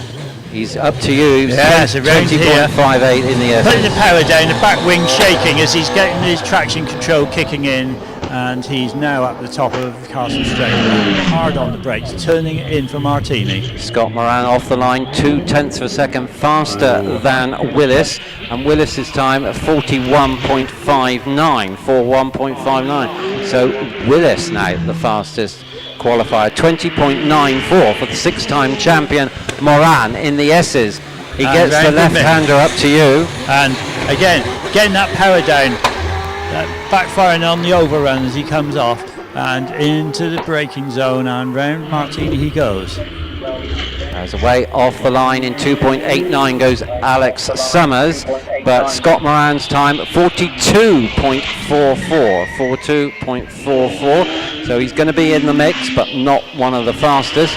Summers is clear of the S's in 19.62. Alex is with me now. He's round, neat, tidy, up the middle of the road. Flames spitting out the exhaust as he's on and off that throttle. And there he is on the brakes. Around Martini. Let's see what time he's done. And the previous Wiscombe record holder posts a 40.99. So he goes fastest at the moment. But here's a man who might have something to say about that. Reigning champion Wallace Mingies with the 3.3 Cosworth powered Gould GR59 off the line in 2.68 seconds. And the car dancing as he gets on the brakes, go through the gate into the S's and away in 19.55. He picks up the left-hander up to Dave at Sawbench. Yes, he's really tidy, gently round and getting that power down. Can you hear that noise down there? That is fantastic. Glorious sounding engine. Cosworth. Yes. The excitement is too much. 39.64. So our only sub 40-second qualifying time comes from current Wiscombe record holder and championship leader Wallace Mingies. So we won't say any more until we've got the official runners on that one, but we're looking good. That was quite tight in the 39s, the 40s and the 41s, but a lot of drivers will just be pacing themselves to make sure they're in that cut, got a good running order, and then they'll bring it all to the table for the top 12 runoff. Once we've dealt with the final classes in the Interclub event, and then we'll return for the climax of today's meeting, the top 12 runoff, which these guys have just been looking to qualify for. On the hill very soon will be the Datsun 240Z. Once we've got the pretty little Chevron B19 up the hill and into the top paddock in Class M. Richard George, of course, at the wheel. His daughter Amanda posted a time of 53.30, and Richard clocks a 55.75. As the Datsun is away off the line in the hands of Hannah Stapley. So we'll pick up some double drivers first, and then we'll run through classes T3 to T7 before we'll clear the decks ready for the top 12 runoff for the British Hillclimb Championship round 22 in the 2023 season. The next A driver away from Weymouth, Graham Blake, with the 2-litre Vauxhall powered Westfield that he's sharing with his son Jeff.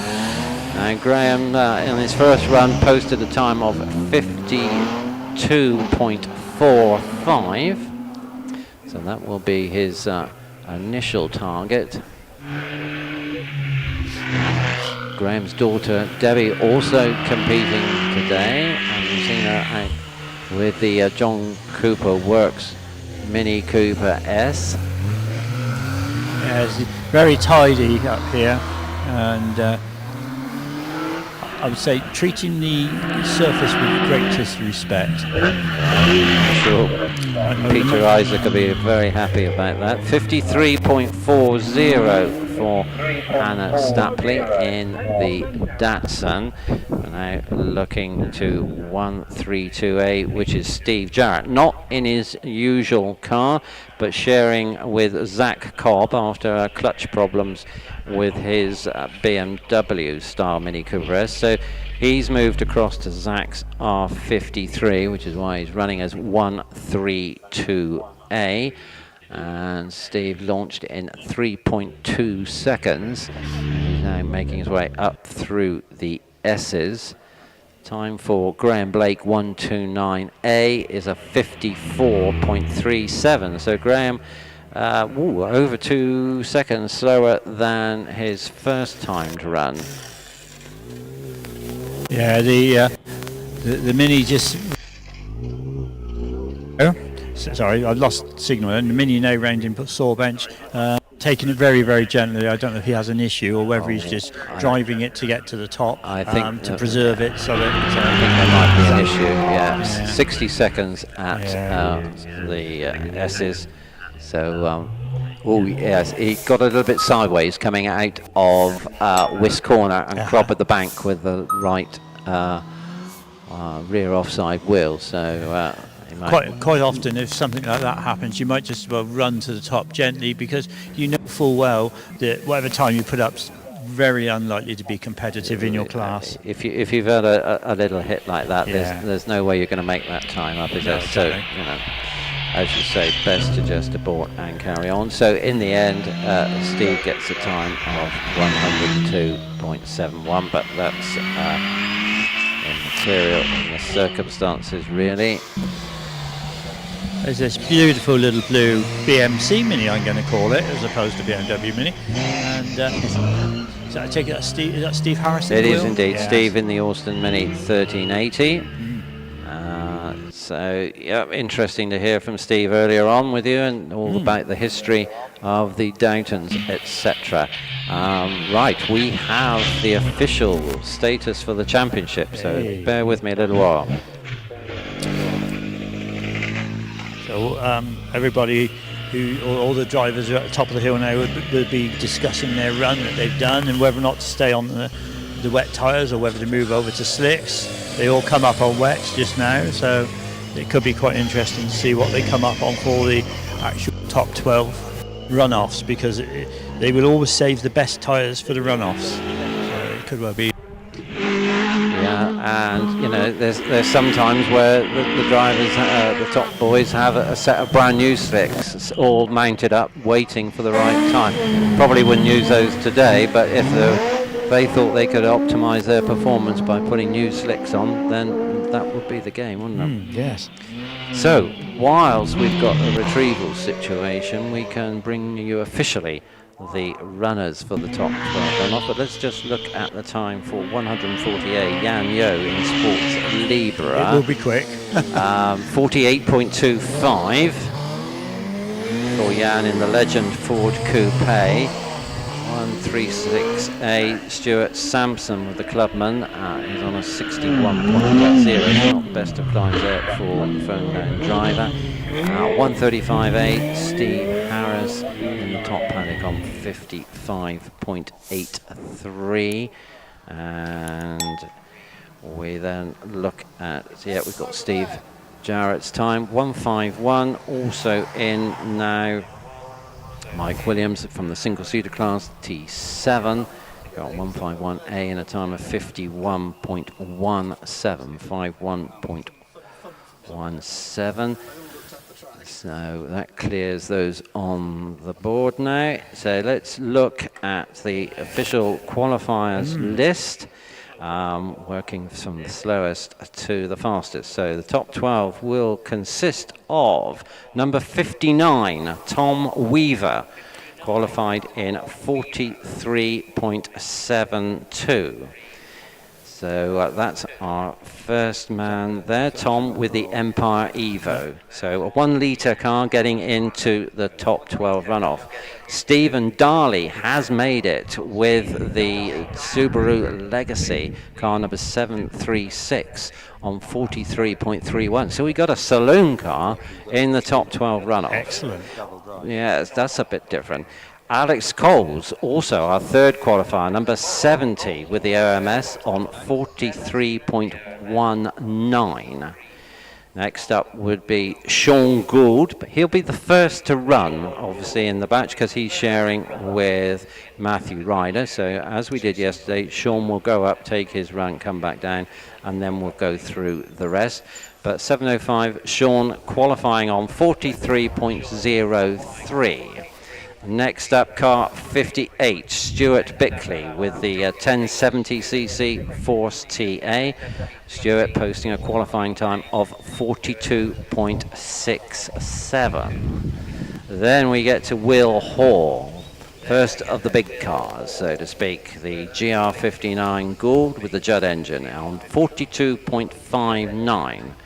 Also qualifying in the 42 second bracket, 42.44 for car number 3, Scott Moran, currently lying second in the 2023 British Hillclimb Championship. Paul Hames, number 8, with his GR59 1300 machine, gets in on 42.31. Then we have 2 qualifiers in the 41 second bracket. Matthew Ryder on number 5 on 41.77, and Trevor Willis, who always goes well or invariably goes well at Wiscombe, on 41.59.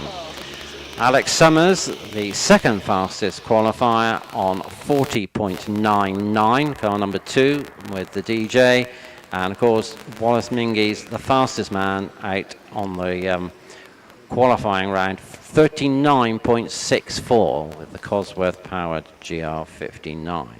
So Tom Weaver, Steve Darley, Alex Coles, Sean Gould, Stuart Bickley, Will Hall, Scott Moran, Paul Hames, Matthew Ryder, Trevor Willis, Alex Summers, and Wallace Mingy's. The top 12 runoff awaits for you.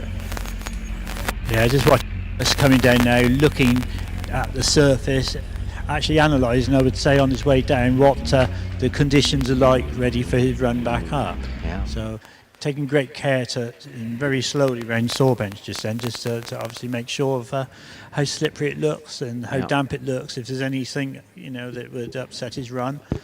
Now they've got a balance of situations of preparing the cars ready for the top 12 runoff. We've got a bit of time because we've got to run through the final classes in the Interclub meeting, but I'm sure a few of them have got the what was we termed earlier on the seaweed app. They have that out, and also probably casting their view to the southwest and looking at the clouds. So it's a balance of getting progress through these remaining classes and getting the top 12 runoff done before the weather changes. Yeah, it's a difficult one because if you look at weather apps, there's so many that conflict with each other. You quite often you think so, oh, I'll have a look at that and you think, oh, it's not going to rain, and then you look at another one that says rain in an hour, and it is very difficult, isn't it? I mean, I got to be careful because one of the marshals here used to be an employee at the Met Office that's standing in front of me, and I'm sure if I were to say anything wrong about them, he would soon explain to me the technicalities and how difficult it is and everything else.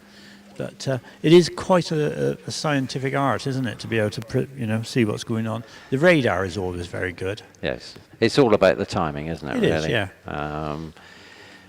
And what we know from experience that anything can happen at Wiscombe. It can be bright and sunny everywhere else, and it's pouring and vice versa, Yeah. etc. It's also actually up here. It's quite good to see that we have our regular competitors up here spectating. We got Simon and Martin Glover just along the fence here. They're looking and say, "Wait, hang on, where's that coming from?" They're looking around. They can't even see me. Yeah, there we are. So they're up here spectating, and it's good to see that because it means that, even though they're not here competing, they're still here to support the sport. Indeed. Yeah. So. And those that can't make it here are following online. I do hope so. Now we've got weather layers up on the screen here, and there are quite a few showers making their way across Exeter. What time are we? For a little while yet, because we're only 3:30. But certainly by about 5 o'clock, there's going to be a few showers, and possibly before. But yes, as we've been seeing, they can be heavy, but they're not going to be long in duration. But let's hope we don't get any. My colleague, the ex-employee from the Met Office, says moist. Moist. It's going to be moist. Moist. That's pretty. Encapsulates every possibility, doesn't it? Really. Yeah. So, yeah. Oh, there's a dragonfly just flying around up here as well. Oh, he's almost as fast as some of the drivers, but I don't like to mention which ones. Yeah, just come around Sawbench it has and gone up into the trees above us. Oh, back again. Oh, is it? Where is it? We get all sorts of things up here. I have been here many years ago. Hunt came through, beagles, horses. So the event had to stop for us to let them through. You're breaking up a little bit. Have you got an aerial situation? Or? I might have an aerial situation. Yes. Yeah. I'll move a bit closer to the transmitter, but I don't think it'd make much difference, to be quite honest. We were aware of it. It was to overcome. Yesterday we had a bad humming noise going on all the time, lots of interference. Yeah. So we're trying something slightly different, and it may or may not be working. But hopefully the car engines will drown me out anyway. So we've got the cars all lined up, ready to go. Classes T3 through to T7. As soon as we've got the all clear, but are the red flags up with you? No, we've got no red flags. They're all down from up here. They're all down here. Yeah, that's true. So I would have thought we're good to go, aren't we, chaps? Let's see. Ben Stapley should be the man we're looking for. He's in position, just waiting for the all clear, and I think he gets the thumbs up. Okay. Because he would have been a double drive, so he would have had to, when Hannah got down, she drive the car around so that she could get out, get a... Yep, she was swiftly out, and she's just packing up her kit now. And Jeff Blake coming out as well. Now, let's look at this modified specialist production car class, because Jeff Blake was fastest in the first run, 46.25 compared to Paul Reynolds at 47.10. Now Paul took the class yesterday, having shall we say Jeff taking the lead in practice, and then he turned the tables in the afternoon. So here's Paul Reynolds looking to push the Caterham on this second and final run and snatch the class lead. Or can Jeff Blake hold on to the advantage he has at the moment? We'll see shortly. Ben Stapley first to play on the hill with the Datsun 240Z. And he's away in 3.08 seconds. Big car to manhandle up the confines of Wiscombe Park, and he's just taking it to the edge of the track all the way, just getting the most direct route on his way to the gate, through the gate into the Esses in a time of 25.18 seconds. So, mighty 3-litre machine pushing on up towards you. Yes, he's with me here at Sawbench. Comes around a little bit of oversteer, but getting the power down. As you say, a wide car this as well, very, very wide. But up there now, up Castle Straight, and on the brakes towards Martini. So Blake is off the line in 2.89. And Ben is around him, 52.53 at the top, 52.53. So that gives him the verdict in Class T3 over daughter Hannah, whose best run was at 52. No, it doesn't actually.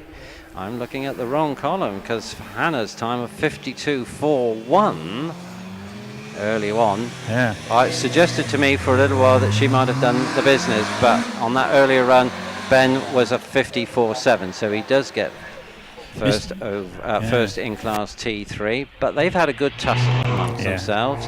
Let's see how Jeff Blake is doing. Car 129. He was very tidy through us. Neat and tidy gives him a time of 47.54. 47.54.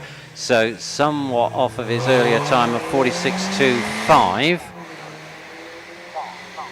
Yes. No sign of the Caterham though. I can't see him on the timing screens. Have you seen the bright green Paul Reynolds Caterham there? Not as yet. No, I've just had a Mini. No. Okay. And now I have another Mini. Okay, so perhaps we've got no more runners in modified specialist production. Perhaps Phil Pern and Paul Reynolds have been sidelined. If that's the case, Blake has done the business with that first run time of 46.25. It is getting slightly darker up here. Is it? All right. Okay. So we're looking at the minis again, as you say. Got 131. I mean, that's Ethan Cobb at the top in the top paddock. His motorsport for the weekend done with a time of 50.23. His brother Zach likewise has done it all, taken the helmet and hands off and all that. 51.58. Oh, I got Derek Kessel coming there in that Maguire Mini. What a super little car this is. Great to see Derek back out. Hasn't done much this year. Tidy around Sawbench here and getting that power down. And Derek has had this car like decades and really has got to grips with it. I can't remember a time when he wasn't driving it. I'm sure that there was, but I can't bring it to mind. He was in a Mini magazine many years ago. It was actually black and white then. So Derek Kessel leading the way as the V8 5-litre Rover in the hands of Rod Thorne is away off the line in 2.75 seconds. So Kevin Taylor with the Mini 135, time of 53.51.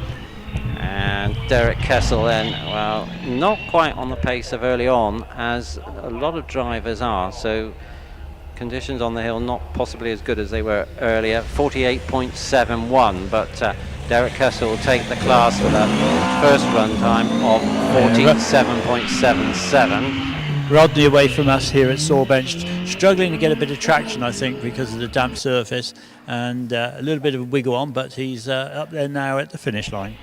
So Rodney 43.97 on his first run, 45.24 second time out, but the class is definitely his with that earlier climb. We must be looking at rally cars. I'm looking at Tim Porter. You must be looking at Mark Linforth. Oh, Mark is always entertaining to watch. Hanging the back out around Sawbench, just brushing his back left-hand corner against the ferns up here. And always, as you say, always great to watch. And Tim now in the Darien, obviously he's just come into sight. Very tidy little run that he'll be doing, Tim using all the road and the curb and maybe a little bit of grass just to make sure. Well, as he would, a little bit faster at the Esses was Tim. Oh yeah, but Mark that sequential, the change in that sequential box so quick, and there might well be a bit of in car of Tim on the live stream. I don't know if they've showed it yet, but we were editing it on Friday, and it was very, very good to watch, to see his hand movements and the gear changes with the sequential box and everything. So yeah, good stuff. Mark Linforth then at the top in 51.06 and 145. Porter 49.71. So Tim wins the class. 2 days on the trot. He'd be well happy. Yeah, he'd be chuffed with that by virtue of his first time run of 47.74. So that leaves us with just the single seaters to bring us to a conclusion in the interclubs, maybe, or to a conclusion of all the class running, and then it'll just be the climax, the top 12 runoffs. I can see some of the cars. I can see the Subaru Legacy, Stephen Darley at the wheel, all ready to go. I think they've all clocked onto the fact that they want to get this done as soon as possible. They need to, actually. Oh, is it looking like that at the top? Well, the board spotter's feeling it. Oh, actually, I could see it on the window here in the commentary box. Not my board spot, I hasten to add, because I got a hat on. No, because you've got a Reese Insurance hat. I have a Reese Insurance hat, Oh, yes, smart job. Yeah, nicely turned out in black. Well done, David. Yes. Understated. Smart, but understated. Not me, the hat. Yes. So, there's Rod Thorne on his way down, leading the pack down with his peel beam. And young Mr. Blake behind him. So we're bringing these cars back down. I guess, are they thinking that they're going to do racing cars class T7 after the top 12 runoff? I don't know, but I hope they got windscreen wipers. But when looking up at the horizon, the clouds are a bit lighter, but I can now see steady rain coming down. So this could be, I wonder how many cars are at the top of the racing car paddock, lifted on their stands, waiting for a decision to be made on what tyres you're going to run. Some of them have got a little bit of time, because obviously we got the double driven car, so Sean Gould will come up with that and go back down, and while all that's going on, the people further up the running order will have just enough time to decide which tyres to put on, I think. And there is a regulation, there is a time limit, isn't there? Oh, there is indeed, yes. Once the preceding car goes over the finish line, the clock starts counting. Yeah. So Jeff Blake coming back down, acknowledging the efforts of the marshals, as it looks like he's done the business in Class T4 Modified Specialist Production, as is Mark Linford. Drivers obviously very grateful. Thumbs up from Tim Porter. So acknowledging the efforts of the ladies and gentlemen, predominantly in orange, not everybody out of the orange overalls, but largely so. And good effort from them all over the weekend. What a great huge numbers. Had, yes. I mean, when you were talking to Worth Burker, the Chief Marshal, he went through the numbers, wasn't it? And the British Championship usually attracts a few more people than normal, but it's all good stuff. Yeah. Yes, Worth said he's not going to come anywhere near any posts. I'm on with a microphone today, because he said he'd done his bit yesterday. You'll never guess what's happening in the commentary box. You've got cake. You have, haven't you? Right, first time. Have you got Mrs. Locke's best chocolate cake in there with Maltesers I imagine so. Is it the one with Maltesers on it? Oh, gosh, it is. Oh, it's got multicoloured Smarties and Maltesers. I'm vacating my post up here now, and I'm on my way down. So leave it to you for a while, Dave. Isn't it strange how they only deliver you the cake when I'm up here out of the reach of the cake? Perhaps they're worried. Shall we save a piece for Dave? No, they're looking after my health. I know what they're up to. Oh, they are, I think. Yeah. Yes. Oh dear. And I got John Sluman up here with me from West Country Rescue, and even he was looking for some cake, but I don't think he's got any. Have you, John? You got any cake? No, it's terrible, isn't it? They don't treat us well up here, do they? I know. Do we know how much we raised yesterday for you for the cake competition? Have you counted the pennies up? Just over 70. My microphone went there. Just over £76. That's lovely. I'm really pleased with that. I'd like 176, but you can't have everything, can you? So every little helps, as John said, because bearing in mind that West Country Rescue is purely run as a charitable thing. They don't have any earnings. It's all through charitable donations. And we wouldn't be able to run without you. Thank you very much for coming along and almost smiling sometimes. He's got a grin on his face. Oh, and the winner still has some cake left. Yeah, Gavin and Coralie. Yeah, got a name right at long last. Gavin and Coralie, who are running the recovery unit, they are Coralie's cake that actually won the cake off yesterday, so that's quite good news. Yeah, and that's 2 years on the trot that Coralie's won, and one of our other officials here has had 2 wins over the years, and that's Mr. Vic Fancy. So I think they should have an individual cake off of their own, a tie-decider for next year. And also John Sluman's Good Ladies won 2 times. We could have one of those, couldn't we? We could have a three-way competition on that. That'd be fun, wouldn't it? See who can make the best of that. Have a double type of cake off next year. Yeah, get twice as many calories on.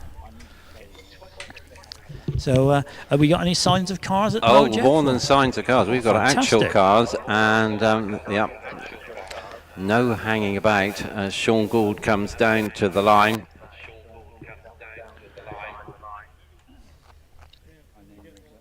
And can you just talk, Dave, to make sure you're still... Yeah, you're okay. I am alive, I thought yes. You went a bit funny there. But no, I went funny years ago, mate. Well, there you are. Yeah.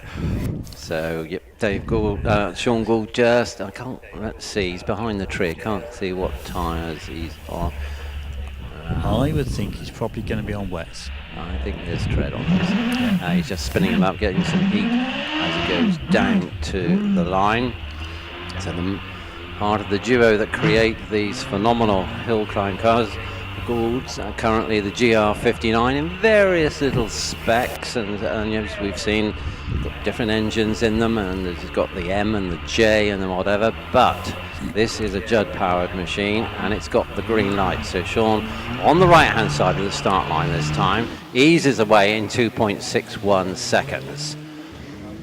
So he'll be anxious to get this car to the top, get a good time for himself, but to get it back down for Matthew Ryder, of course, because Matthew is a little higher up the championship pecking order, so to speak. So he's out of the Esses in 19.59. Yes, with me now. And a tidy, very conserved line around Sail Bench, getting the power down, and you could hear it losing traction a little bit, traction control kicking in as you went straight over the little crest as you go up through there. He's neat and tidy through and over in 40.27. 40.27 for Sean Gould, the first of our runners in this round 22 of the British Hillclimb Championship. So Sean will come back down now, won't he? Indeed. Yes. And they take the car back into the paddock ready for Matthew to get into it. They may have to refuel it, change the seats and the such like. Yep, make it nice and comfortable so that Matthew can perform at his best. It was a 41.77. Now I can still see rain falling quite steadily here. Same with you? It's not too bad here actually. It's I'm scared to say it really. It is actually not raining as such, but it's very much in the atmosphere. That's the third attempt at saying that. I feel like Norman Collier sometimes. So Tom Weaver will be the next qualifier to get out in this top 12 runoff once we've returned the Gould down the hill. Yeah, we got some brollies up here, but I don't think there's huge amounts of rain coming down, but you can feel it in the atmosphere. It is slightly damp. It's quite steady down here. My colleague beside me is just taking his hat off to see if he can feel it on the top of his head. Is there any rain there, John? Thatch is too thick. Oh, apparently the thatch is too thick. Oh, he has hair then. Yeah. Right. That's good. So the Gould coming back Yeah. down now, and of course, as you've mentioned earlier on, one criticality is there's some heat in those tyres. There is, and that's a great help. If they can keep that, if they can retain that heat in those tyres long enough so that when Matthew goes out, that will give Matthew a little bit of a help. So of course, you know, with this now, we normally will run one car at a time. So we have to wait for one car to finish before the next one starts, and because Matthew's quite a way back, you know, a lot of that heat may have may well have dissipated. Yeah, dissipated, that's the word. That's a good word, isn't it? It is, isn't it? Where'd you get that from? Well, I just got turned the dictionary around and I had a look at the thesaurus, yes. But no, there'll be some residual heat. It'll help. Better than being stone cold, and not in the days of tyre warmers and things like that. They still have blankets they put round them to retain some of the heat, but also to keep the tyres and clean and tidy. Yeah, they cosset them like they're a very important part of this hill climbing process. When you talk to the drivers, even though they have lots of adjustments they can do in the cars and things that they can do to it, one of their main things is it's tyre choice is what often gets them to the top the fastest.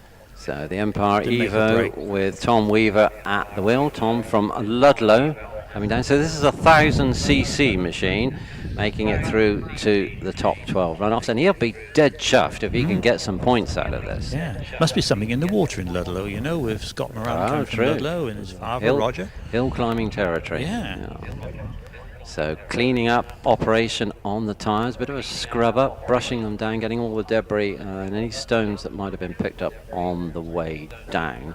And then, of course, after Tom, we've got a saloon car in the top 12 runoff. That's fantastic. Stephen Darley ready to go. I think the last time I saw that would be Andy Kittle in a 6R4 here back in the 80s or 90s. Not a regular occurrence for sure. The 1980s, I'd say about 86. James Wills is in the paddock. He will know the answer to that one. Yep, he'll know that for sure. Tom Weaver then qualified on 43.72, but the weather conditions changed a little bit since then. He's got the green light, so he can go in his own time and decide his destiny into the bargain. Away off the line, 3.05. No dramas at Wiss, keeps it away from the bank, a little bit twitchy as he puts the power on. He's picking up every little apex all the way, a bit of a twitch over Bunny's lead, but he handles it and gets on the brakes through the gate into the Esses and out in 21.36. Yeah, very much on it coming out here, turning it in nicely, very gently round and keeping away from the edges and going for that middle of the road. Flames coming out the exhaust as it changes gear as it heads up towards Martini. So keeping it away from the edges will be in Dave Pearce's guide to hill climbing. 42.88 for Tom Weaver then. So Sean Gould the fastest at the moment on 40.27 ahead of Tom Weaver. But Darley's already on the line with this potent saloon car in the form of this Subaru Legacy, and he's using the four-wheel drive system to good effect to launch in 2.67 seconds. That's quick. As the rain abates and the sun comes out. So Darley is on a mission here to see how far up the order he can get with a saloon car. He's wide into the gate and picks up the first left-hander in the Esses in 21.7 seconds. Oh, he's fairly quick here. Very, very tidy. Turns it here, and that boxer engine starting to blow, and away he goes. So smooth. A little bit trouble getting some of the traction down. A little bit of torque steer, I would say, going on there, but and he's at Martini. And through in 44.10 for Stephen Darley. And we've got the flurry of activity that's all just works complete now on the OMS as Alex Coles comes forward. I'm not sure, is this Alex's first top 12 runoff? I'm not sure. I Actually, it'd be don't. I nice can't if it say is. I'm A sure, West but it Country could well be. West yeah. Country man getting a top 12 runoff in the West Country. That's Well, that's fantastic. good, isn't it? That's a headline. That's a headline. And the OMS 28, 1585cc power unit, and the green lights are on. So Alex, very cool customer, this young 18-year-old, and away in 3.12 seconds. But he's thought about making sure he gets around Wiss Corner. No understeering into the bank. Cold front tyres, well above that sort of thing. And into the Esses.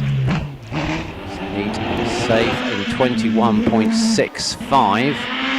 He's again being cautious and not. He locked it up a little bit on the way into Sawbench. I think it come off the cam a bit, but he's got the power down, and he's right up Castle Straight now.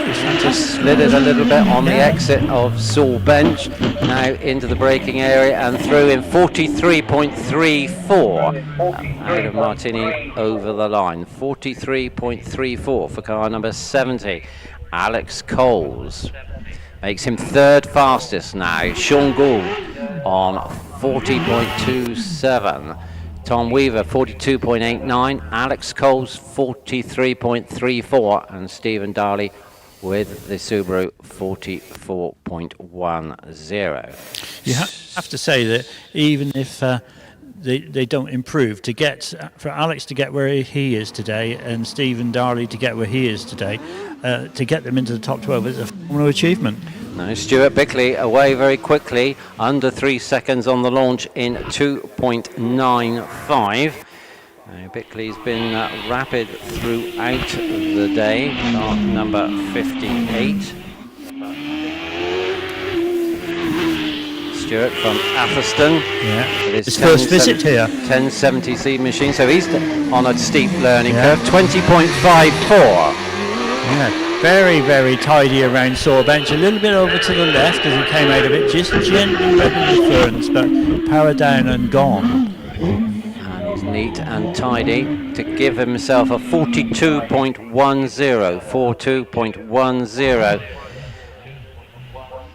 As without more ado, Will Hall brings the first of the large capacity cars down to the line. So Stuart Bickley now our second fastest in the top 12 runoff, looking at a sizable points haul at this stage, but you know there's a few more positions to fill in this top 12 runoff. Top 10 fastest score points to go home upset and frustrated. Yeah. Well, probably not, because their achievement is still good, isn't it? They got there, didn't they? They qualified. More than you and I would do, isn't it? That's true. Will Hall then going very much to the right-hand side, and I fancy the track down here is just drying a little bit. The breeze is helping, but the damage is done with the dampness. But Will Hall's got the green light. 44.10 of Stephen Darley, the slowest in the runoff at the moment. 40.27 the quickest. A good launch in 2.49 by Will Hall, using the torque of the Judd V8, 4 litres. So he's got plenty of assistance there. He just deviates his course on the way into the gate through the Esses, under 20 seconds in 19.93 as he's on his way up to you. Yes, he's with me down and changes down, brings it round. Just, as I say, just the back end stepping out to left, and the traction control kicking in to stop it over revving as he goes up through, and he's now around Martini. The traction control will no doubt be working away there. It's a 40.67, so our fastest climb in the runoff so far. 40.67 for Will Hall. No, not quite fastest, because Sean Gould was 0.27, so into second place, just 4/10 shy of Sean Gould. Bickley down to third now, Weaver, Coles and Darley all dropping a slot. So there's lots of bodies around the Scott Moran machine. Father cleaning up the front offside, making sure that's nice and clean. Roger knows what it takes to put a good run together, as does Scott, of course, 6-time British Hillclimb champion with numerous top 12 runoffs and classes to his name, so no lack of credentials and experience here from the man from Ludlow. So, yeah, it's a GR59 and it's a Judd power unit in the back, and Moran doesn't waste any time. The lights go green and he's gone. 2.39, one of our better launches so far. So he's used that very well. They got the car set up and the traction good off the line. Can he make up and keep that going all the way up through? A little bit of an adjustment in the bottom of the Esses. 19.61 though. Yeah. Just kissing the verges and the banks. Yeah, doing the same up here as he's coming. A little bit of opposite lock on his way out. Again, another one who's struggling to get the traction down and traction control kicking in to keep it going. And he's into the braking zone and turned left for Martini. And through in 39.87. 39.87 for Scott Moran. Not only the fastest so far, but the first to break below 40 seconds. So the ante is ratcheted up all the way, and Paul Hames is the next to go with his GR59, but we're not looking at big, large V8 engines in the back of this machine. No, very much a smaller engine, isn't it? Indeed. And of course, it's power to weight ratio quite a lot of the time, isn't it? Yeah. And this is It'll all help today, Yes. but can the Suzuki Hayabusa twin turbo, 1300 cc's, can that do the business along with these 4-litre Judds and the 3.3-litre Cosworths, etc.? We're about to find out. Well, he launched it 2.66, so that's not too shabby by anybody's estimation. Out through the gate, into the Esses. He picks up the first apex neat and tidy, 20.49, so just over the 20-second mark. Very tidy drive this. And he comes around, gets the power down, keeps a sensible distance away from those ferns on the left, and into Martini. And let's see what he's done. So he goes to the right to get the line through, and it's a 41.46 for 1.46 for Paul Hames, car number 8. Slots him into the top 8 for sure. Scott Moran the fastest, and Hames goes in at 4. He is a young man to watch now, isn't there? Yes. Matthew Ryder. Yes. Man who's currently 3rd in the British Hillclimb Championship 2023. Just before this weekend, 4 seconds ahead, 4 points ahead of Alex Summers. And Matthew would like to make up on Scott Moran, but Scott Moran's going well this weekend. Scott on 152 points after the Channel Islands. Wallace Menges leading the way on 187. So green light for Matthew Ryder.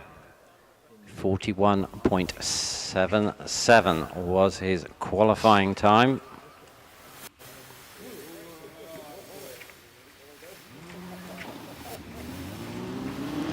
And away off the line in 2.66 seconds. Already taken a runoff victory this season at Harewood. From Leyland in Lancashire is Matthew. He's a qualified motorsports ARDS instructor and works full-time as a driver's coach.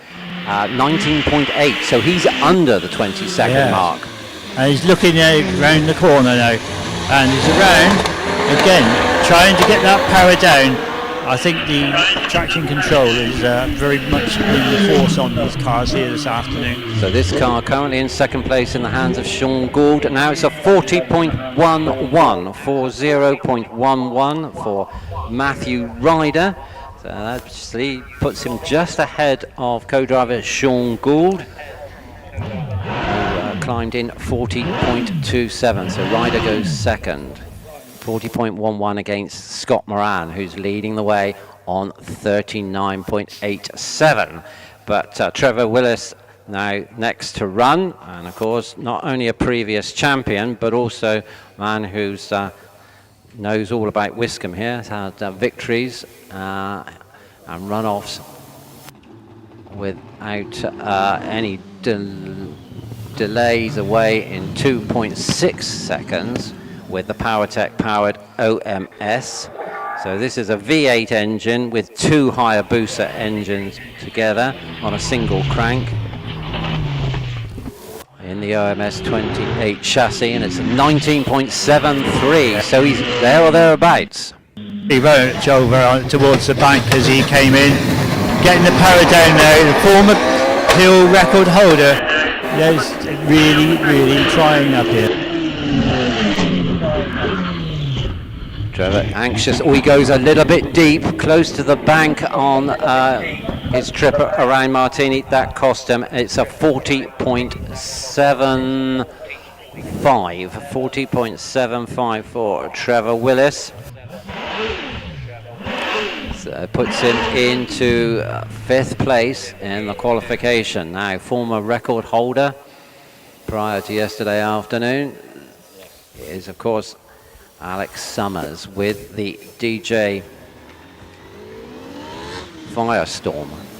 2.6 seconds off the line, powered by a 2.6 litre Cosworth XD, which I think was previously in use in IndyCar racing. Also, of course, a development driver for the Mercury electric car, so a lot of talent here.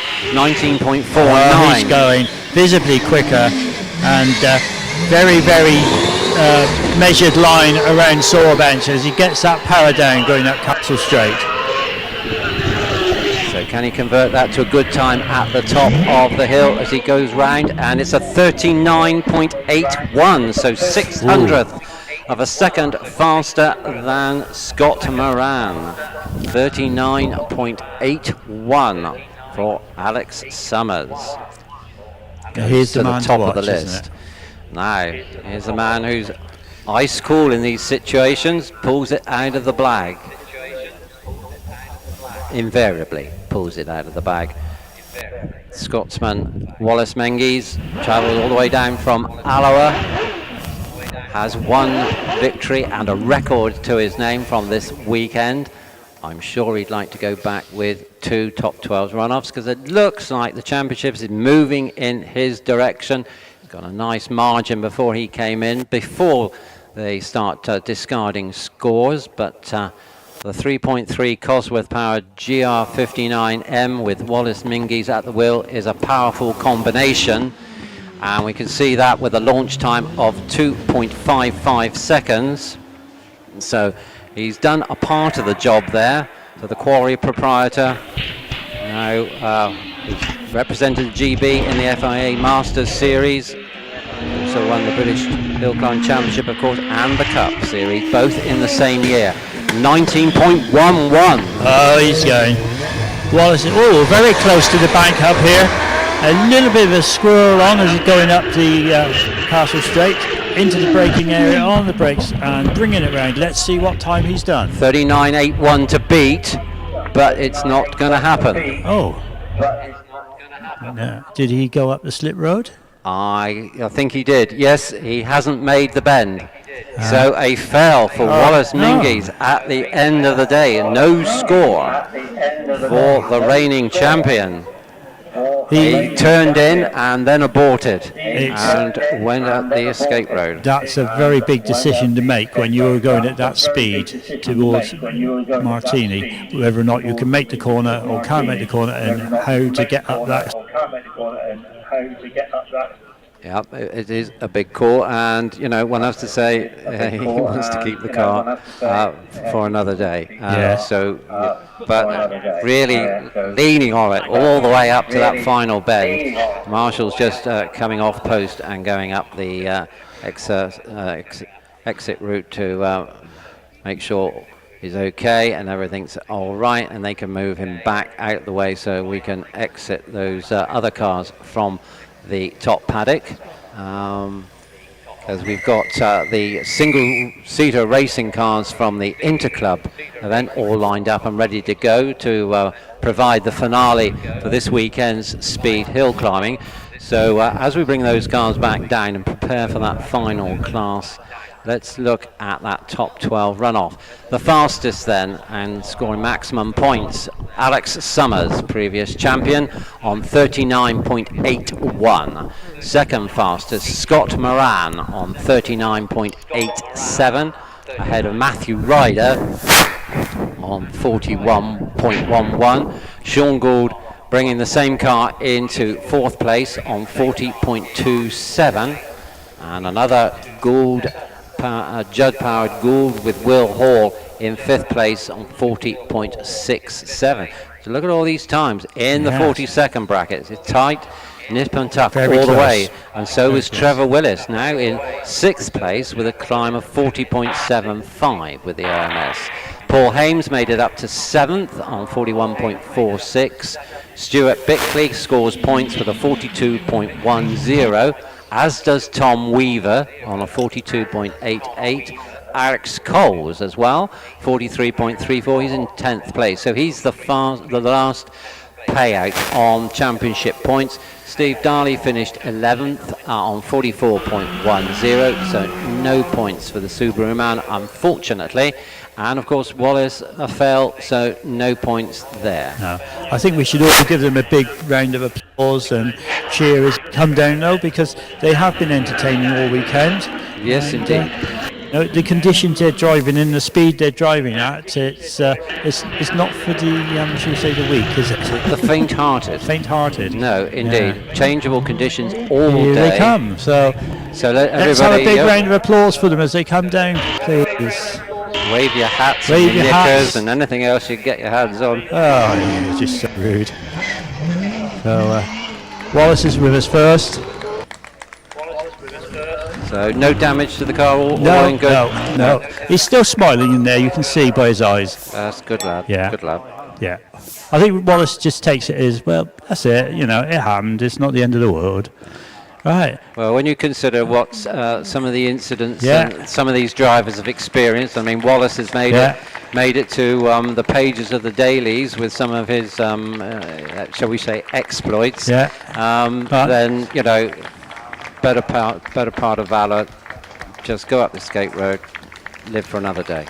Yeah, and especially that Subaru to get that into the top 12 runoff is a fantastic effort. Yep. Steve Darley and young Alex Coles bringing up the rear of this line, and what a great drive he's had this weekend, getting into the points. Yep. And we've got immediate reaction on social media. Get in, Alex. Well done. Oh, that's quick, isn't it? Well done, Alex. See you at Chelsea. Young Mr. Bickley coming down, his first visit here ever, and that gorgeous green little car. So give him a round of applause. No mean feat getting in the top 12 on your first ever visit to a venue. No mean feat at all. And people coming in again on social media, having said they enjoyed that top 12 runoff, watching at home, enjoying it thoroughly. So we got the racing cars to come now from the Interclub divisions. Of course, Ed Hollier took fastest time of the day yesterday when Andrew Forsyth had drive shaft problems. And the reception for all the drivers now as they come back into the main paddock area. Yes. So we got the course car here now at the crossing point, so just waiting for people to cross, and once that's done and it's all locked up again, we will be back in action with those racing cars. I think Andrew Forsyth and Ed Hollier will be the two to watch, and they will be very close, won't they? Well, they will be. It depends on track conditions, doesn't it? They've both climbed at the moment in the 41 bracket, 41.24 for Ed Hollier, 41.85 for Andrew Forsyth. So can they get anything from the track as it is now? We'll have to wait and see. We will know in a few minutes, won't we? Quite. So they are at the end of the first runs. Tom Williams was in third place, but somewhat adrift. So it's a matter of whether Forsyth can stop a clean sweep from Ed across the weekend. Yes, I think Andrew's the last car to come up, isn't he? I think he's the last car on the road. So yeah. I'll stay up here and watch them up and commentate. Yeah. So they're all ready to go as soon as we've got the all clear. We've got a few vehicles coming down the hill. I can see the course vehicle leaving you. Yes. It's still nice to see so many people hanging on for those last few cars to give the support. It's fantastic that they do that, yes. But you see, part of that is, Dave, the time is 4:10. What an effort by the crew. I have to say it feels much later. But, you know, to it's been non-stop, hasn't it? To get this far at 4:10 yes, is good going. Okay, we had a few problems yesterday brought about by offs and issues, but today's run a little bit cleaner, a little bit tidier.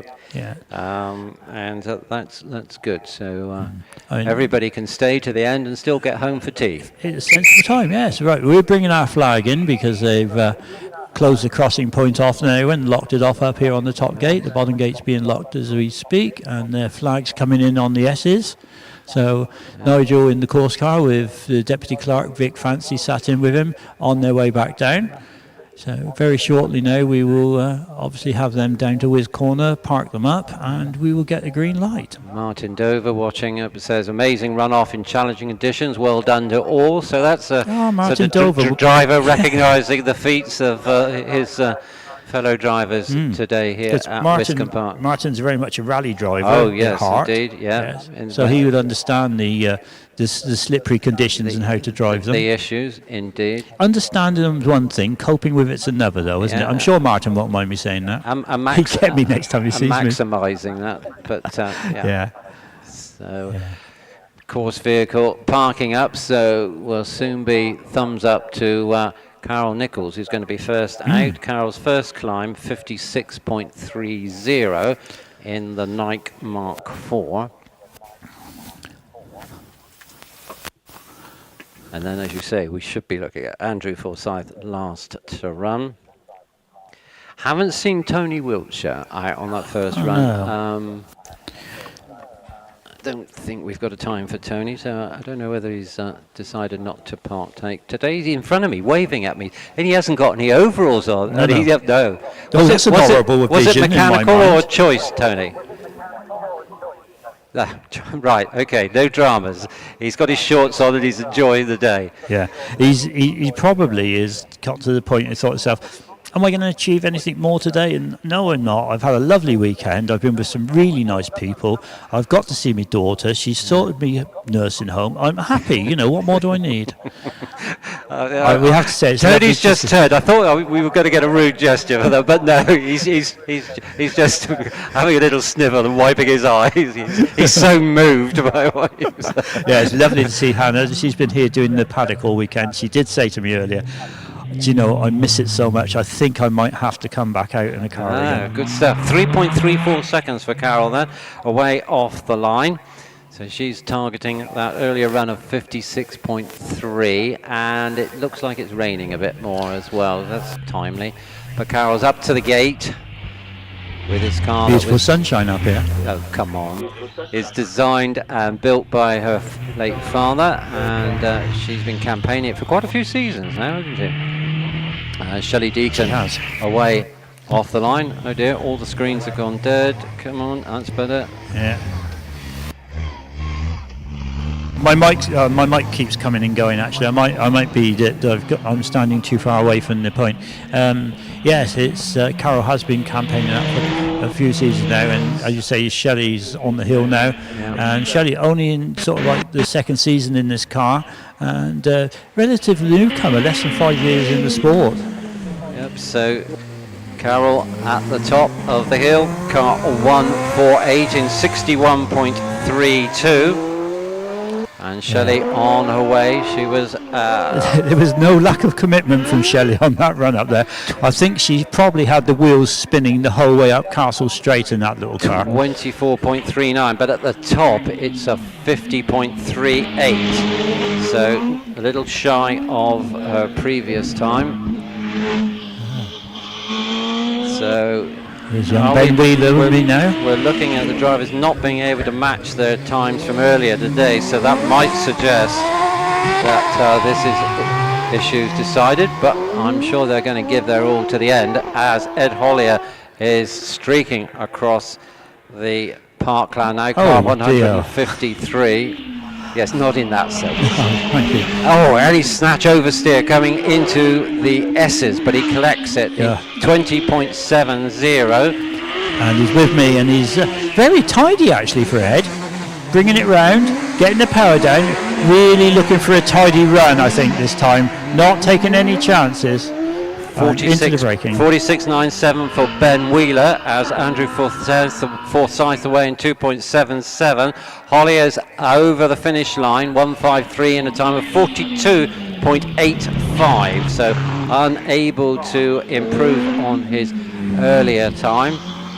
Forsyth though out of the S's in 20.93 as he makes his way up to you, Dave. Yeah, so it looks like he's running sort of semi-slicks on this and semi-wets. They're only grooved halfway across but they seem to be working for him.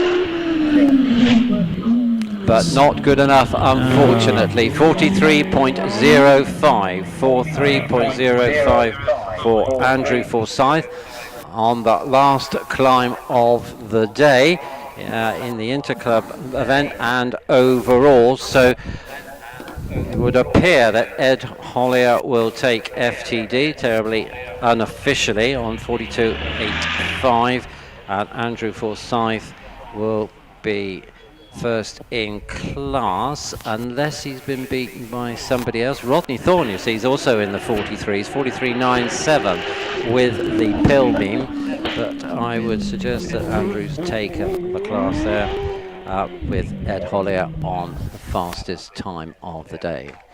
So it's just those cars now to return to the paddock to finalise the day's motorsport. Yes, well, to find weekend's motorsport. Oh, indeed. What an enjoyable weekend it's been. It's been cracking. Yeah, it's been hard. Absolutely. Oh look, sun's come out up here now. You wouldn't believe it. There's a really bright sunshine come through. So the cars will be down in a minute, and it'd be nice to give this lot a big round of applause as well, because their efforts are as hard as much as the others. They put in as much of their resource in time, money, finance, etc. in their own way. Yeah. So yeah, and everybody's entertained this weekend in tricky, variable conditions. Yes. Unfortunately, some people have gone home with some work to do on their machines, but that's hill climbing. That can happen even on a dry weekend, can't it? It certainly can, yeah. and does. We have the Wiscombe Limited vehicle coming up now to do the collection of some of the equipment. They will come right to the top, collect the equipment, and go back down with it. They will go down after the racing cars go back down. But then obviously there will be a delay before anybody can get out, because the clean-up vehicle has to pick up the extinguishers, the shovels, and everything else. And it is, it is quite a lot of stuff to pick up, but they do it as rapidly as they can. Oh, indeed. And they may actually today try and stay at the top for a little while, just to give the drivers who have to get away in a hurry a chance, because I know Wallace was telling me he's booked 2 flights in case he misses the first one. Oh, which has happened in the past. Oh, it has, yes. I found him sat on the side of the road up by the Hare and Hounds a few years ago. Hello, Hillclimb champion. What are you doing sat on the side of the road? It was a bit of a conversation. I said, I sort of said, are you wanting a lift anywhere? And he said, no, that's all right. I'm just quite happy sat here, somebody's coming to pick me up. I said, I thought you were catching a plane. He said, well, I was a bit too late. But hopefully he'll be able to get the flight of his choice, shall we say. Yep, and the connection all the way back up to Scotland, indeed. Yeah. And other people have got to haul their cars back, and for many, work business awaits come tomorrow morning. Yes. So Unlike us retired people. But of course the other thing to recall or to remember is that tomorrow morning, when a lot of people are going to work, there'll still be a band of people here at Wiscombe working away, tidying everything up. So here comes the cars now. If we give them a round of applause and a wave and a cheer as they come down. There's Eddie Hollier, the man who's just set FTD in the Interclub event, on his way down, number 153. closely followed by Andrew Forsyth. Here's Andrew. Carol Nichols. And Shelley in that lovely little blue racing car doing a very regal rave there. Ben Wheeler. Ben, one of the supporters of our Wiscombe end of year Marshals Championship, and very nice of him to do that. And a very nice transit van there. Didn't know we had one of those. I missed that going on. Anyway, I'm going to sign off now, Jeff. I got to pick up some of my equipment up here, and I'll be back down very shortly. You look after your equipment. And thank you for the... Hello, I thought they cut me off already. I said thank you for the weekend. It's been very enjoyable. No, we've had a good crack, haven't we? And I hope everybody else has. Yeah, I hope nobody, gets taking any offence or gets in touch with their lawyers. So, yeah, watch out for communication. Yeah, exactly. Anyway, but there you are. Well done, Dave. Thank you very much. So, to everybody out there, thank you for attending this weekend's hill climbing here at Wiscombe Park, brought to you by the Woolbridge Motor Club. And there'll be a few meetings left in the season, so go to the website and check those out starting in September. In fact, now with the additional meeting, quite a few through September this year. So make a date and get back to those. If you're travelling home this evening, keep an eye out for speed cameras and the like. They have been known to target local areas after a hill climb meeting. So from the commentary team, Dave Pearce at the top of the hill, Jeff here, Jeff Biggett in the commentary box. Thank you very much. Safe journey home, and we'll see you next time. Motorsport UK TV, the home of unmissable British motorsport video.